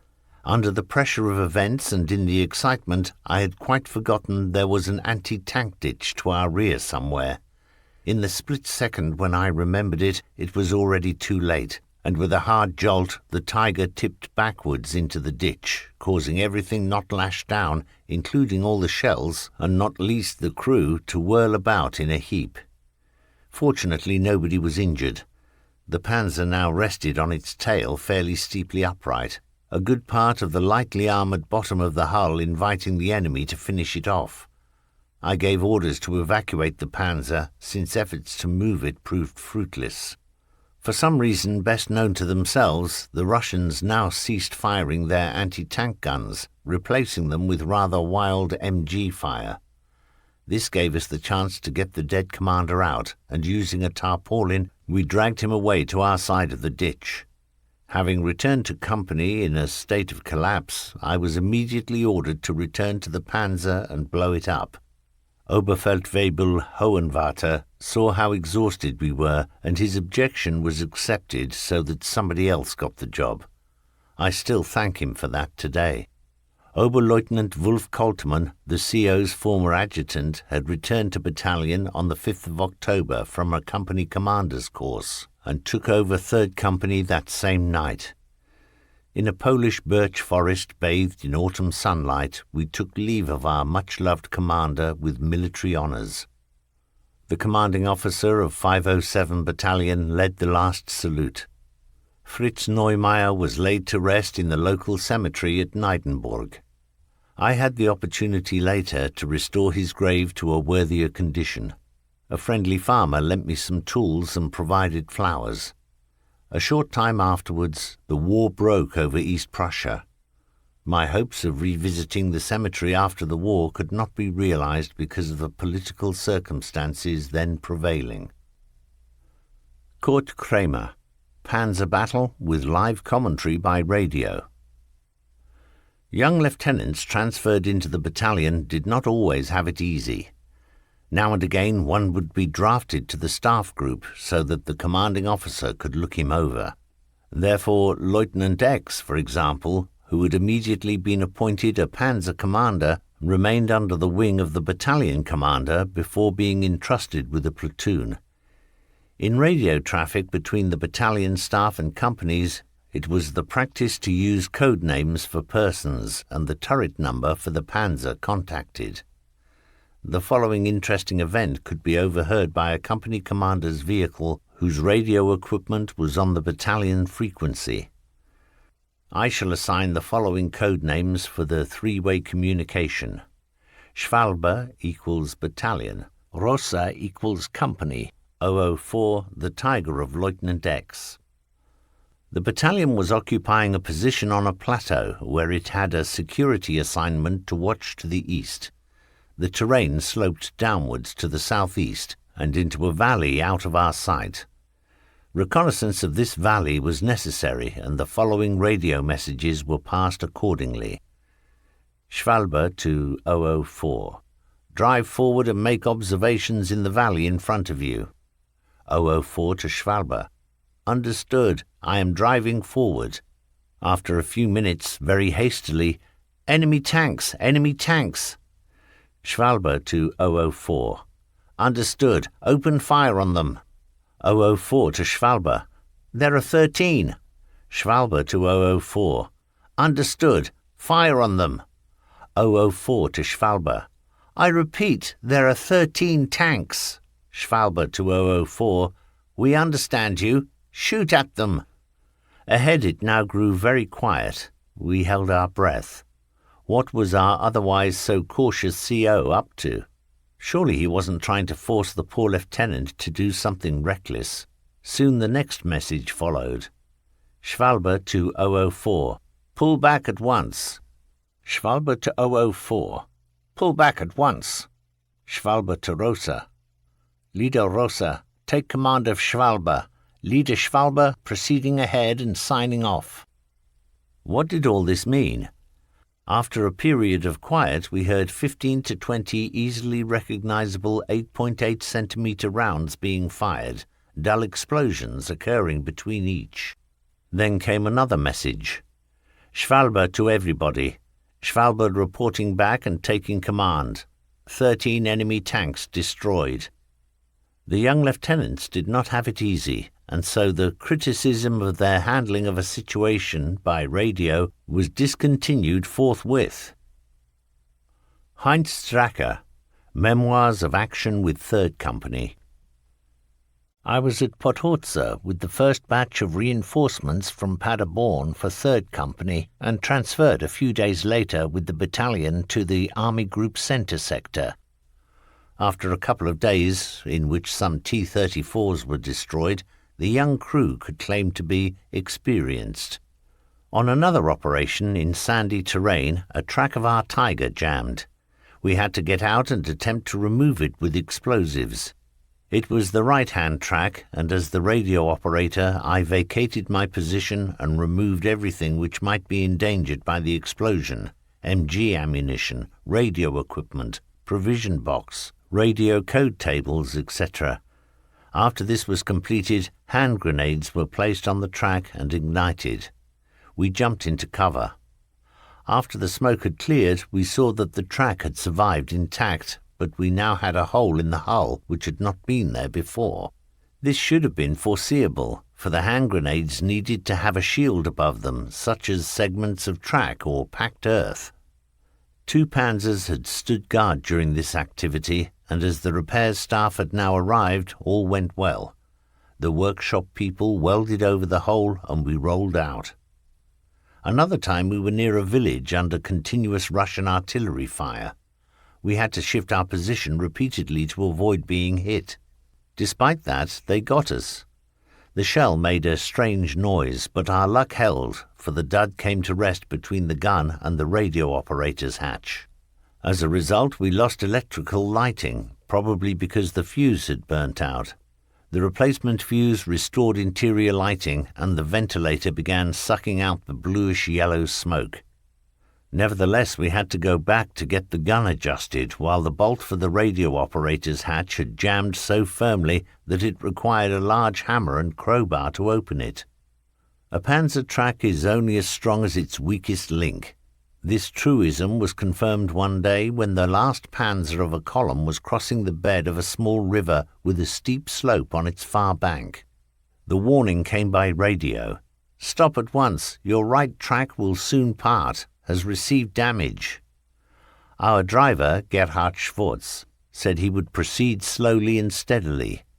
In this way we reached the slope, ascended, and found a safe spot to change 2 sections of the track, of which more than half had been shot away. Here the weakened track had been strong enough. Gerhard Schwartz fell later at Sichenau, when we were no longer together. After a mission, we returned to the assembly area, where we had plenty to keep us occupied, refueling, reammunitioning, collecting rations, cleaning weapons, caring for our panzers, etc.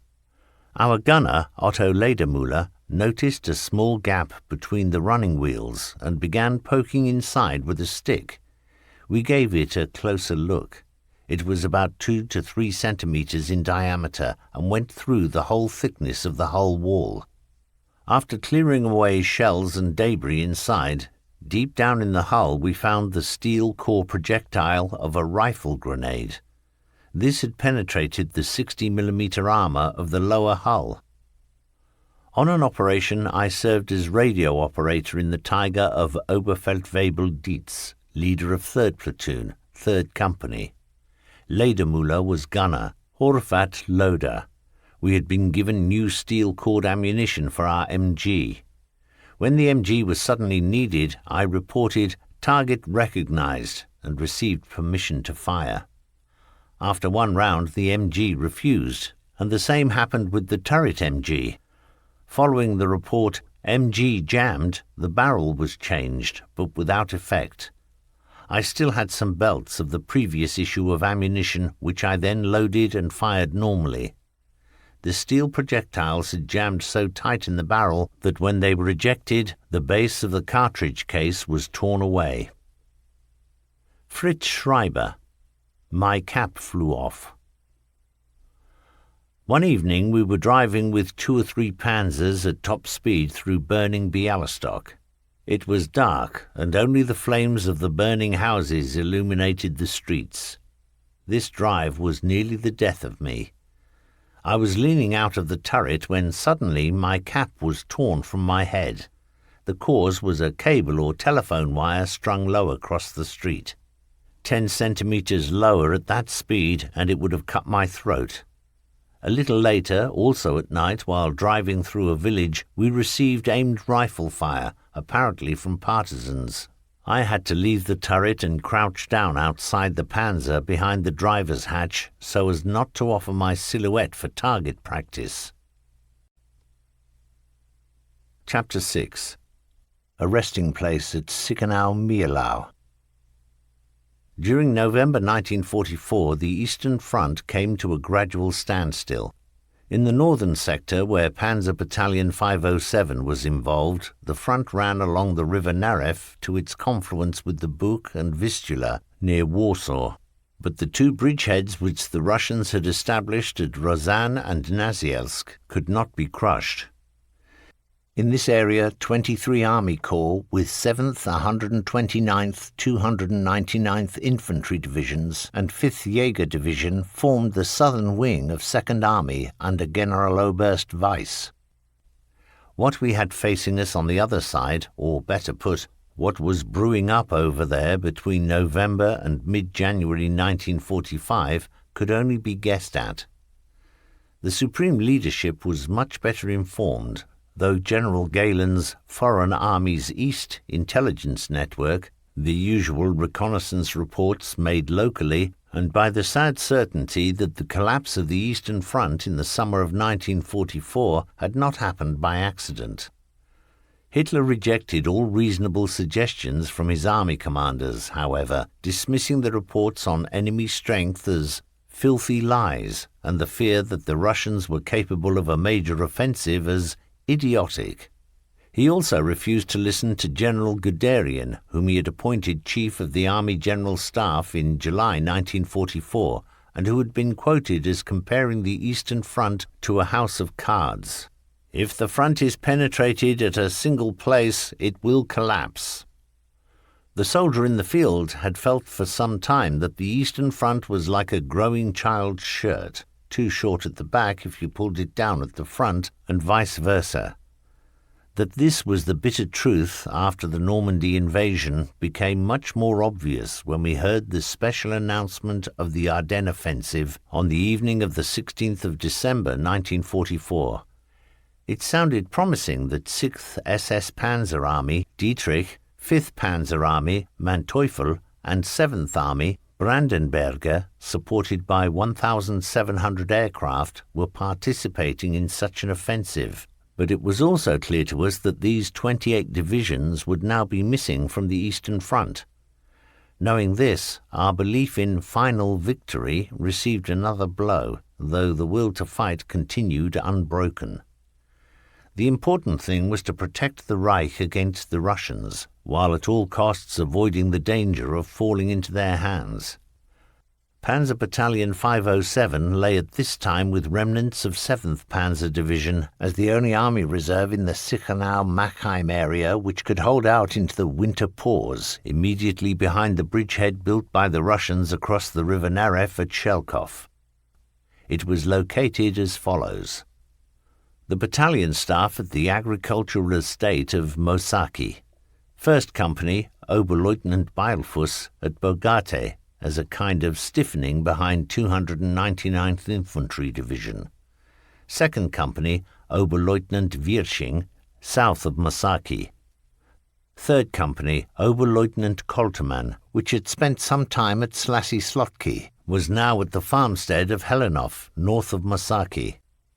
Supply Company, Hauptmann Müller, mainly at the Wroblev estate.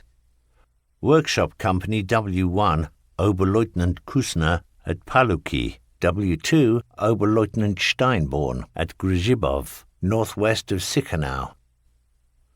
From sober reflection on the situation, it was clear that in these 2 months the entire battalion had no choice but to bring panzers, wheeled vehicles, weapons and reinforcements to the highest state of readiness, while allowing for rest and recuperation. Calendar and diary entries. Erwin Eichinger. 9th of November 1944. Memorial Day for the Fallen was held at a farmstead at Grudusk, together with Panzerjäger Battalion 560. 17th of November 1944. Savati Torsky. Further changes in personnel made to economize on manpower. 20th of November 1944.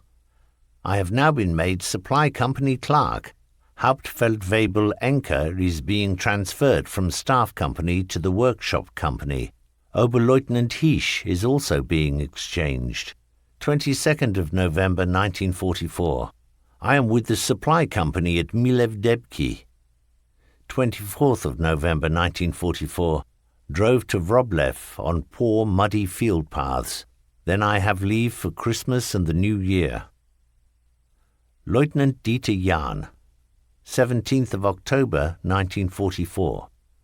At the end of the gunnery instructors course at Putlos, returned to Reserve Battalion 500, Paderborn, Unit Black, which is the corps for the formation of the new Panzer Battalion 513 transferred to Bentfeld, west of Paderborn.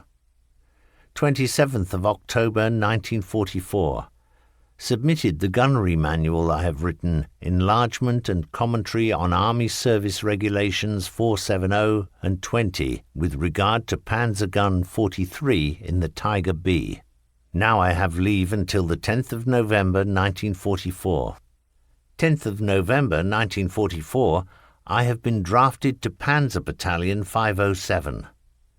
15th of November 1944.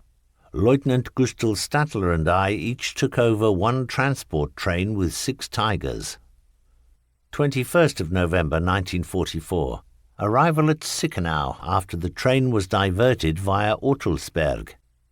I have been introduced to officers of Battalion 507, Commanding Officer Hauptmann Schuck, Oberleutnants Koltermann, Kusner and Meissner, Stabsarzt Dr. von Malferer.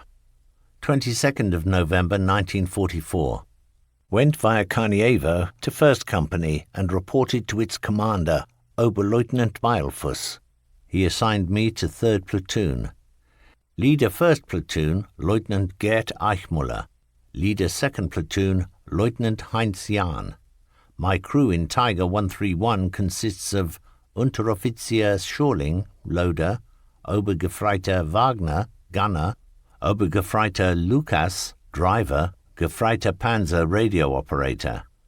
Leo Stuckler was appointed loader later. Georg Reinhardt has been promoted to Oberleutnant. 31st of December 1944. I have to take on the instruction and general welfare of the reserve officer applicants. 1st of January 1945. By Volkswagen to 299th Infantry Division and 7th Infantry Division. The major Russian offensive is expected to begin on the 11th of January 1945. Stabsarzt Dr. von Malferer at Mosaki. Drove to 5th Jaeger Division and 129th Infantry Division. 13th of January 1945. End of peace and quiet. Anton Siegfried, 6th of January 1945. Went on leave. His last diary entry. Hauptmann Johann Baptist Müller, CO Supply Company.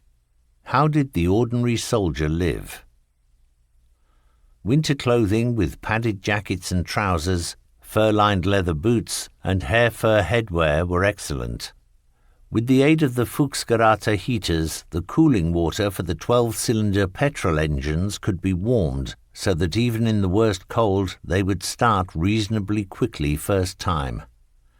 Not far from their well-camouflaged Tigers and protected by hedges or similar against snowdrifts, the Panzer crews lived in earth bunkers 4 meters deep, the roofs being protected against artillery fire by wood beams and earth.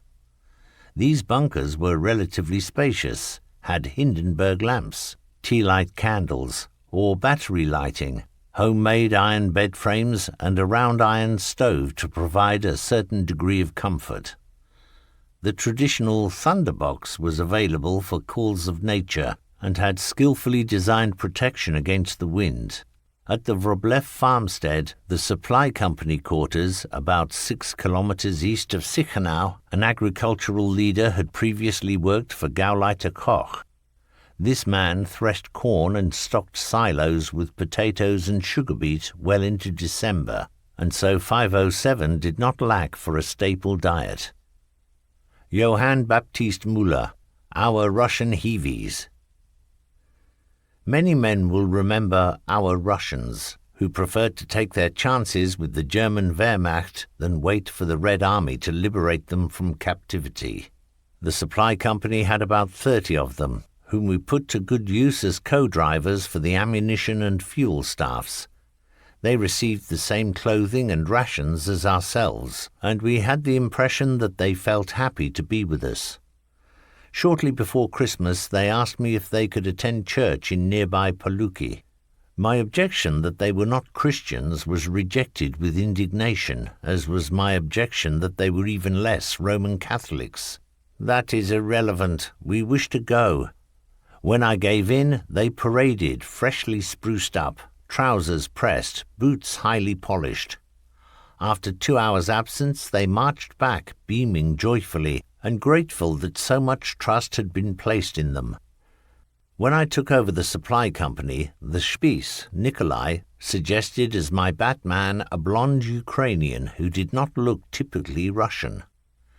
Nikolai was reliable and always ready to lend a helping hand, but fate did not favor him. In early 1945, he was at Göttingen station fetching fuel from tanker wagons when USAF bombers appeared and attacked the railway yard. Nikolai ran off to find shelter and on the way was killed by the blast of a near miss. Honor to his memory.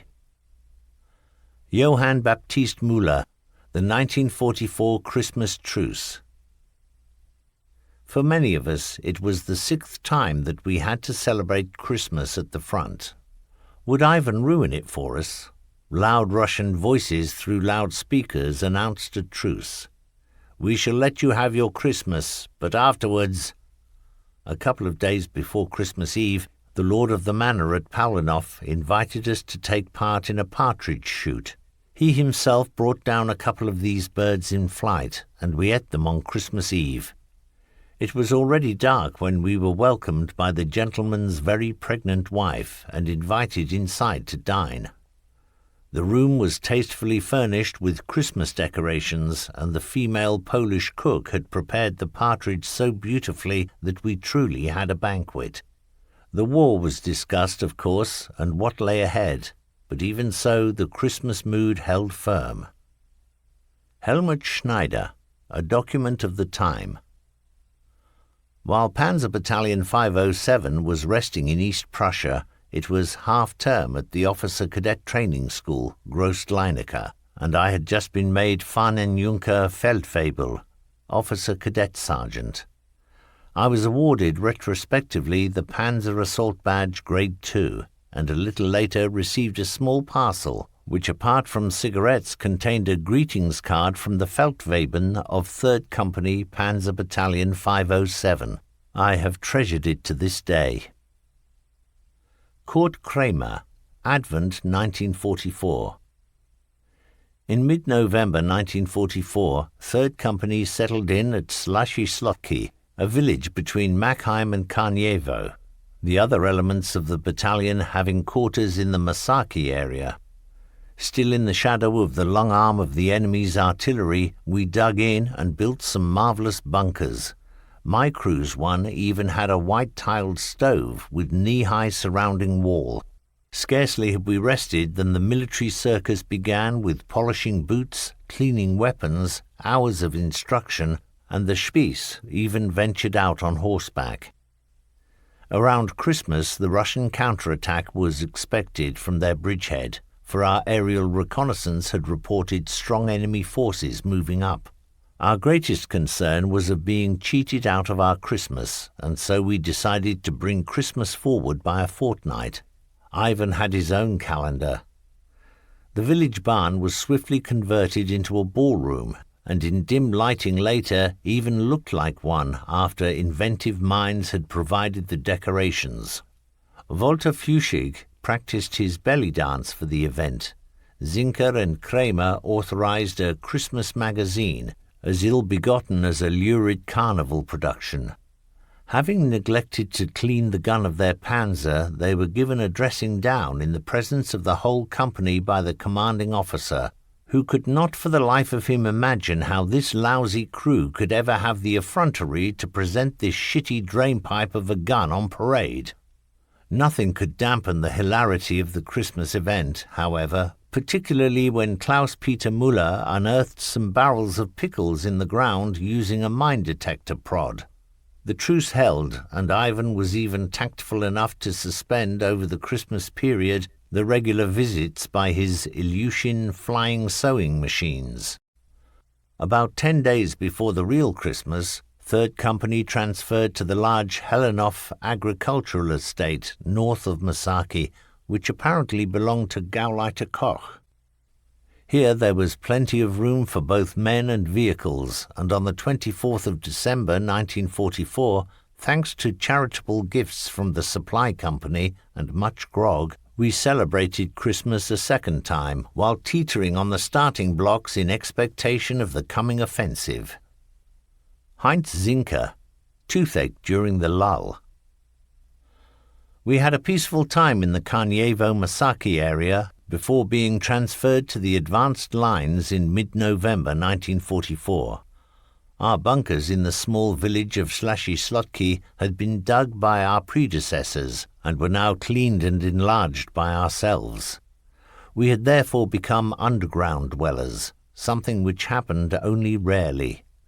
The front, or in any case our sector, remained relatively quiet, except for the usual tension at nightfall when Soviet biplanes, which we called Rollbahnstenser, wandered the skies, dropping bombs at random. Worst of all was their monotonous engine noise, often of hours' duration, which could be heard whether distant, close by, or overhead. When it stopped, we knew there was going to be an attack. The pilot would search for the tiniest source of light and then rake it with bullets. I hated these pests with a passion. Not far from our bunkers were modest huts and large straw-covered buildings like barns. We poor soldiers rummaged through all these structures. What furniture and appointments we found were not worth the trouble of removing them. It was then decided to inspect the earth floor more closely, and using the mine detector probe, Stabsfeldwebel Mansnuther began an intensive search. He was rewarded by discovering that the former occupants of the village had dug deep to store their emergency rations in wooden barrels containing sides of bacon floating in a salty broth. This was very welcome, these being rich in fat. All the floors of all the buildings were eventually dug up and more discoveries made. Some of it tasted of train oil, but we didn't complain. The fat in them was the important thing. The weather was tolerable, the cold not too bad, and snowfall modest. Then I developed severe toothache. There was a dentist's surgery, or better said, a portable container of instruments in the neighbouring village about 3 kilometres away. The way there seemed long, but worse are my memories of the road back. The anesthetic was a spray. While he was attempting the extraction, the tooth broke. The rest was sheer torment. The spray lost its deadening effect, if it ever had any, on the serious inflammation, and the dentist's light to work by was a torch held by another patient. It was already dark by the time the root was removed, which coincided with the arrival of the Rollbahnstenser, dropping his payload nearby. More dead than alive, I made my way by night through the dark woods, fortunately marked by any number of signposts, which enabled me to find my way back and not end up on the other side. Die Pranke, Big Paw. During the rest period at Sichenau-Mielau, there appeared for the first time Die Pranke, the newspaper of a Viennese Tiger Battalion, edited by the late Lieutenant Dr. Hans Moll, and published in 4 numbers, of which the originals and copies have survived. Issue number 1 came out on the 20th of December 1944, the 29th birthday of Hauptmann Fritz Schuck, the CO, who wrote the foreword. Schuck, former commander of 2nd Company, had taken command of the battalion on the 15th of August 1944, after Major Erich Schmidt transferred out. Issue number 2 appeared on the 5th of January 1945 and looked at the year 1944 in retrospect, when our operational areas had been Tarnopol, Brody, Lemberg, Olesko, Suchadola and Kovel. Oberleutnant Max Wirsching was given special mention for having kept open the supply road to Brody while leading elements of 2nd Company. On the 20th of April 1944, Operation Tarnopol had ended. Oberst Frieber and Major Schmidt had both been awarded the Knight's Cross, and the battalion had been moved to the Army Group Center sector to concentrate its efforts on trying to eliminate the 2 enemy bridgeheads on the Naref. According to Die Pranke, during the 77 days of operations, the following were destroyed: vehicles, 252 tanks, 80 self-propelled assault guns, 8 prime movers, 1 armored personnel carrier, 14 towing tractors, 72 lorries, 218 horse-drawn wagons. Weapons, 74 field guns, 705 pack or flak guns, 2 automatic guns, 55 mortars, 14 heavy MGs, 135 anti-tank rifles. Enemy troops, infantry amounting to 9 regiments and 2 companies. Between the 23rd of March and 17th of November 1944, our repair staff and the workshop company restored to serviceability 488 Panzers and 407 wheeled and half-track vehicles. The achievement of the 4 repair groups of our fighting companies and staff company was quite outstanding. There was almost no day involving our contact with the enemy on which they did not have to go forward as flying workshops to repair immobilized panzers, exposed on many occasions on the battlefield to enemy artillery and heavy mortar fire and fighter bombers. Issue number 3 of Die Pranke appeared on the 16th of February 1945 and the 4th and last issue on the 2nd of March 1945. Some of the contents can be read later in this chronicle. The editor would like to make today's reader aware that Die Pranke appeared in the closing months of the war when the paramount interest was survival. For some time the man in the field had not had much enthusiasm left over for political tomfoolery, but there was no way he could ignore it. He received regular injections of the political picture of the enemy. In reports and orders, it was no longer the enemy who was spoken of, but the Bolshevists, which meant for the common soldier, Ivan.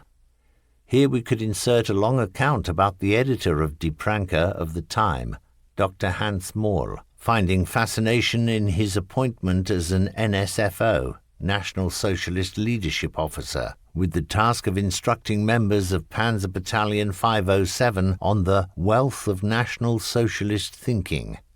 As with all authors, our dear Hans Moll contributes his own experiences in the passages that follow. Chapter 7. The Fighting Between the Narif and the Vistula. Situation Report. On the 12th of January 1945, the major Russian offensive began. In our sector, however, it was still quiet. It was known that we had opposing us 2nd Belarusian Front under Marshal Rokossovsky, but had no idea of its makeup. As we were to discover later, it consisted of 5th Guards Tank Army, 2nd Assault Army, the 47th, 48th, 49th, 65th and 70th Armies, 3 Guards Cavalry and 7 Mechanized Corps, and 1 and 8 Guards Tank Corps.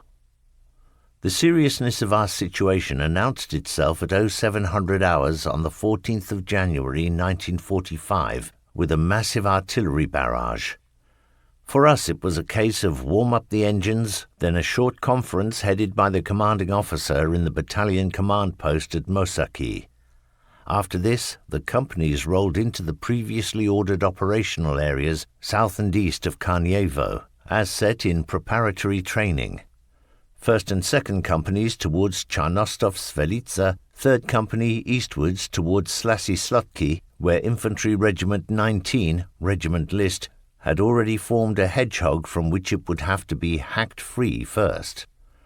On this first morning, and in the days of battle that followed, we soon appreciated that the Russians were carrying out their attacks with a ruthless deployment of men and materials. We also noticed particularly the appearance of massed armor in the form of the heavy Russian JS-2 Joseph Stalin tank.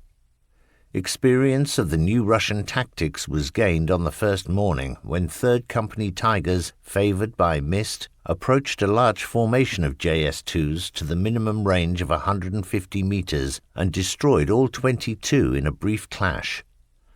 An undoubted advantage for us was the significantly higher rate of fire of our 8.8 centimeter gun as against the 12.2 centimeter gun of the JS-2, which used 2-part ammunition. Knowledge of this fact helped alleviate our fear of this new tank from the first day. Our commanding officer, Hauptmann Schuck, was wounded, though fortunately only lightly, on the opening day of the Russian offensive, and so was absent for a few days. During this period, the commander of 2nd Company, Oberleutnant Max Wirsching, took command of the battalion, bringing it carefully and successfully through the perils of the next few days. Now the high morale, excellent fighting spirit, and good standard of training of our battalion proved itself, and by the end of the 2nd day of combat we had destroyed over 100 of the enemy's tanks and assault guns. The extract from the Wehrmacht Bulletin of the 19th of January 1945 reads, Heavy Panzer Battalion 507 under the leadership of Oberleutnant Wirsching in the Sichenau-Prasnich area destroyed 136 enemy tanks in 3 days of heavy fighting. 66 of these victories were achieved in the first 2 days without loss to ourselves. On the 27th of January 1945, Generaloberst Weiss, Commander 2nd Army, mentioned expressly in an order of the day the steadfast defense of the battalion in the Sichenau-Miliau area, where the enemy was forced to halt repeatedly and lost 172 of his tanks. Calendar and diary entries. 14th of January 1945, Sunday. 1st Company, Beilfuss. Counter-attack southeastwards Karnievo. 2nd Company, Wirsching. Counter-attack southeastwards Karnievo. 3rd Company, Koltemann, Slasy-Slotki. 15th of January 1945. Fighting eastwards of Karnievo. Counter-attack and security northeast Marnostov. Obermeier, for A Platoon. Moved to Karnievo. Jahn. Commanding officer ordered me to reconnoiter with 4 selected panzer commanders. We encountered the fiercest Russian defensive fire. In pulling back, my Tiger stuck in a shell crater. Feldwebel Ratacek pulled us out. We returned with damaged panzers but no casualties. The artillery officer with the CO had his 21 centimeter mortar battery bombard the Russian assembly area. Feldwebel Klemmer, whom I had not taken on the reconnaissance despite his request, fell when hit in the head by a shell splinter. Eichinger. Returned from leave. I am with the supply company at Vishny. Hauptmann Schuck has a splinter wound to an eye. 16th of January 1945. Tank battle at Wielkie Gogoli and at Kanajew. Unteroffizier Lehmann fell. Jahn. 30 of our Tigers destroyed, 70 Russian tanks. Our losses 1. Obermeier. Back to Sichenau. 17th of January 1945. Jahn. Oberleutnant Beilfuss ordered me to take the commander of an infantry regiment to his old command post, which, having regard to the way things are, must have been in Russian hands for some time already. Immediately behind a railway underpass, we came across a formation of enemy tanks on the move. We destroyed the 2 leading Joseph Stalins and made off. Obermeier. The leader of the reconnaissance platoon, Lieutenant Moser, has fallen. 18th of January 1945. Jahn. During the night we looked for Feldwebel Behrendt in wooded country, and in connection with that, led by Oberleutnant Wirsching, brought out the surrounded wheeled elements of the battalion. 19th of January 1945. Jahn. In 1st Company we still have 6 Tigers operational. The gun of my own Tiger was damaged when a German assault gun reversed into me in a narrow village road. We destroyed 3 tanks from an enemy column shooting down from a height. At Zrensk we just managed to cross a bridge before it was blown up. The road into Bietzen was blocked by a retreating division, probably the Hermann Göring division. I had to perform security for the 6 operational Tigers. At night I was ordered back to the Gut-Tepsin supply base, where the lightly wounded CO, back from military hospital, took command of the battalion again. Obermeier. In the early morning arrived at Ruppin, continuing to Strasbourg. 20th of January 1945. Obermeier. Retreating through Goslarhausen. 21st of January 1945. Obermeier. In the morning we arrived at Graudenz. Kusner. On the retreat to Graudenz, the workshop company served as a collection point for battalion members without panzers. Heinz Zinker. The beginning of the Russian offensive, 14th of January 1945. The time passed in endless waiting, roll calls and cooking, until at last on the 14th of January the Russians unleashed their great winter offensive. A carpet bombardment by their artillery covered our entire sector and awoke us early. It was a morning of thick fog. Attack is the best form of defense, and so we manned our panzers and advanced into the P-Super. Warning was given of enemy tanks, but it was some time before we came across them. We halted from time to listen, forming up as a company. There was zero visibility, and a picture of events was only possible by radio. Our panzer, the 3rd Company Command Panzer, halted again. The path we had been following had a slight downward slope and then turned left. We could hear the noise of tank tracks close by, but the enemy was too far away at 50 meters to be made out.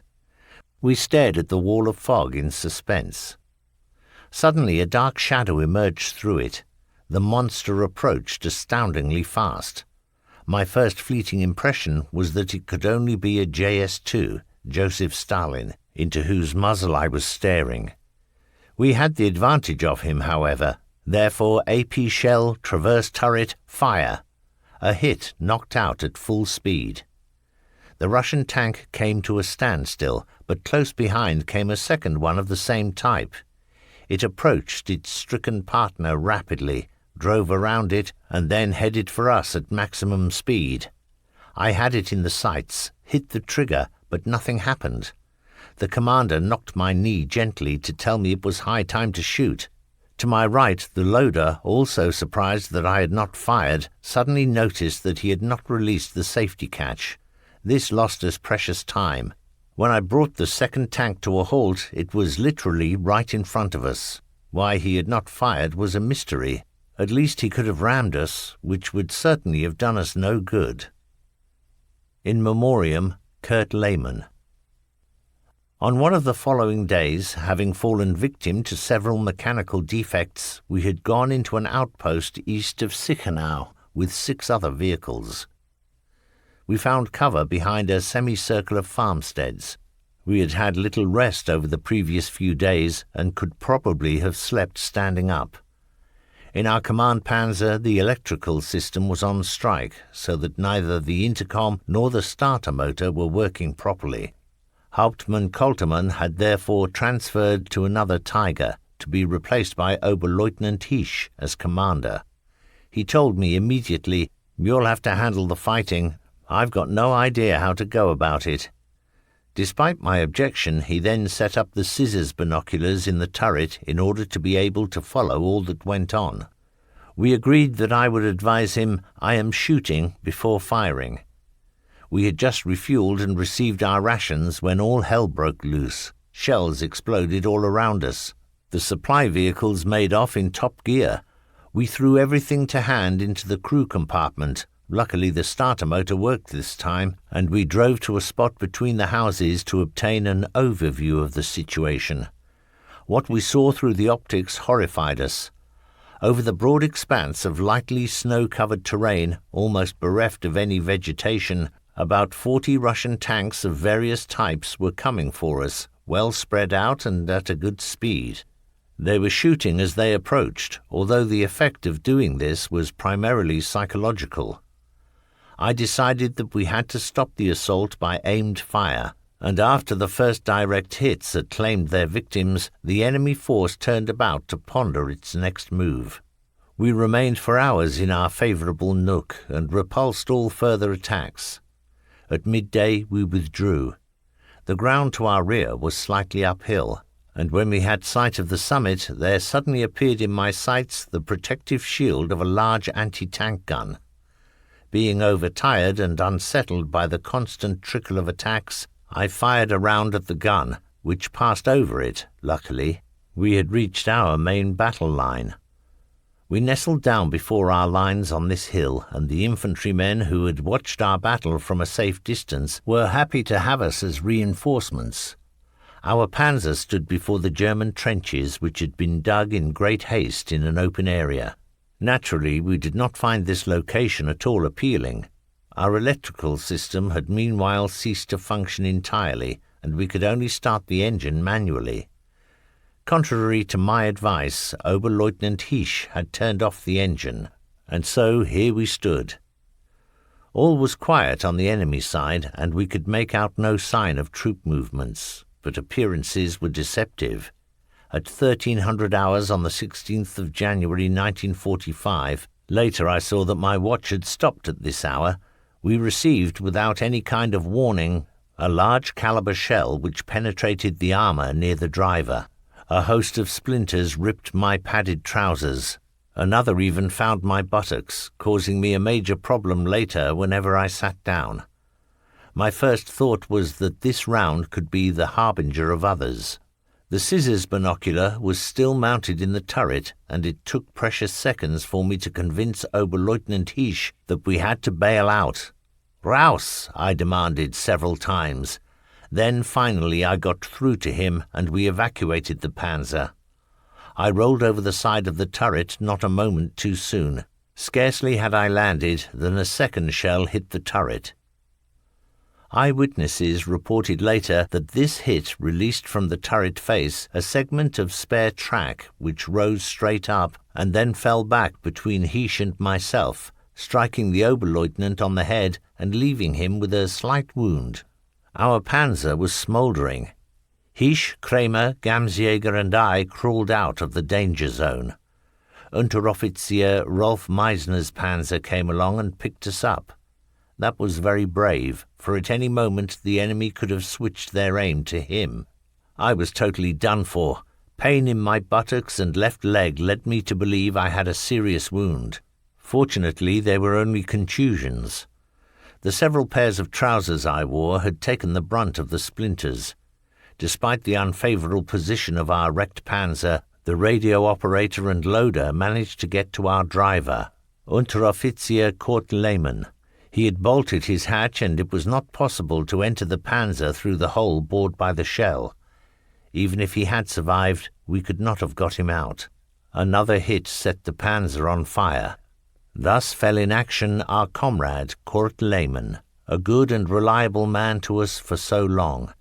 Kurt Lehmann was appointed driver of Panzer 331 under the command of Oberfeldwebel Dietz when Battalion 507 had been formed. He was the only member of the original crew not to survive the war. Kurt Kramer, my last operational day in the East. Because the 14th of January 1945 fell on a Sunday, Reveille was set for 0800 hours, but we were awoken an hour earlier by the Russian artillery barrage. Within a short while we were ready to roll and had orders to advance southwards in order to link up with 2nd Company after crossing a highway. This proved to be impossible because of thick fog. Although spreading out was not feasible for the same reason, we knew the terrain from sandbox games. Instead of 2nd Company, 2 JS-2 tanks appeared unexpectedly at 50 meters range. Zinker neutralized these with 2 hits to the turret after a ricochet. The fighting around Karnievo lasted 3 days in all, in the course of which the Russians lost 134 tanks destroyed by our battalion alone. We had hardly any losses, but naturally the usual technical breakdowns. On the 15th and 16th of January, 3rd Company was involved in heavy fighting west of Karnievo, in the course of which our Panzer was damaged and abandoned, and our driver, Kurt Lehmann, fatally wounded, as reported by Zinker before. Although until then we had prevented the breakthrough by the enemy, who apparently had inexhaustible reserves and could bring up streams of reinforcements, the front had to be pulled back eventually, because the Russians had broken through on either flank of our sector. As I remember, it was on the 17th of January, close to Sichenau, when we ran into another strong tank formation while having only 6 or 7 of our Tigers operational. Towards dusk, when we went in search of quarters in a small village and had left our Panzers, a great body of Russian tanks, estimated from 40 to 45, streamed down the opposite slope and headed spread out for our village. Shouts of "Alarm" and "Mount up" rang out simultaneously. We opened a tremendous cannonade, leaving 25 enemy tanks immobile or burning, while the survivors fled back up the slope. Unteroffizier Rolf Meisner reported 7 kills, ourselves 3. I do not remember who else contributed. Apart from a few hits sustained and 1 breakdown with sprocket damage and brake failure, we had no losses. In this case we had had a distinct advantage over the attackers because they had had their work cut out to distinguish between buildings, poultry sheds and so on, and our half-hidden Panzers. After the 10-minute-long encounter, we took the damaged Tiger in tow and left the inhospitable village. The western horizon was still reddish when we discerned the silhouettes of 12 Yups, Joseph Stalins, proceeding parallel to us in the same direction. "We will attack them," Kolterman said over the intercom. I glanced at the driver. He tapped his temple meaningfully. I did the same, then said, totally without emotion, "We will not attack them." It fell deathly quiet above us in the turret. After a while I continued, "We have only 3 AP shells left and are towing another Panzer." At that time we did not know that our gun was also damaged after receiving a hit on the cylindrical mantle during the previous action. Only after a long pause did we hear, "In order." After that we 4 probably had the feeling that we had dented military discipline but not caused it to collapse.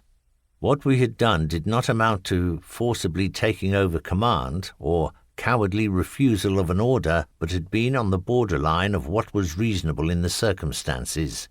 Nevertheless, I did not hide the fact that I was shitting myself, for it was certain that we would have hardly stood a chance if the order had actually been carried out. By coincidence, that 17th of January 1945 was my last operational day on the Eastern Front. Koltermann gave me the job of using the non-operational command panzer to tow the damaged Tiger to the workshop at Milau.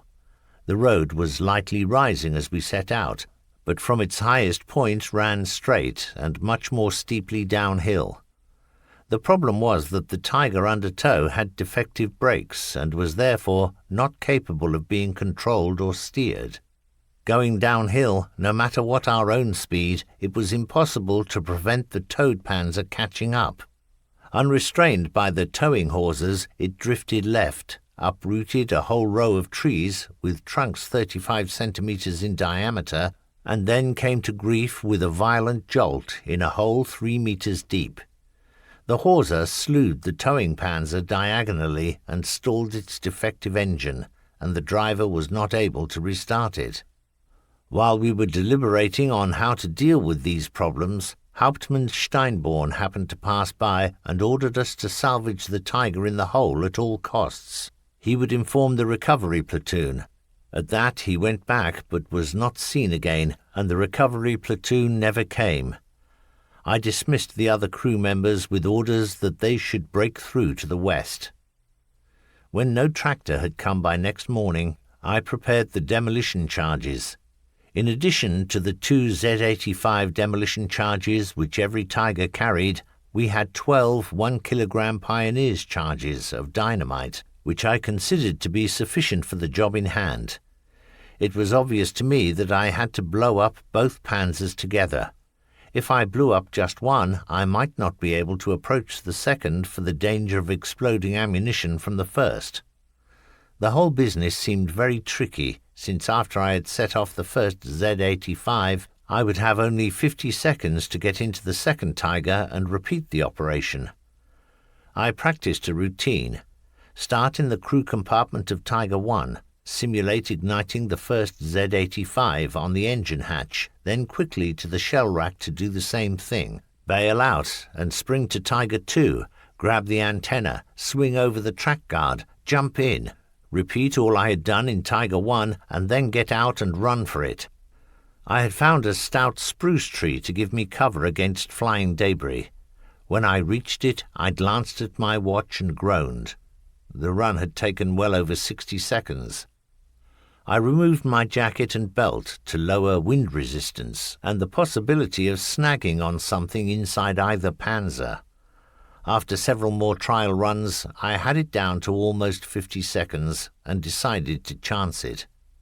I stuffed my combat pack with 3 or 4 salamis, which Sepp Placek had organized, 2 loaves of army bread, an adequate reserve of ammunition for the machine pistol, and then sat at the edge of the road and waited for whatever would come first, the recovery platoon or Ivan. Using the commander's excellent binoculars, I surveyed the area. To the east nothing stirred, although through the trees a village with small houses caught my attention. It was some while before it struck me that these were not houses, since they were moving forward, but Russian tanks spread out wide and heading westwards at top speed. Now I was forced to act. Everything went off without a hitch. Scarcely had I reached the spruce tree 20 meters away than the first charge went off, but not so loudly as I had expected. The dynamite charge I used on the second Tiger brought about the desired fireworks. The powerful explosion literally tore the panzer apart, causing a hail of steel and wood splinters to whiz past my ears. I was fully protected, however. The force of the blast lifted off the turret and dropped it a few meters nearer me. I buckled up, hung the lights binoculars around my neck, put on the rucksack, shouldered the MP-40, and headed for the Reich. 2 weeks later, after playing hide-and-seek with the Red Army, which had meanwhile occupied the territory ahead of me, I saw German soldiers in the distance for the first time. Just east of Graudenz, the VW Kubelwagen of our repair staff, with Oberfeldwebel Hans Strohmeyer at the wheel, pulled up beside me. He told me that I had been reported missing and brought me to the orderly office where I made my report. Filthy and infested with lice as I was, I asked to see the commander. He was busy with paperwork in an office, heard out the smart recitation of my adventures with little interest, and accepted the return of his binoculars with such a meagre Dankeschön that I was greatly disappointed, although I did recognize that in our present predicament he had no use for binoculars. Wulf Koltermann was one of the first company members to visit me in my home province of Baden after the war and captivity, and later we met often. Heinz Thraka, Sand in the Works. During an operation in the Sichenau area, our Tiger had suffered damage to the rear gears, and a new left side set was fitted in the workshop. On the way to a fresh operation, the driver complained constantly of oil spraying around his ears. We called on the repair staff to take a look. Feeling around the drainage tube with a wire brought down oil mixed with sand. The new fitting had been prepared by saboteurs and had to be replaced immediately. This illustrated two important facts. One, a relatively small amount of damage could limit the mobility of a Tiger and put it out of combat perhaps permanently, and two, the battle readiness of our fighting companies depended to a large extent on the operational readiness of our repair groups, who very frequently provided their assistance under fire. Joseph Stalin. Naturally, not the Bolshevist dictator, but the JS-2 heavy tank named after him. The battalion staff issued a dramatic warning one day, "Stalin tanks in action." As we were aware, we had to keep these tanks at least 1,000 meters away if we were to avoid damage or destruction and injury to personnel. On the other hand, our 8.8 centimeter gun was only effective against them at a range less than 1,000 meters. About 500 to 800 meters ahead of us, we saw a strange-looking bush with something like an oil barrel about halfway up. We let this bush have an HE shell which laid bare a Joseph Stalin. Our armor-piercing shell then ended its career. Johann Baptist Müller, Recollections of a Supply Battalion Commander. 2 hours after the Russian offensive began on the 14th of January 1945, 507 Panzer Battalion was sent into action as virtually the only reserve of Second Army. Deputizing for the commanding officer, Major Schuck, wounded at the beginning of the offensive, Oberleutnant Max Wiersching, commander of 2nd Company, took command of the battalion. Therefore, it was not rank or seniority which decided the substitute by line of succession, but experience at the front and proof of worth leading a fighting company. Towards 10 o'clock that night, I had gone ahead to Karniewo into the hot spot to reconnoitre and establish the best routes for bringing up supplies of fuel, ammunition and provisions. In the area southeast of Karniewo, I met 2nd Company on security watch, well spread out through a sparse wood of pine trees. The panzermen spoke of heavy tank battles all day and into the night, in which about 70 Russian tanks had been destroyed for no losses of our own. Other enemy tanks could be seen in the immediate vicinity, and a couple of these monsters could be made out through night glasses. The panzermen were preoccupied by the lack of infantry protection and the fear of Russian close combat troops. Naturally, under these circumstances, refueling and reammunitioning was problematic.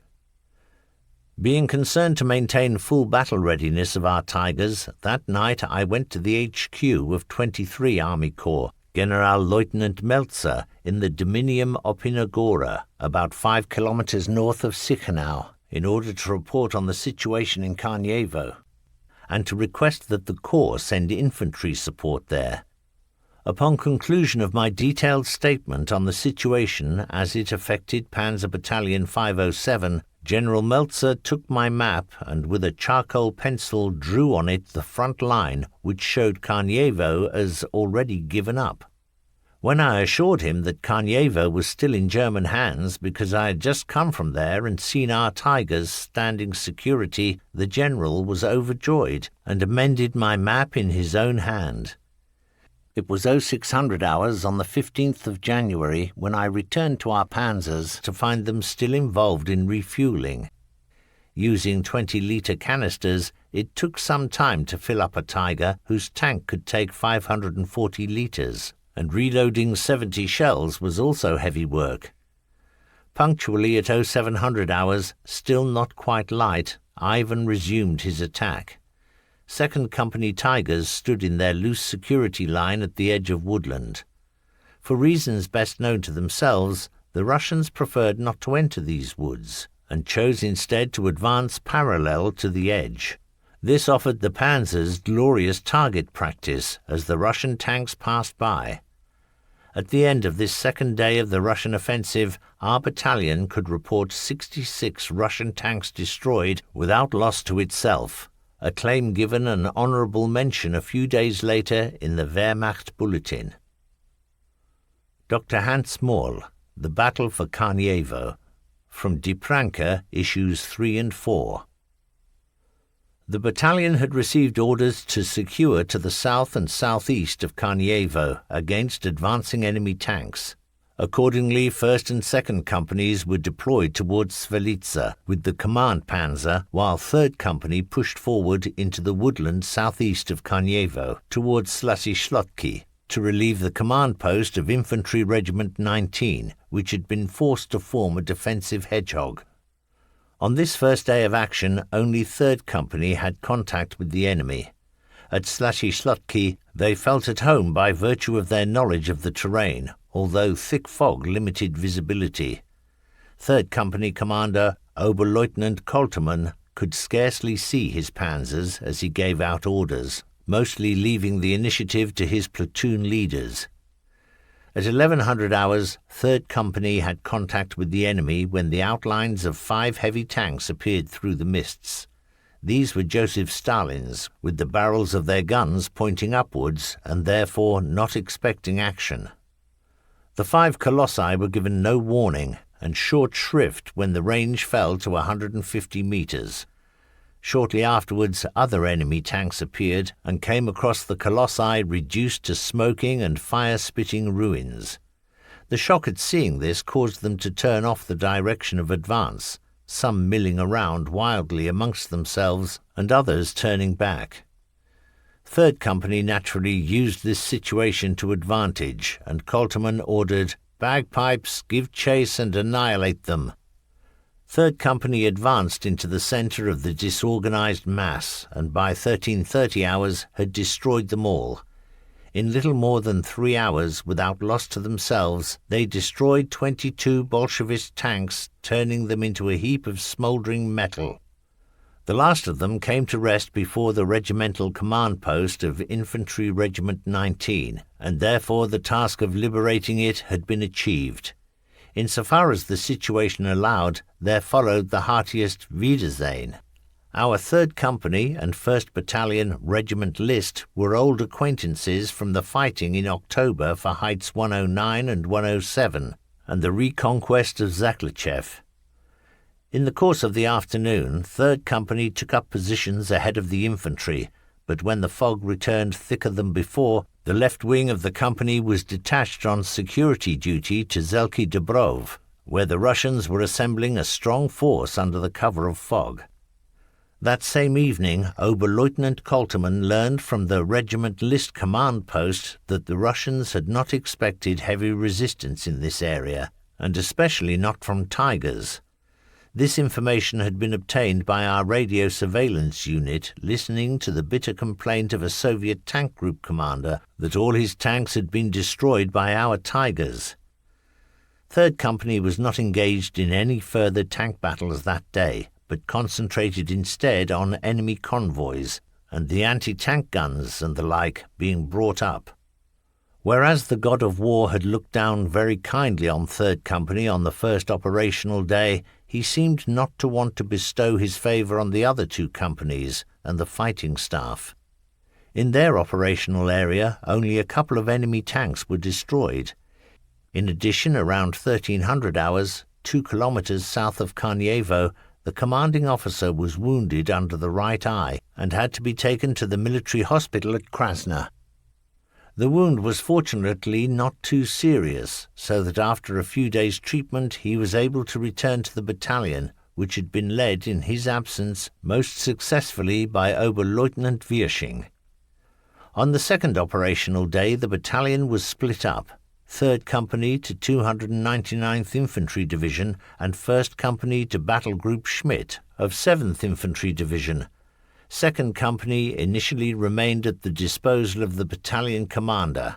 Attached later to 7th Infantry Division, it cooperated with Regiment List as the Russians made their immediate attack on Karnievo.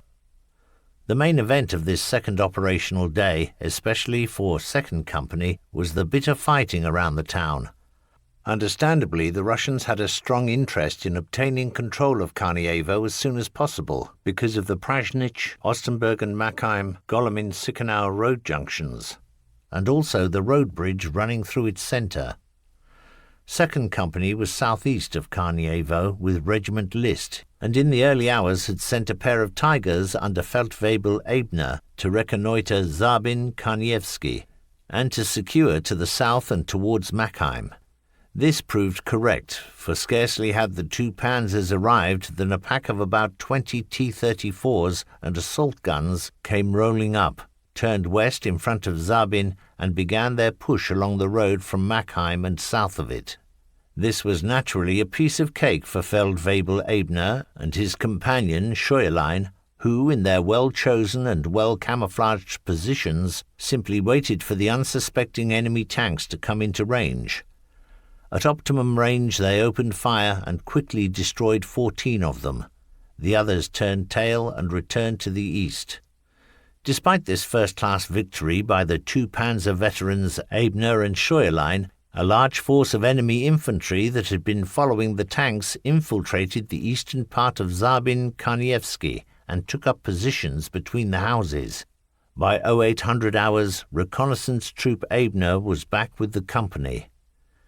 The Russians did not allow their plan of attack to be unduly affected by the fiasco at Zabin, and in the course of the morning another strong fleet of tanks forced its way through the Regiment List security line south and east of Karnievo, the overwhelmingly greater strength of the enemy meeting heroic resistance.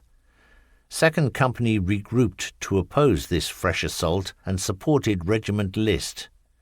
Feldwebel Ebner was now with 3 other Tigers about 600 metres from the northeast entrance to the town. Unfortunately, he was unable to prevent a group of 3 JS2s and 12 smaller tanks, supported by at least a regiment of infantry, from crossing the road about 1,500 metres ahead and pushing on northwards, but otherwise there was a lull here. At about 1500 hours, a single T-34 came from the east, apparently intending to enter Karnievo, and was destroyed by Ebner at a range of 700 metres. Radio surveillance provided the explanation. This tank had made a mistake in the timing and had broken cover too soon. No sooner had we been given notice of this than a group of 4 JS2s and 4 T-34s emerged from the woods southeast of Karnievo and attempted to penetrate the southern part of the town, our own infantry having previously shifted position to the eastern part. Now the battle for Karnievo began. Almost at the same time as this predicted tank attack materialized, the Russians bombarded the town with murderous artillery and rocket launcher fire. Shells of all calibers collapsed buildings, causing many fires. The idea was to reduce Karnievo to rubble and so force out the German troops and their commanders. Oberleutnants Wirsching and Reinhardt were surprised in the open as they made their way back to the command panzers from the commander's bunker, where they had been making contact with 23 Corps by telephone. They made it safely through the hail of fire, creeping and crawling, suffering no more than bruised knees and elbows. Feldwebel Ebner lost sight of the enemy tank group in the smoke and fumes, and when it had cleared, the enemy tanks were already in the town to mop up. Meanwhile, darkness had fallen, and the German infantry had to retire to the north, having sustained heavy casualties from the bombardment. The situation for the battalion had become very difficult. 2nd Company and the battle staff were north of the town, setting up a roadblock facing oncoming movements from Machheim. 2nd Company Panzer commanders Berthold and Stadler had been cut off from the rest by the enemy panzer wedge recently arrived in the town. There was no chance of resisting the enemy pressure from the south. Wirsching therefore ordered the 2 stranded panzers to fight their way through to the rest of the battle staff. Enemy tanks and infantry blocked the roads through Karniewo. Besides the usual confusion and chaos of battle, it was a dark winter's night, the roads lit only by the dancing flames from burning houses. The tank obstacles set up by our troops earlier now threatened to become a mousetrap for our own panzers. They had been very speedily mined by the Russians. The gauntlet had to be run. All obstacles were overcome, and the 2 Tigers roared past the Russians, close enough to shake hands. No man or panzer fell into their grasp. The last of those to break out was Feldwebel Halbritter. In the centre of town, his panzer had been attacked by a T-34, which had been skulking behind his quarters. A hit put his intercom and radio equipment out of action. Halbritter had to leave the turret and lie down near the driver's hatch in order to pass instructions to the driver. Then began a race through Karniewo, first a little way towards Golymin, therefore in the wrong direction. Then he turned and drove through the formations of enemy tanks and infantry which had assembled in the town centre. Wild shooting came from close range, but did no harm, and so Halbritter came through successfully. An equally dangerous but interesting adventure was had by Feldwebel Bloss at the beginning of the tank attack on Karniewo. From the dusk-dark shadows suddenly appeared before him, identified as KV-85s. One of them drove so close to Bloss that a collision occurred. Bloss had to disentangle his panzer from the enemy, reverse as far back as the closest safe range possible, and then fire at the Russian from 20 meters. Almost at once he noticed a second KV-85 behind the first, and dispatched this one too without resistance. Then Feldwebel Bloss brought his slightly damaged Tiger to the northern exit of Karniewo to join all the others. The tank barrier erected north of Karniewo, meanwhile, brought a glorious opportunity to destroy more enemy tanks. From the direction of Machheim, a group of 7 tanks and assault guns rolled up in the darkness, with their rations loaded on 5 lorries proceeding between them. As they reached the wreckage of the single T-34, destroyed by Feldwebel Ebner, which, still burning brightly, provided good light for shooting, they were as good as done for. The entire column was wiped out, beginning with the tail ender.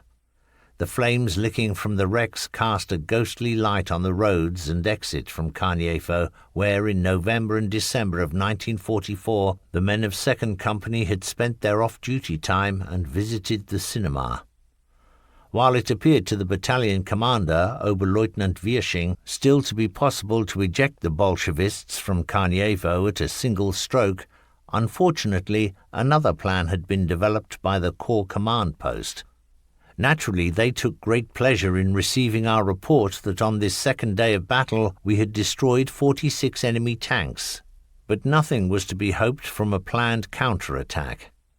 A new main battle line was already under construction, some of it already occupied by our troops, who had recaptured the territory while Battalion 507 was in action against the Russians 7 kilometers in front of them. Corps therefore ordered that the entire battalion should assemble at Konajew for resupply to secure and stand ready to repel an enemy counterattack from the direction of Golymin. Johann Baptist Müller. Further observations of a supply battalion commander. Despite our steadfastness, the front line could not be held by panzers alone, and under pressure of the great numerical superiority of the Second Belarusian Front, had to be pulled back to the line Scharfenwieser-Mielau. Although this prepared position was overrun on the 18th of January by Marshal Rokossovsky, our fierce resistance probably convinced him to change his main direction of advance from Graudenz towards Deutsch-Eylau, which fell to him on the 22nd of January. While his army group then headed north to the Friedrichshafen on the Baltic, we succeeded, though much disorganized, in reaching the Vistula near Graudenz, and assembled there as a company. At this point, mention should be made of the panzer ditches, the building of which had been authorized arbitrarily by the NSDAP, Gauleiter Erich Koch, without consulting the military authorities defending the East Prussian homeland. The main panzer ditch ran along the front sector in which 507 Battalion faced the Russian offensive, about 2 kilometers north of Karniewo towards Wroblew and a little to the south of Sichenau. It did not present the Russians with too much trouble, while for 507 it was almost a mousetrap when involved in combat against them or retreating, as will be explained in reports later in this chronicle. Some of the crossings or fords had been blown up prematurely by our pioneers, which also made things difficult, if not impossible, for us.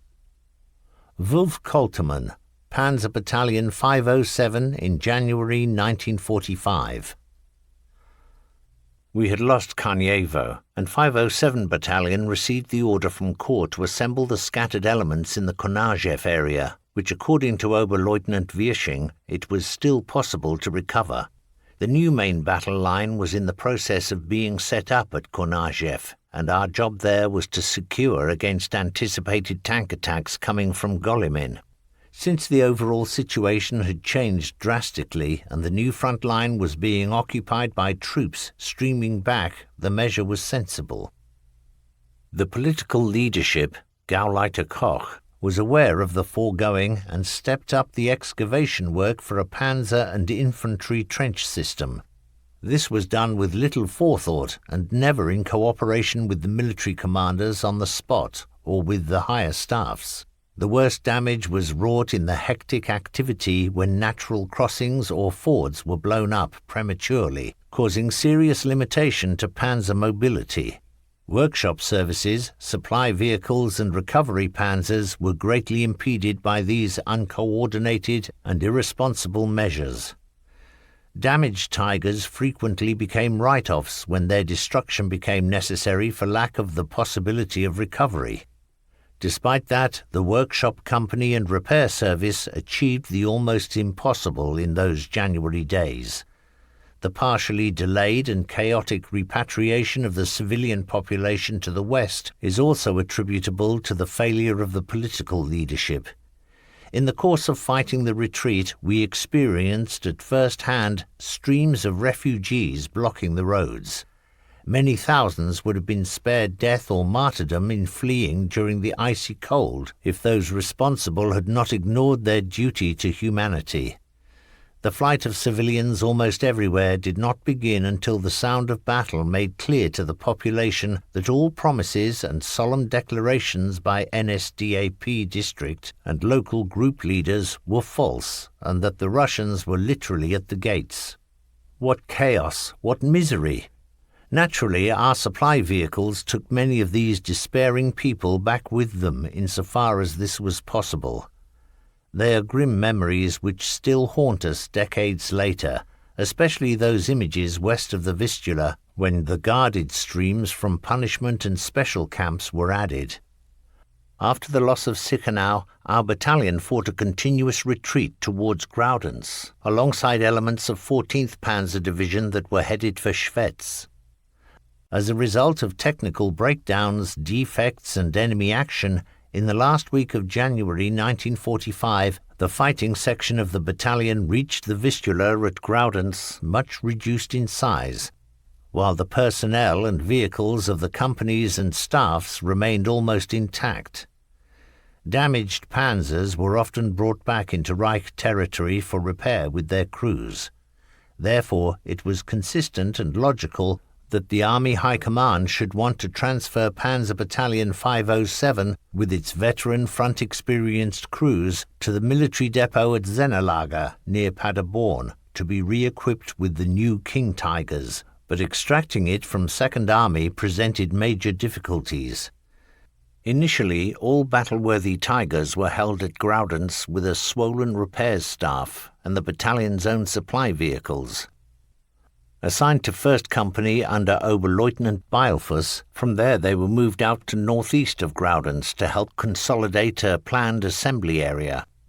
When Marienwerder was declared a stronghold, 1st Company was incorporated into its defence, and only released when 7th Panzer Division and 28th Jaeger Division took over the sector. Reichsführer SS Himmler had taken command of Army Group Vistula and seized any unit that looked reasonably intact, but ultimately the Army High Command order transferring Battalion 507 Panzer crews back to Paderborn took precedence. Chapter 8. The Partial Return to Zennerlager. Panzer Battalion 507 had been successfully brought together in the Groudance area. The bridge over the Vistula just north of Groudance was found intact, but did not have the strength to bear the weight of a Tiger. Therefore the last Tigers remained on the east bank of the Vistula with 1st Company under Oberleutnant Beilfuss, while the still battle-worthy elements of 2nd and 3rd Companies succeeded in crossing the frozen river to the military depot at Gruppe, close to Groudance. The supply company was accommodated at a farm at Michelau on the left bank of the Vistula, 2 kilometres north of the bridge. The heavy losses of vehicles suffered by the battalion in the days after the loss of Sichenau were due mainly to technical problems resulting from action with the enemy or demolition charges. As a result of the serious shortfall in fighting units, it became the policy to get badly damaged panzers, or those irreparable locally, back into the Reich proper. Finally, Higher Channels, OKH, ordered the extraction of Panzer Battalion 507, which, as will be explained, turned into a very unpleasant series of events. On the 24th of January 1945, at an officers' conference at Groudance, the first since the Russians launched their major offensive, Reichsführer SS Himmler announced that he was leading the newly formed Army Group Vistula. In 2 messages to 507, the new saviour of the Eastern Front came to our attention by awarding the Knight's Cross to Feldwebel Edmund Ratajczak of our battalion and promoting him to officer with the remark, "In the Third Reich, achievement is decisive." This generated the fear that the battalion might be drawn into the defence of Groudance, now declared a fortress. As usual, our diary entries for the period the 20th of January to the 24th of March 1945, Jahn and Obermeier, are given, together with the experiences of various members of the battalion. Calendar and diary entries. 20th of January 1945. Jahn.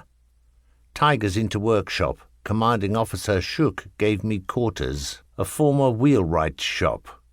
21st of January 1945. Jahn. Resting. 22nd of January 1945. Jahn.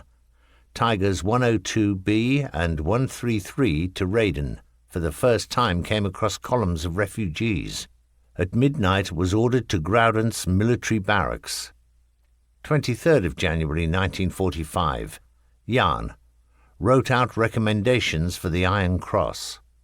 24th of January 1945. Jahn. Led 6 Tigers to Garnsee. Feldwebel Ratajczak's Tiger bogged down on sunken road. Secured near railway line. Commanding officer came by at night, ordered that Oberleutnant Beilfuss and Lieutenant Jahn take over the panzers while I accompanied the remainder of the battalion to the Reich for rest and reorganization. Obermeier, Groudance, Grosswollenthal. 25th of January 1945. Hulsmann. Counter-attack towards Unterhänge. 26th of January 1945. Jahn. Commanding officer sent me in the VW to Marienwerder. Crossed the frozen Vistula by night. I have to winkle out the fighting commanders of the Battalion 507 Tigers stationed here. He assures me he will send them off towards Groudance in the early morning. There is no bridge nearby suitable for a Tiger to cross the Vistula. 27th of January 1945. Jan. Went with commanding officer to Corps at Osterwitz, then to Gruppe and 4th Panzer Division at Dress. Our remaining Tigers are being attached to this division, just arrived from Courland. 507's wheeled vehicles are transferring to Grosswallenthal. The Tigers from Marienwerder have not arrived. Reichsführer SS Himmler has been made Commander-in-Chief Army Group Vistula. Obermeier. Arrived at Grosswallenthal. The supply battery is moving out. 28th of January 1945. Jan. The transfer to Butow is beginning. 30th of January 1945. Jan. Commanding officer and I needed 24 hours for the approximately 90-kilometer stretch to Butow because we picked up refugees on the way. Obermeier. Grosswallenthal, Preußisch Stargard. 1st of February 1945. Jan. Drove to 1st Company at Könitz. Obermeier. Arrived at Butow. 2nd of February 1945. Jan. 1st Company is in action south of Tuchel. 5th of February 1945. Jan. Looked over printing press of the Buffel Propaganda Company. Telephone conversation with Stettin about train transports. 6th to 10th of February 1945. Jan. Preparations for train transport to Paderborn. 12th of February 1945. Jan. Train transport of Battalion 507, less 1st Company, to Paderborn will take until the 15th of February. Obermeier. 0600 hours, loading at Butow. Departed 2400 hours. 13th of February 1945. Obermeier. Our train passed through Kohlberg and Kuslin. 16th of February 1945. Obermeier. Our train stood all day outside Bielefeld. We arrived at Zennerlager during the evening. Jan. After arrival at Zennerlager camp until mid-March normal barracks duty with numerous interruptions for air raid alarms. 27th of February 1945. Obermeier. Schuck presented Wirsching with the Knight's Cross. 7th of March 1945. Obermeier. 2 Oberfeldwebel of Panzer Battalion 507 have been mentioned in the Roll of Honor. Schuck presented an Oberfeldwebel with the German Cross in gold. 8th of March 1945. Obermeier. Lieutenant Moll went to Berlin to speak with General Ritter von Epp about leave. 11th of March 1945. Obermeier. Bombers attacked Paderborn. 24th of March 1945. Obermeier. Koltermann promoted to Hauptmann and awarded the Knight's Cross. Rudi Beilfuss. Madness at the Vistula. The operational elements of my 1st Company remained at Graudenz alongside the reinforced repair staff and our own supply vehicles. After the vanguard of 7th Panzer Division arrived from the east on the 26th of January 1945, 1st Company was sent north to Marienwerder for incorporation into the defence of the stronghold there. Once 7th Panzer and 28th Jaeger Division took over the sector, the wheeled vehicles of 1st Company crossed the ice to the west bank of the Vistula. The panzers, commanded by Lieutenant Jahn, headed for Graudenz, where it was said there was a bridge able to bear a tiger's weight. This was not only not the case, but the rearward HQ had also not thought of preparing panzer ferries for the Tigers. Since the Russians were now pressing forward to the Vistula, Jahn had no option but to destroy his Tigers with explosives to prevent them falling into enemy hands. In those weeks this was the fate which befell some 22 Tigers, though the exact number cannot be confirmed. For us these proceedings were incomprehensible. What the enemy's second Belarusian front had not been able to do was finally done to them by our own side. Josef Hulsmann, former Fahnenjunker Feldwebel, Tigers at Marienwerder. 4 crews were put together from the panzerless elements of 1st Company, transferred by Lieutenant Jahn to Marienwerder. The town had been declared a stronghold, and the guns of our Tigers were the only heavy weapons available to the commandant of the fortress. This resulted in our being well fed and supplied, but having to be the fire brigade always on call. Each crew received a bottle of schnapps daily after we informed them that this was the usual practice on active service. The days passed relatively quietly, apart from a counter-attack in the direction of Unterhänge on the evening of the 25th of January 1945, in which we fought a successful duel with Russian anti-tank guns and repulsed the enemy. Our Tigers all received at least some damage and should have gone to the workshop urgently for overhaul. Thus, for example, Lieutenant Jahn's Tiger went there on the drive wheels because the forward torsion rods had broken. On the 30th of January, we were released from the stronghold and received orders to proceed to Graudenz in order to cross to the west bank by means of the bridge there. At Marienwerder, only the ice bridge had survived. This was naturally not strong enough to take a panzer. The crews were happy to go to Graudenz, but then we received pack fire, which put a running wheel out of alignment so that the Tiger concerned had to be destroyed. A little later we were confronted by an insurmountable difficulty. There was an anti-tank ditch between Marienwerder and Graudenz. The bridge across it had been blown, a fine example of military cooperation.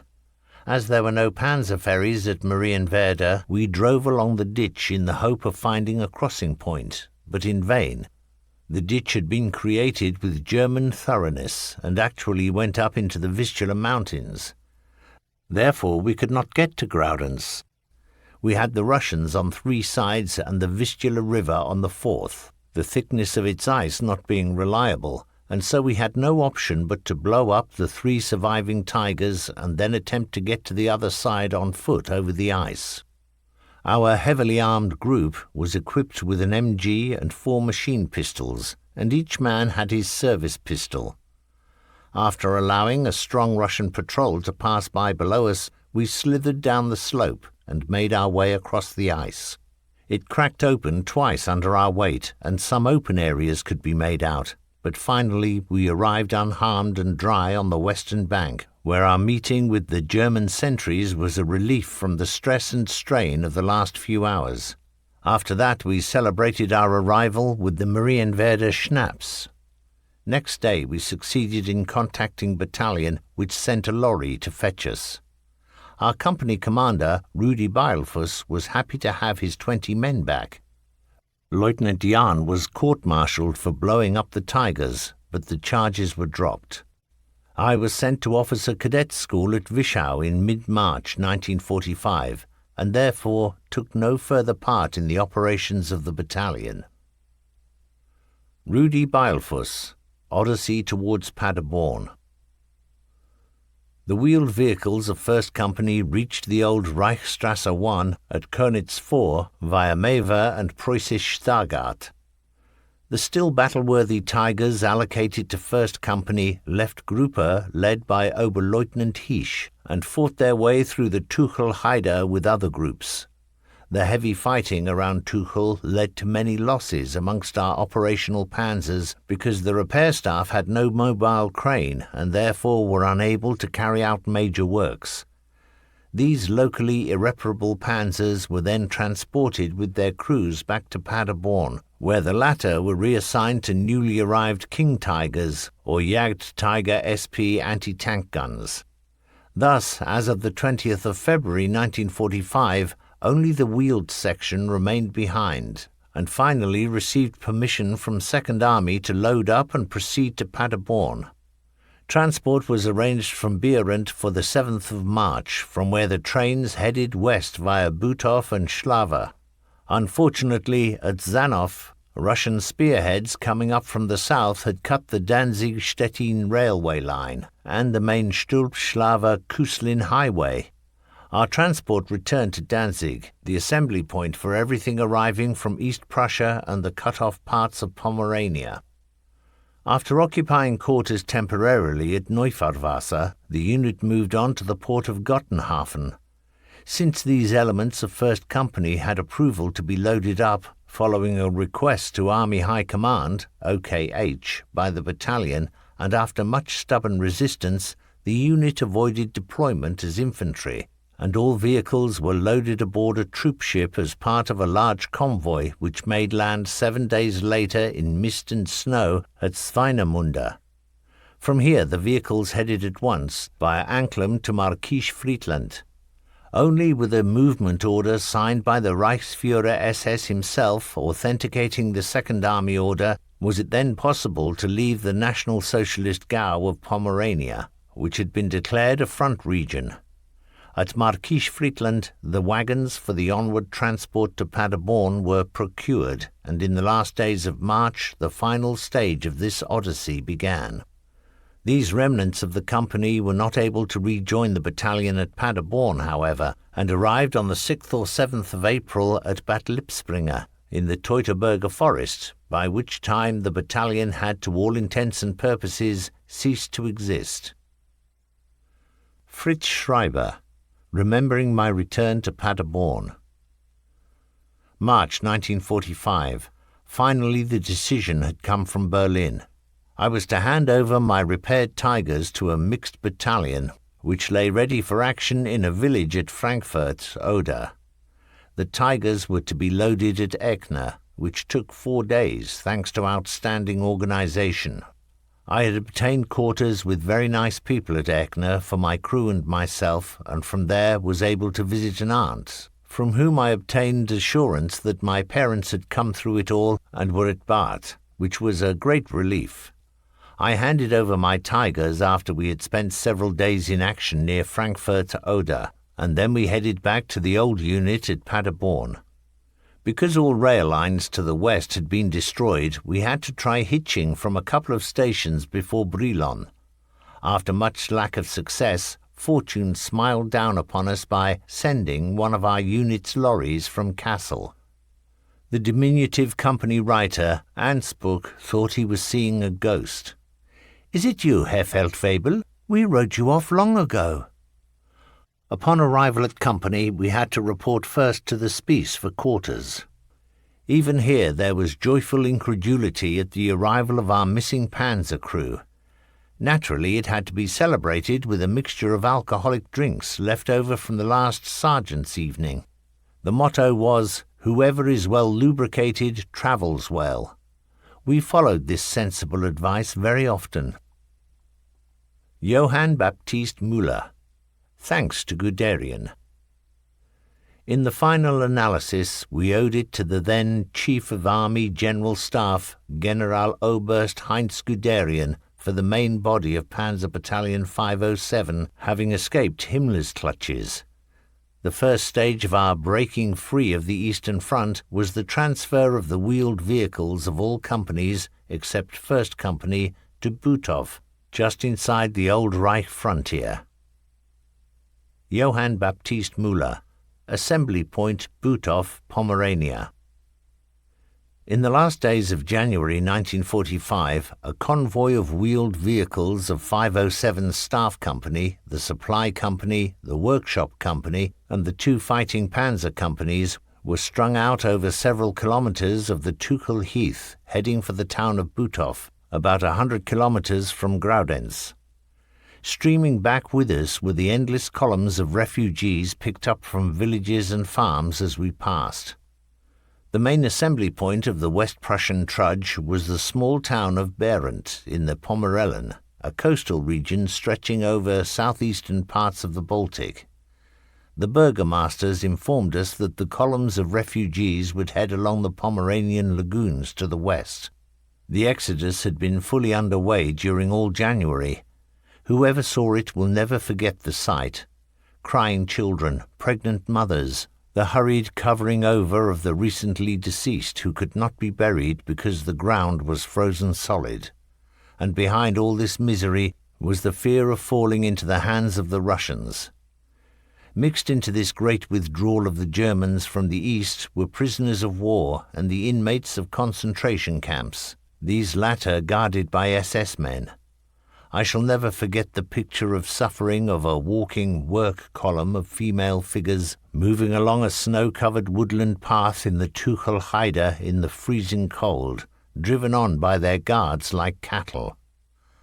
As I passed by the ghostly column in the staff car, I looked into the many faces close to death and remember seeing bodies here and there in roadside ditches, and who had then collapsed and then been given the coup de grace, as I observed for myself. This is how war is for those forced to see it. Butov, a small Pomeranian town inside the Reich border, was known for its massive castle, which had once housed the Knights of the German Brothers of St. Mary at Jerusalem. Now it was a haven for refugees of all kinds in those last days of January 1945. There was no possibility of obtaining lodgings. I was overjoyed to be offered an armchair in which to doze at the house of the local midwife. Thousands of refugees from the East Prussian corridor and the Pomerellen had naturally hoped to get a train west from Butov, but the railway timetable no longer existed. The party bigwigs, the gold pheasants, had seen to that, for wheels must roll for victory, but naturally only eastwards. They fled in their own automobiles when the time came. The only question for the fleeing masses at Butov was, how can I get to the west?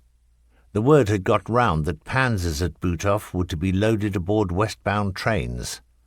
Whilst we waited on edge for the promised transporters, the situation on the Eastern Front had deteriorated dramatically. On the 30th of January 1945, the Russians had succeeded in establishing bridgeheads on the west bank of the Oder at Kustrin and Frankfurt, which meant that the front had advanced 70 kilometers closer to Berlin. Our great concern now was that the Russians might push forward to Stettin, Altdam, and cut the last remaining railway line to the west. Thus it came as a relief when the Reichsbahn notified us that 3 transport trains would be arriving at Butov for loading on the 12th of February. As our soldiers were well practiced in driving vehicles aboard trains, the work proceeded smoothly. In this case, since it was not Tigers which were being loaded, but much lighter wheeled or half-tracked vehicles, loading was effected by means of a ramp after the low loaders had been bridged together with steel plates. This enabled the vehicles to drive up one after the other aboard the 47 transporter wagons, then be lashed down and wedged in place once in position. News of the transporting out of our battalion had got around quickly, and we were hard put to defend ourselves against the throngs of refugees. Under the circumstances, who would have refused humanitarian aid? Therefore, every free spot, even in the vehicles themselves, was used, provided it was not in the open, for this would have meant certain death in the freezing temperatures. Our panzermen occupied their vehicles, heated to some extent with the Fuchsgerät engine warming equipment, the 3 cattle wagons being given over exclusively to women and children. At the centre of the long train was the field kitchen, richly stocked with provisions of all kinds, with hot water always available for beverages. There were no sanitary facilities, and the train had to make frequent stops along uninhabited stretches of track. The hurriedly organized system of chamber pots for the children proved insufficient. Everybody heaved an audible sigh of relief as the train got under way. The route followed was Schlawe, Kuslin, Kolberg, with a short stop at the latter 2 stations. Here thousands of refugees stormed the platforms and our trains. It was extremely difficult to get these desperate people to understand that we only had limited ability to accept more passengers. We could only help where it was possible for some to squeeze inside a few of the wheeled vehicles. In order to be able to control the number of passengers, I made them all register, but unfortunately these listings were lost. They would have been of invaluable help later in enabling families to reunite. Looking back, I can say that under the circumstances all went well. There was no illness or accident, nor a single case of somebody freezing to death. The journey continued via Treptow, Golnow, Altdarmstettin. What good luck that the last loophole to the west remained open. Regrettably, 1st Company of Panzer Battalion 507, which loaded at Beirut on the 7th of March, found the gates shut. Upon arrival in Mecklenburg, many of our guests left us, including the family of a dentist from Marienwerder, with 6 pretty daughters, on whose behalf at Butow we had loaded a large wooden trunk with medical equipment, which will no doubt have contributed to the creation of a new life for them. The transport steamed day and night via Pasewalk and Neustrelitz. The general mood relaxed gradually. Our train made an enforced stop at a small station because of an air raid alarm, and everybody left it for cover. It was a foretaste of war in the Western Theatre. On the 15th of February, after passing through Wittenberge, Zelle and Hanover, we reached our final destination, Sennelager Camp at Paderborn. Richard Durst, Officers' Celebration in the Devil's Mill Tavern. Our train brought us to Paderborn via Stettin, where we came under MG fire, and Berlin. At Sennelager Camp we were given conversion training to the Tiger II, King Tiger. We NCOs, 18 or more of us, were given quarters in one room. In those days there was plenty of booze available from various sources, pure alcohol, and also Guntersblum wine from the vineyard of our Lieutenant Gustl Stadler. An officers' evening was held in the woodland tavern Teufelsschmull. Earlier, I had to drive a wood-gas lorry to fetch a group of driver trainees, so when I eventually got to the party, most of those present had already reached their limit. The commanding officer not excepted, for he had had to respond to every toast for his promotion to Hauptmann and his Knight's Cross. Once it ended, I had to load as many bodies as possible in the back of the lorry. An Oberfeldwebel, possibly Fritz Breitfeld, accompanied me as co-driver, which was just as well, since driver and passengers were far from sober. We crossed the airfield towards Sennelager, arriving there safely, even if some of the passengers had nasty bruises to show for it. Chapter 9. The Battle of Paderborn. By March 1945, the Allied armies had made such deep incursions into Germany that the Reich had been reduced to the territory between the rivers Oder and Rhine. In the west, the Americans and British were anxious to close the Ruhr pocket and seize Paderborn for its panzer centre at Sennelager. 2nd and 3rd Companies of Panzer Battalion 507, as has been noted, 1st Company was still involved in an odyssey which would result in it never arriving, were involved in converting to the Tiger II. This required a retraining of crews, new supply vehicles, particularly vehicles and equipment for the repair services, and this was by no means complete when it became necessary to deploy Panzer Battalion 507 against the U.S. Army on the Rhine-Westphalian defensive front as a part of a Waffen-SS Panzer Brigade. In 1982, I started compiling a file of experience reports on the Battle of Paderborn, which occurred at Easter 1945, and in 1985, 40 years after the event, I brought these files to the attention of the British Training Centre for Staff Officers. I received an invitation from them to visit Paderborn for the 40th anniversary celebrations. The details I supplied in my report regarding movements, times and incidents involving the battalion were checked over during the battlefield tour of the British Army of the Rhine from Sennelager on the 27th and 28th of March 1985. My report can be considered objective to a considerable extent, while contemporary German academic literature, Dr. Hohmann and Willy Moos, and also the reports and interviews with former officers of 3rd U.S. Armored Division, Spearhead, were subjected to the same scrutiny. Editor. Calendar and Diary Entries. 27th of March 1945. Obermeier. Heavy bombing raid on Paderborn. Drove in the evening to help in the clear-up. Jan. Major air attack on Paderborn, which I experienced in the public air raid shelter under the post office. Operation to rescue many civilians from the burning buildings. My motorcycle and sidecar buried under the rubble. At night I reported to the commanding officer.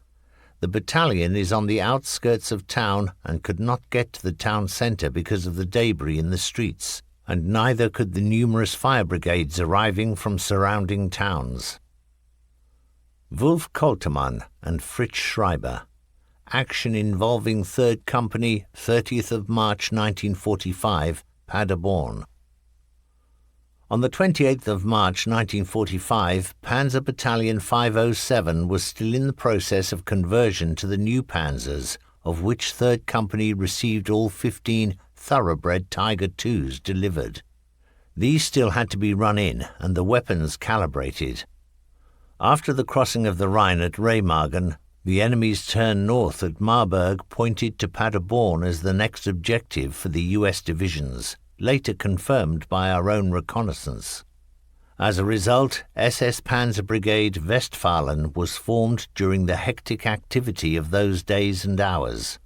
Placed under the command of SS Obersturmbannführer Lieutenant Colonel Hans Stern, its purpose was to defend the military district on the flank south of Paderborn. The brigade was hastily assembled, mainly from Waffen-SS Panzer units under training at Sennelager, and Panzer Battalion 507 was the only Army Panzer element attached. On the 29th of March, an alarm of 24 hours' notice was given to move out battle-ready. Major Schuck remained our commanding officer, having led the battalion since the summer of 1944 with extraordinary success. 1st Company, with its main force under the command of Hauptmann Beilfuss, was eventually unable to rejoin the remnants of the battalion until April. The commander of 2nd Company, Hauptmann Wiersching, had been transferred out to command a battalion of heavy anti-tank Jagd Tigers. This had led to a number of changes in the platoon leader and panzer commander structures of the companies. At 10:30 hours on the morning of the 30th of March, the battalion left Sennelager and headed for the assigned assembly area, the woods at Daldurenhagen, Eggeringhausen. Because the streets of Paderborn remained impassable for traffic, the route followed by the armoured column was the bypass road to the southeast of Paderborn, the modern B68, a distance of about 10 kilometres. Meanwhile, 10 kilometres south of Paderborn, the towns of Nordbochen and Kirchbochen had become the scene of heavy fighting between SS Regiment Meyer and US armoured forces. At 1300 hours, at this time 2 kilometres from Durenhagen and therefore still short of the assembly area, 3rd Company received an order from Major Schuck to divert to Eggeringhausen and, being at readiness to engage the enemy, there turn west and head along the road towards Kirchbochen to relieve SS Regiment Meyer and block the enemy tank advance to Paderborn. Careful reconnaissance was an absolute necessity. At about 14:30 hours, 3rd Company reached the Eggeringhausen-Kirchbochen road. It was necessary here to proceed in single file because of the dense woodland on either side. Anti-aircraft machine guns were manned and ready. After a kilometre, the undulating countryside on both sides of the road opened out up to 500 metres and therefore became panzer-capable. 3rd Company proceeded in stages in a broad wedge formation from hilltop to hilltop, Hauptmann Koltermann and radio operator Kurt Kramer going ahead on foot each time to view the next sector of terrain. After another 2.5 kilometres of cautious approach, the terrain opened out wider from the Hamborn crossroads. Beyond lay the slope rising to the Kuhlenberg, about 800 metres farther west. The foot reconnaissance showed that Kirchbochen was held by the Americans, while Nordbochen, closer to Paderborn, was now apparently at the heart of the fighting. At its eastern side, a strong security line of tanks, if not an assembly area, could be made out. Our every movement on a hilltop came under immediate aimed fire from tanks or anti-tank guns. At 15:15 hours, Koltermann had his 3 platoons advanced to positions on the reverse slope of the arid Kuhlenberg elevation, 2 to the south side of the road, 1 to the north side. The range to Nordbochen was about 1,000 meters, visibility relatively good, and we opened fire on identified, especially armored targets. A number of tanks and a series of tractor-wheeled vehicles were put out of action. Movement in the villages ceased at once, and soon we received heavy artillery fire on our position, which we countered by frequent shifts of location. We suffered no losses. Our appearance at Bochen and opening fire on them apparently unsettled the Americans, for after 1600 hours we came under attack from low-flying fighter bombers, strafing us with their cannon and dropping HE and phosphorus bombs. They were so skilled at low-level flight as to instill anxiety and fear in us, and they were not intimidated by the machine guns mounted on our panzers. It is difficult to describe the feeling one had watching their bombs falling, the craters they made being large enough to take 3 panzers. Often we disappeared in great clods of earth, fumes and fire, many panzers over 60 tons in weight jumping about. However many panzers these Yabos might have claimed as destroyed upon returning to their airfields is not known, but only 1 panzer received a direct hit from a phosphorus bomb. It slid off the sloped front armor and thus did no damage.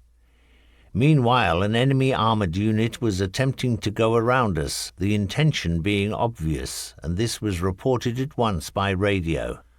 From our first experience of battle against American attack formations, we established that their spearheads held back at once upon encountering serious resistance, sent up their aerial spotters, and used well-directed artillery fire to clear the path of their advance from any obstruction. At this time, of course, our own forces no longer had any aerial nor artillery support. We also had the additional considerable handicap of no repair workshop, so that almost every technical defect or item of damage led to the panzer having to be written off. After 1700 hours, or in any case about half an hour after the departure of the last Yabo and the resumption of our shooting at targets in Nordbochen, we received warning from Major Schuck at Staff HQ that an enemy armored column advancing from the south had come under fire from the security platoon commanded by Oberleutnant Jahn at Durenhagen, Eggeringhausen. It had been forced away, but, undeterred, the enemy column was now approaching our rear along the same Eggeringhausen-Kirchbochen road as we had used to get where we were. Koltermann's orders were to allow the enemy armor to come up and then wipe it out. We were free to act as the situation dictated, and constant radio readiness was agreed upon. At dusk, towards 1800 hours, the company commander issued his preparatory orders for battle. Immediate radio readiness for the whole company, extreme radio discipline. Position 301, Command Panzer, continues behind crest of road. Then, acting one after the other, 1st and 3rd platoons were to about turn and remain on the slope to face the approaching armoured column. 2nd platoon, formerly positioned close to the south side of road, will leave it in individual units while maintaining an intensive directed fire from either side of the road so as to deceive the enemy as to our regrouping. As soon as that is effected, 1st platoon, formerly on the southern flank of the company, will withdraw in individual units, take up position north of the road and face east. Direction of fire is the edge of the woods, 700 to 800 meters range. Field of fire allotted south of the road to the right where it leaves the woods.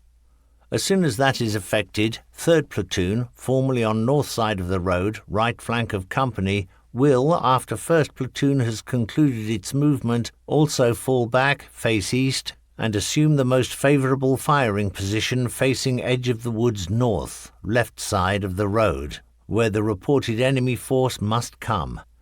Careful measurement of range by commanders. Load AP shells, weapons at readiness to fire. Otherwise, everything as per 1st Platoon. Both 1st and 3rd Platoons must allocate the outer panzer to secure the flank. Open fire, if at all possible, as a sudden surprise concentration of fire, but only on the order of the company commander. The regrouping of the company was completed shortly before 1900 hours, practically in twilight. By then the crews had familiarized themselves with the terrain in front of the woods. A little later the enemy could be heard approaching, almost textbook style. A reconnaissance tank drew up on the road about 100 meters before the edge of the woods, stopped briefly, and then had 15 to 20 tanks come forward and form up at once on both sides of the road in a kind of wedge formation. Hauptmann Koltermann then ordered recognized enemy tank targets to be taken under fire, and within a few minutes nearly all the tanks of the first wave, served up on a platter, were ablaze, and also the tanks and other tracked-armoured vehicles following behind from out of the woods. The impression we all gained in the brief half-hour of the first battle phase was that the Americans had failed to spot our 2 platoons on the forward slope, and because of the heavy firing towards Kirchborchen and Nordborchen by 2nd Platoon, they had assumed it was safe to make an attack into our rear. Up to that point we had no casualties or serious damage to vehicles.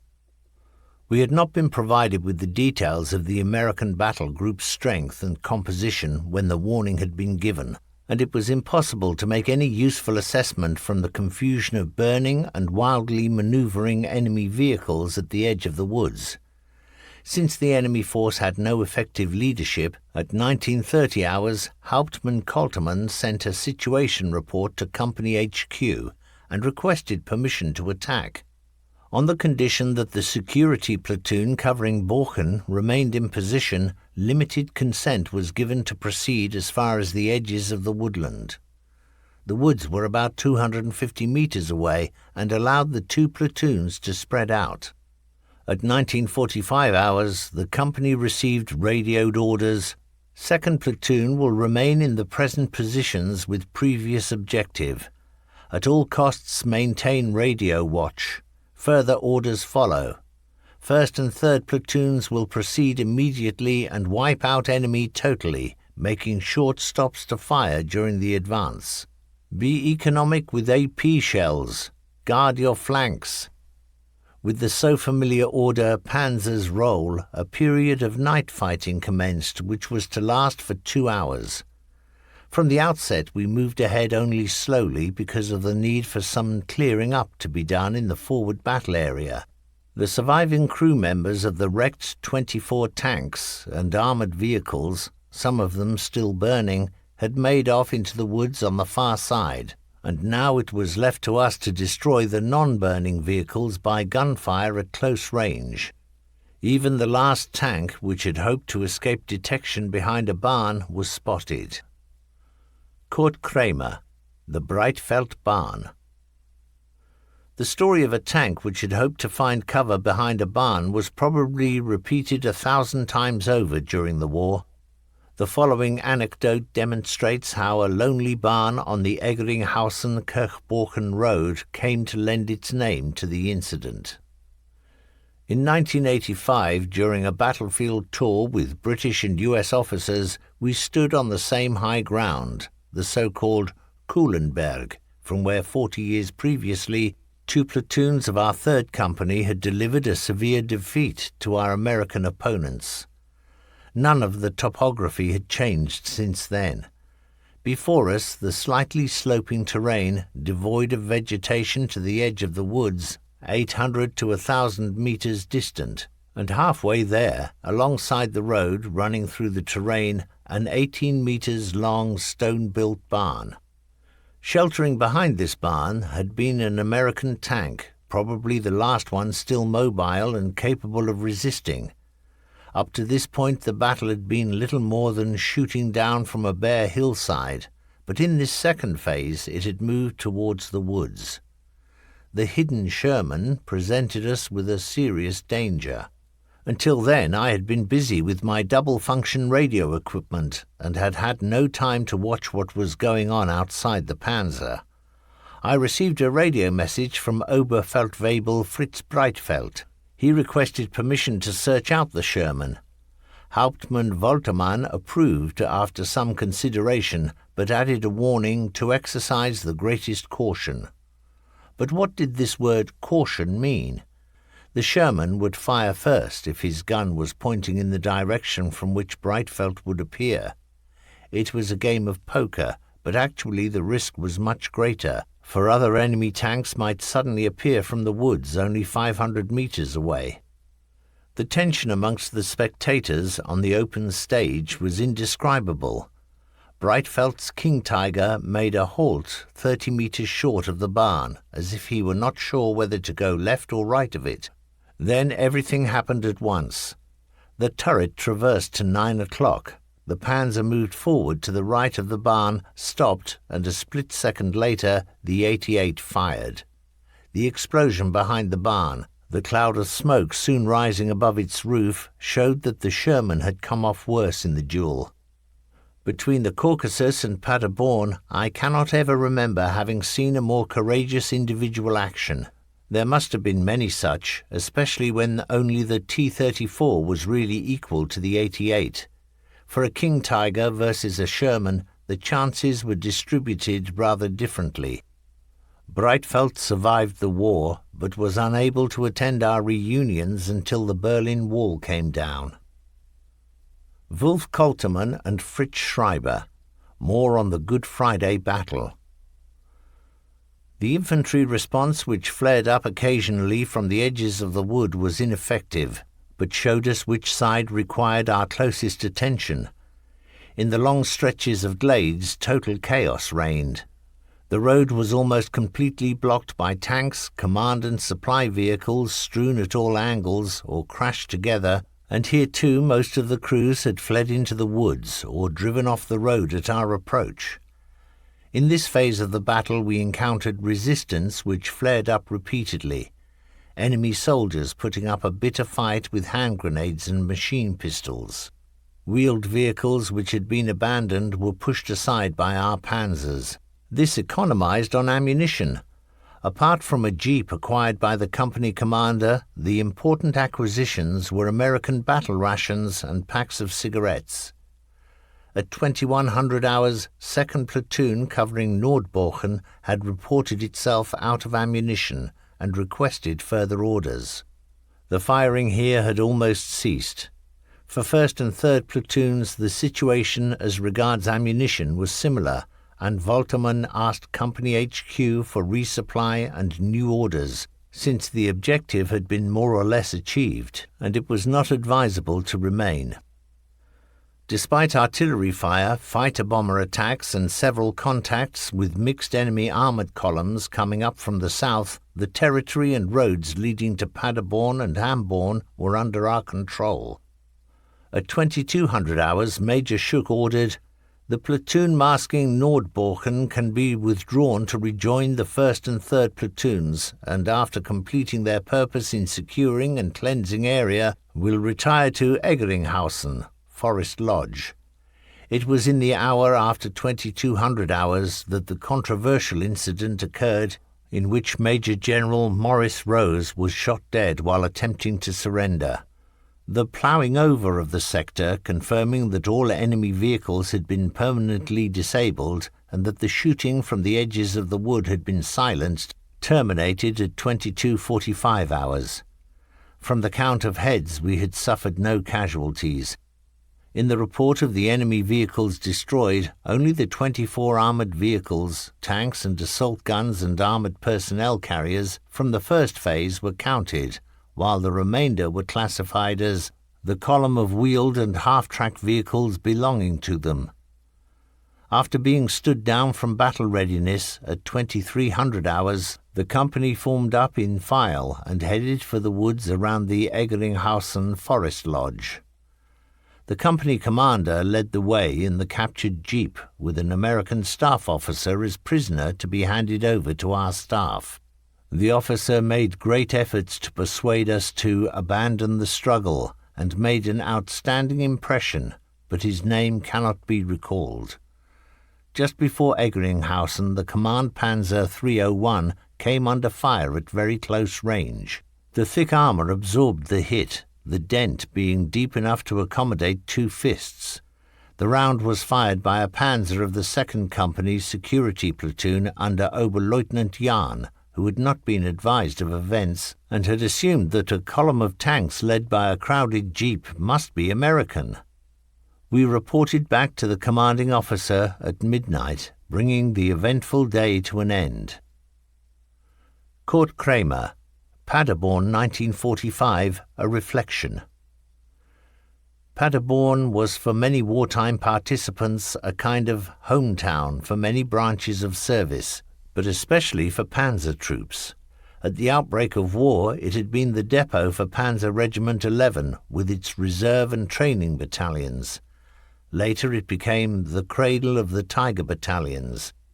The men of 507 received their training here, and after almost exactly 12 months, in which they came through numerous battles on the Eastern Front, they returned here for reorganization, followed by battle in the new King Tigers against the U.S. Army.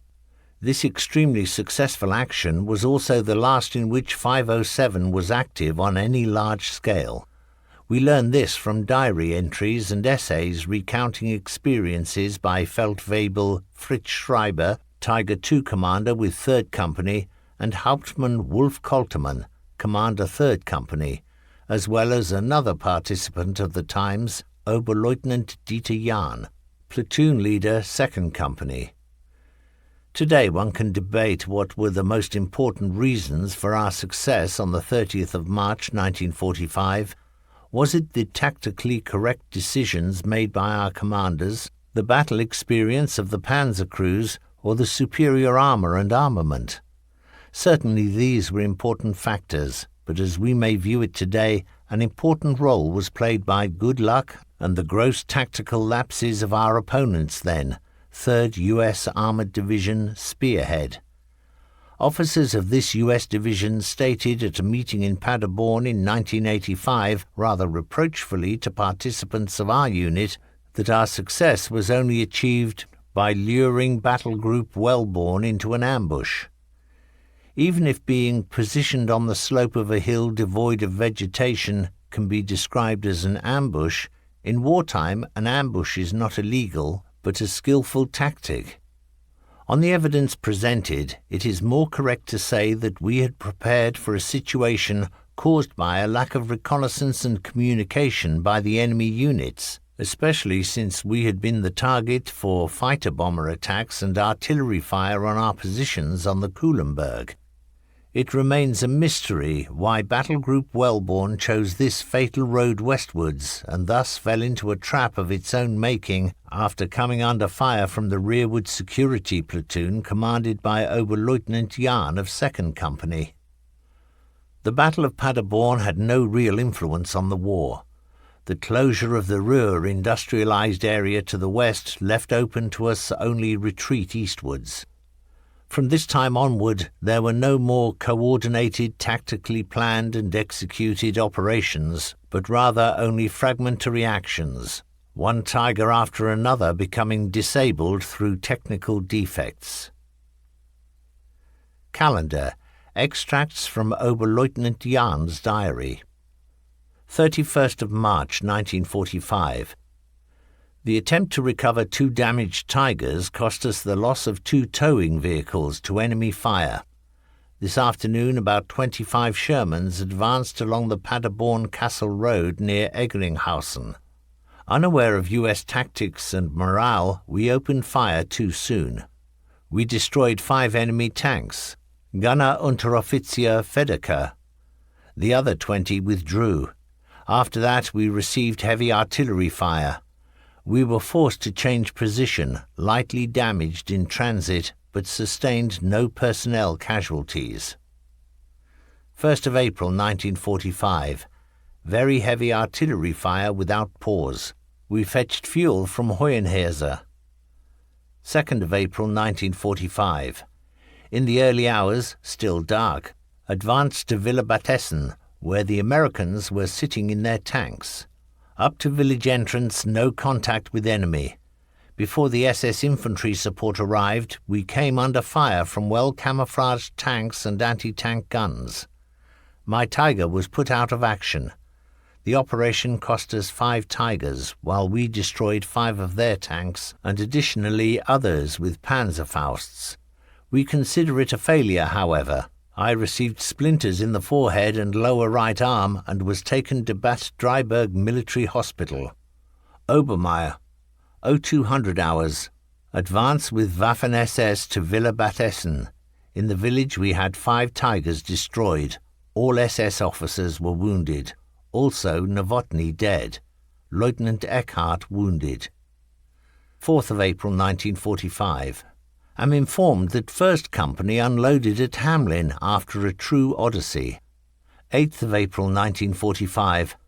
I reported back to Commanding Officer Major Fritz Schuck at Moringen. 10th of April 1945. Went to C&C Panzer Troops West. In the afternoon, with repair unit, destroyed 4 enemy tanks with Panzerfausts. 11th of April 1945. East of Northeim. Tank battle near Forest. Moved over to Osterode. Heavy artillery fire. Our panzers have been released to an SS unit. Rudi Beilfuss, 1st Company. After returning to Germany on the 4th of April, at the end of our odyssey, we were required to pass our panzers to an SS unit and continue by wheeled vehicles to Magdeburg, where new panzers would be waiting for us at Army Wenk for the defense of Berlin. At Magdeburg we discovered that the panzers had been passed to another unit, and OKH at Zossen was at a loss as to what we should do next. Kurt Kramer, our last Tiger. About the 11th of April 1945, our last Tiger came to a stop with an irreparably damaged engine after crossing a bridge into the small village of Freiheit near Osterode, Harz. Its commander, Unteroffizier Klaus-Peter Müller, was given orders to defend the panzer to the last by keeping its turret aimed at 6 o'clock. I volunteered to deliver rations to the crew, and when I arrived I found that he had concluded a separate peace with the Americans and was living with his crew in comfortable lodgings nearby with a Damenquartette. Everybody knew at this point that the war was lost. This concludes Tiger Battalion 507, edited by Helmut Schneider. Translated by Geoffrey Brooks. Narrated by Chris MacDonnell. Copyright 2020 by Helmut Schneider. This unabridged audiobook is published by arrangement with Greenhill Books and was produced in the year 2020 by Tantor Media Incorporated, a division of Recorded Books, which holds the copyright thereto. Please visit tantor.com for more information on our growing library of unabridged audiobooks. Audible hopes you have enjoyed this program.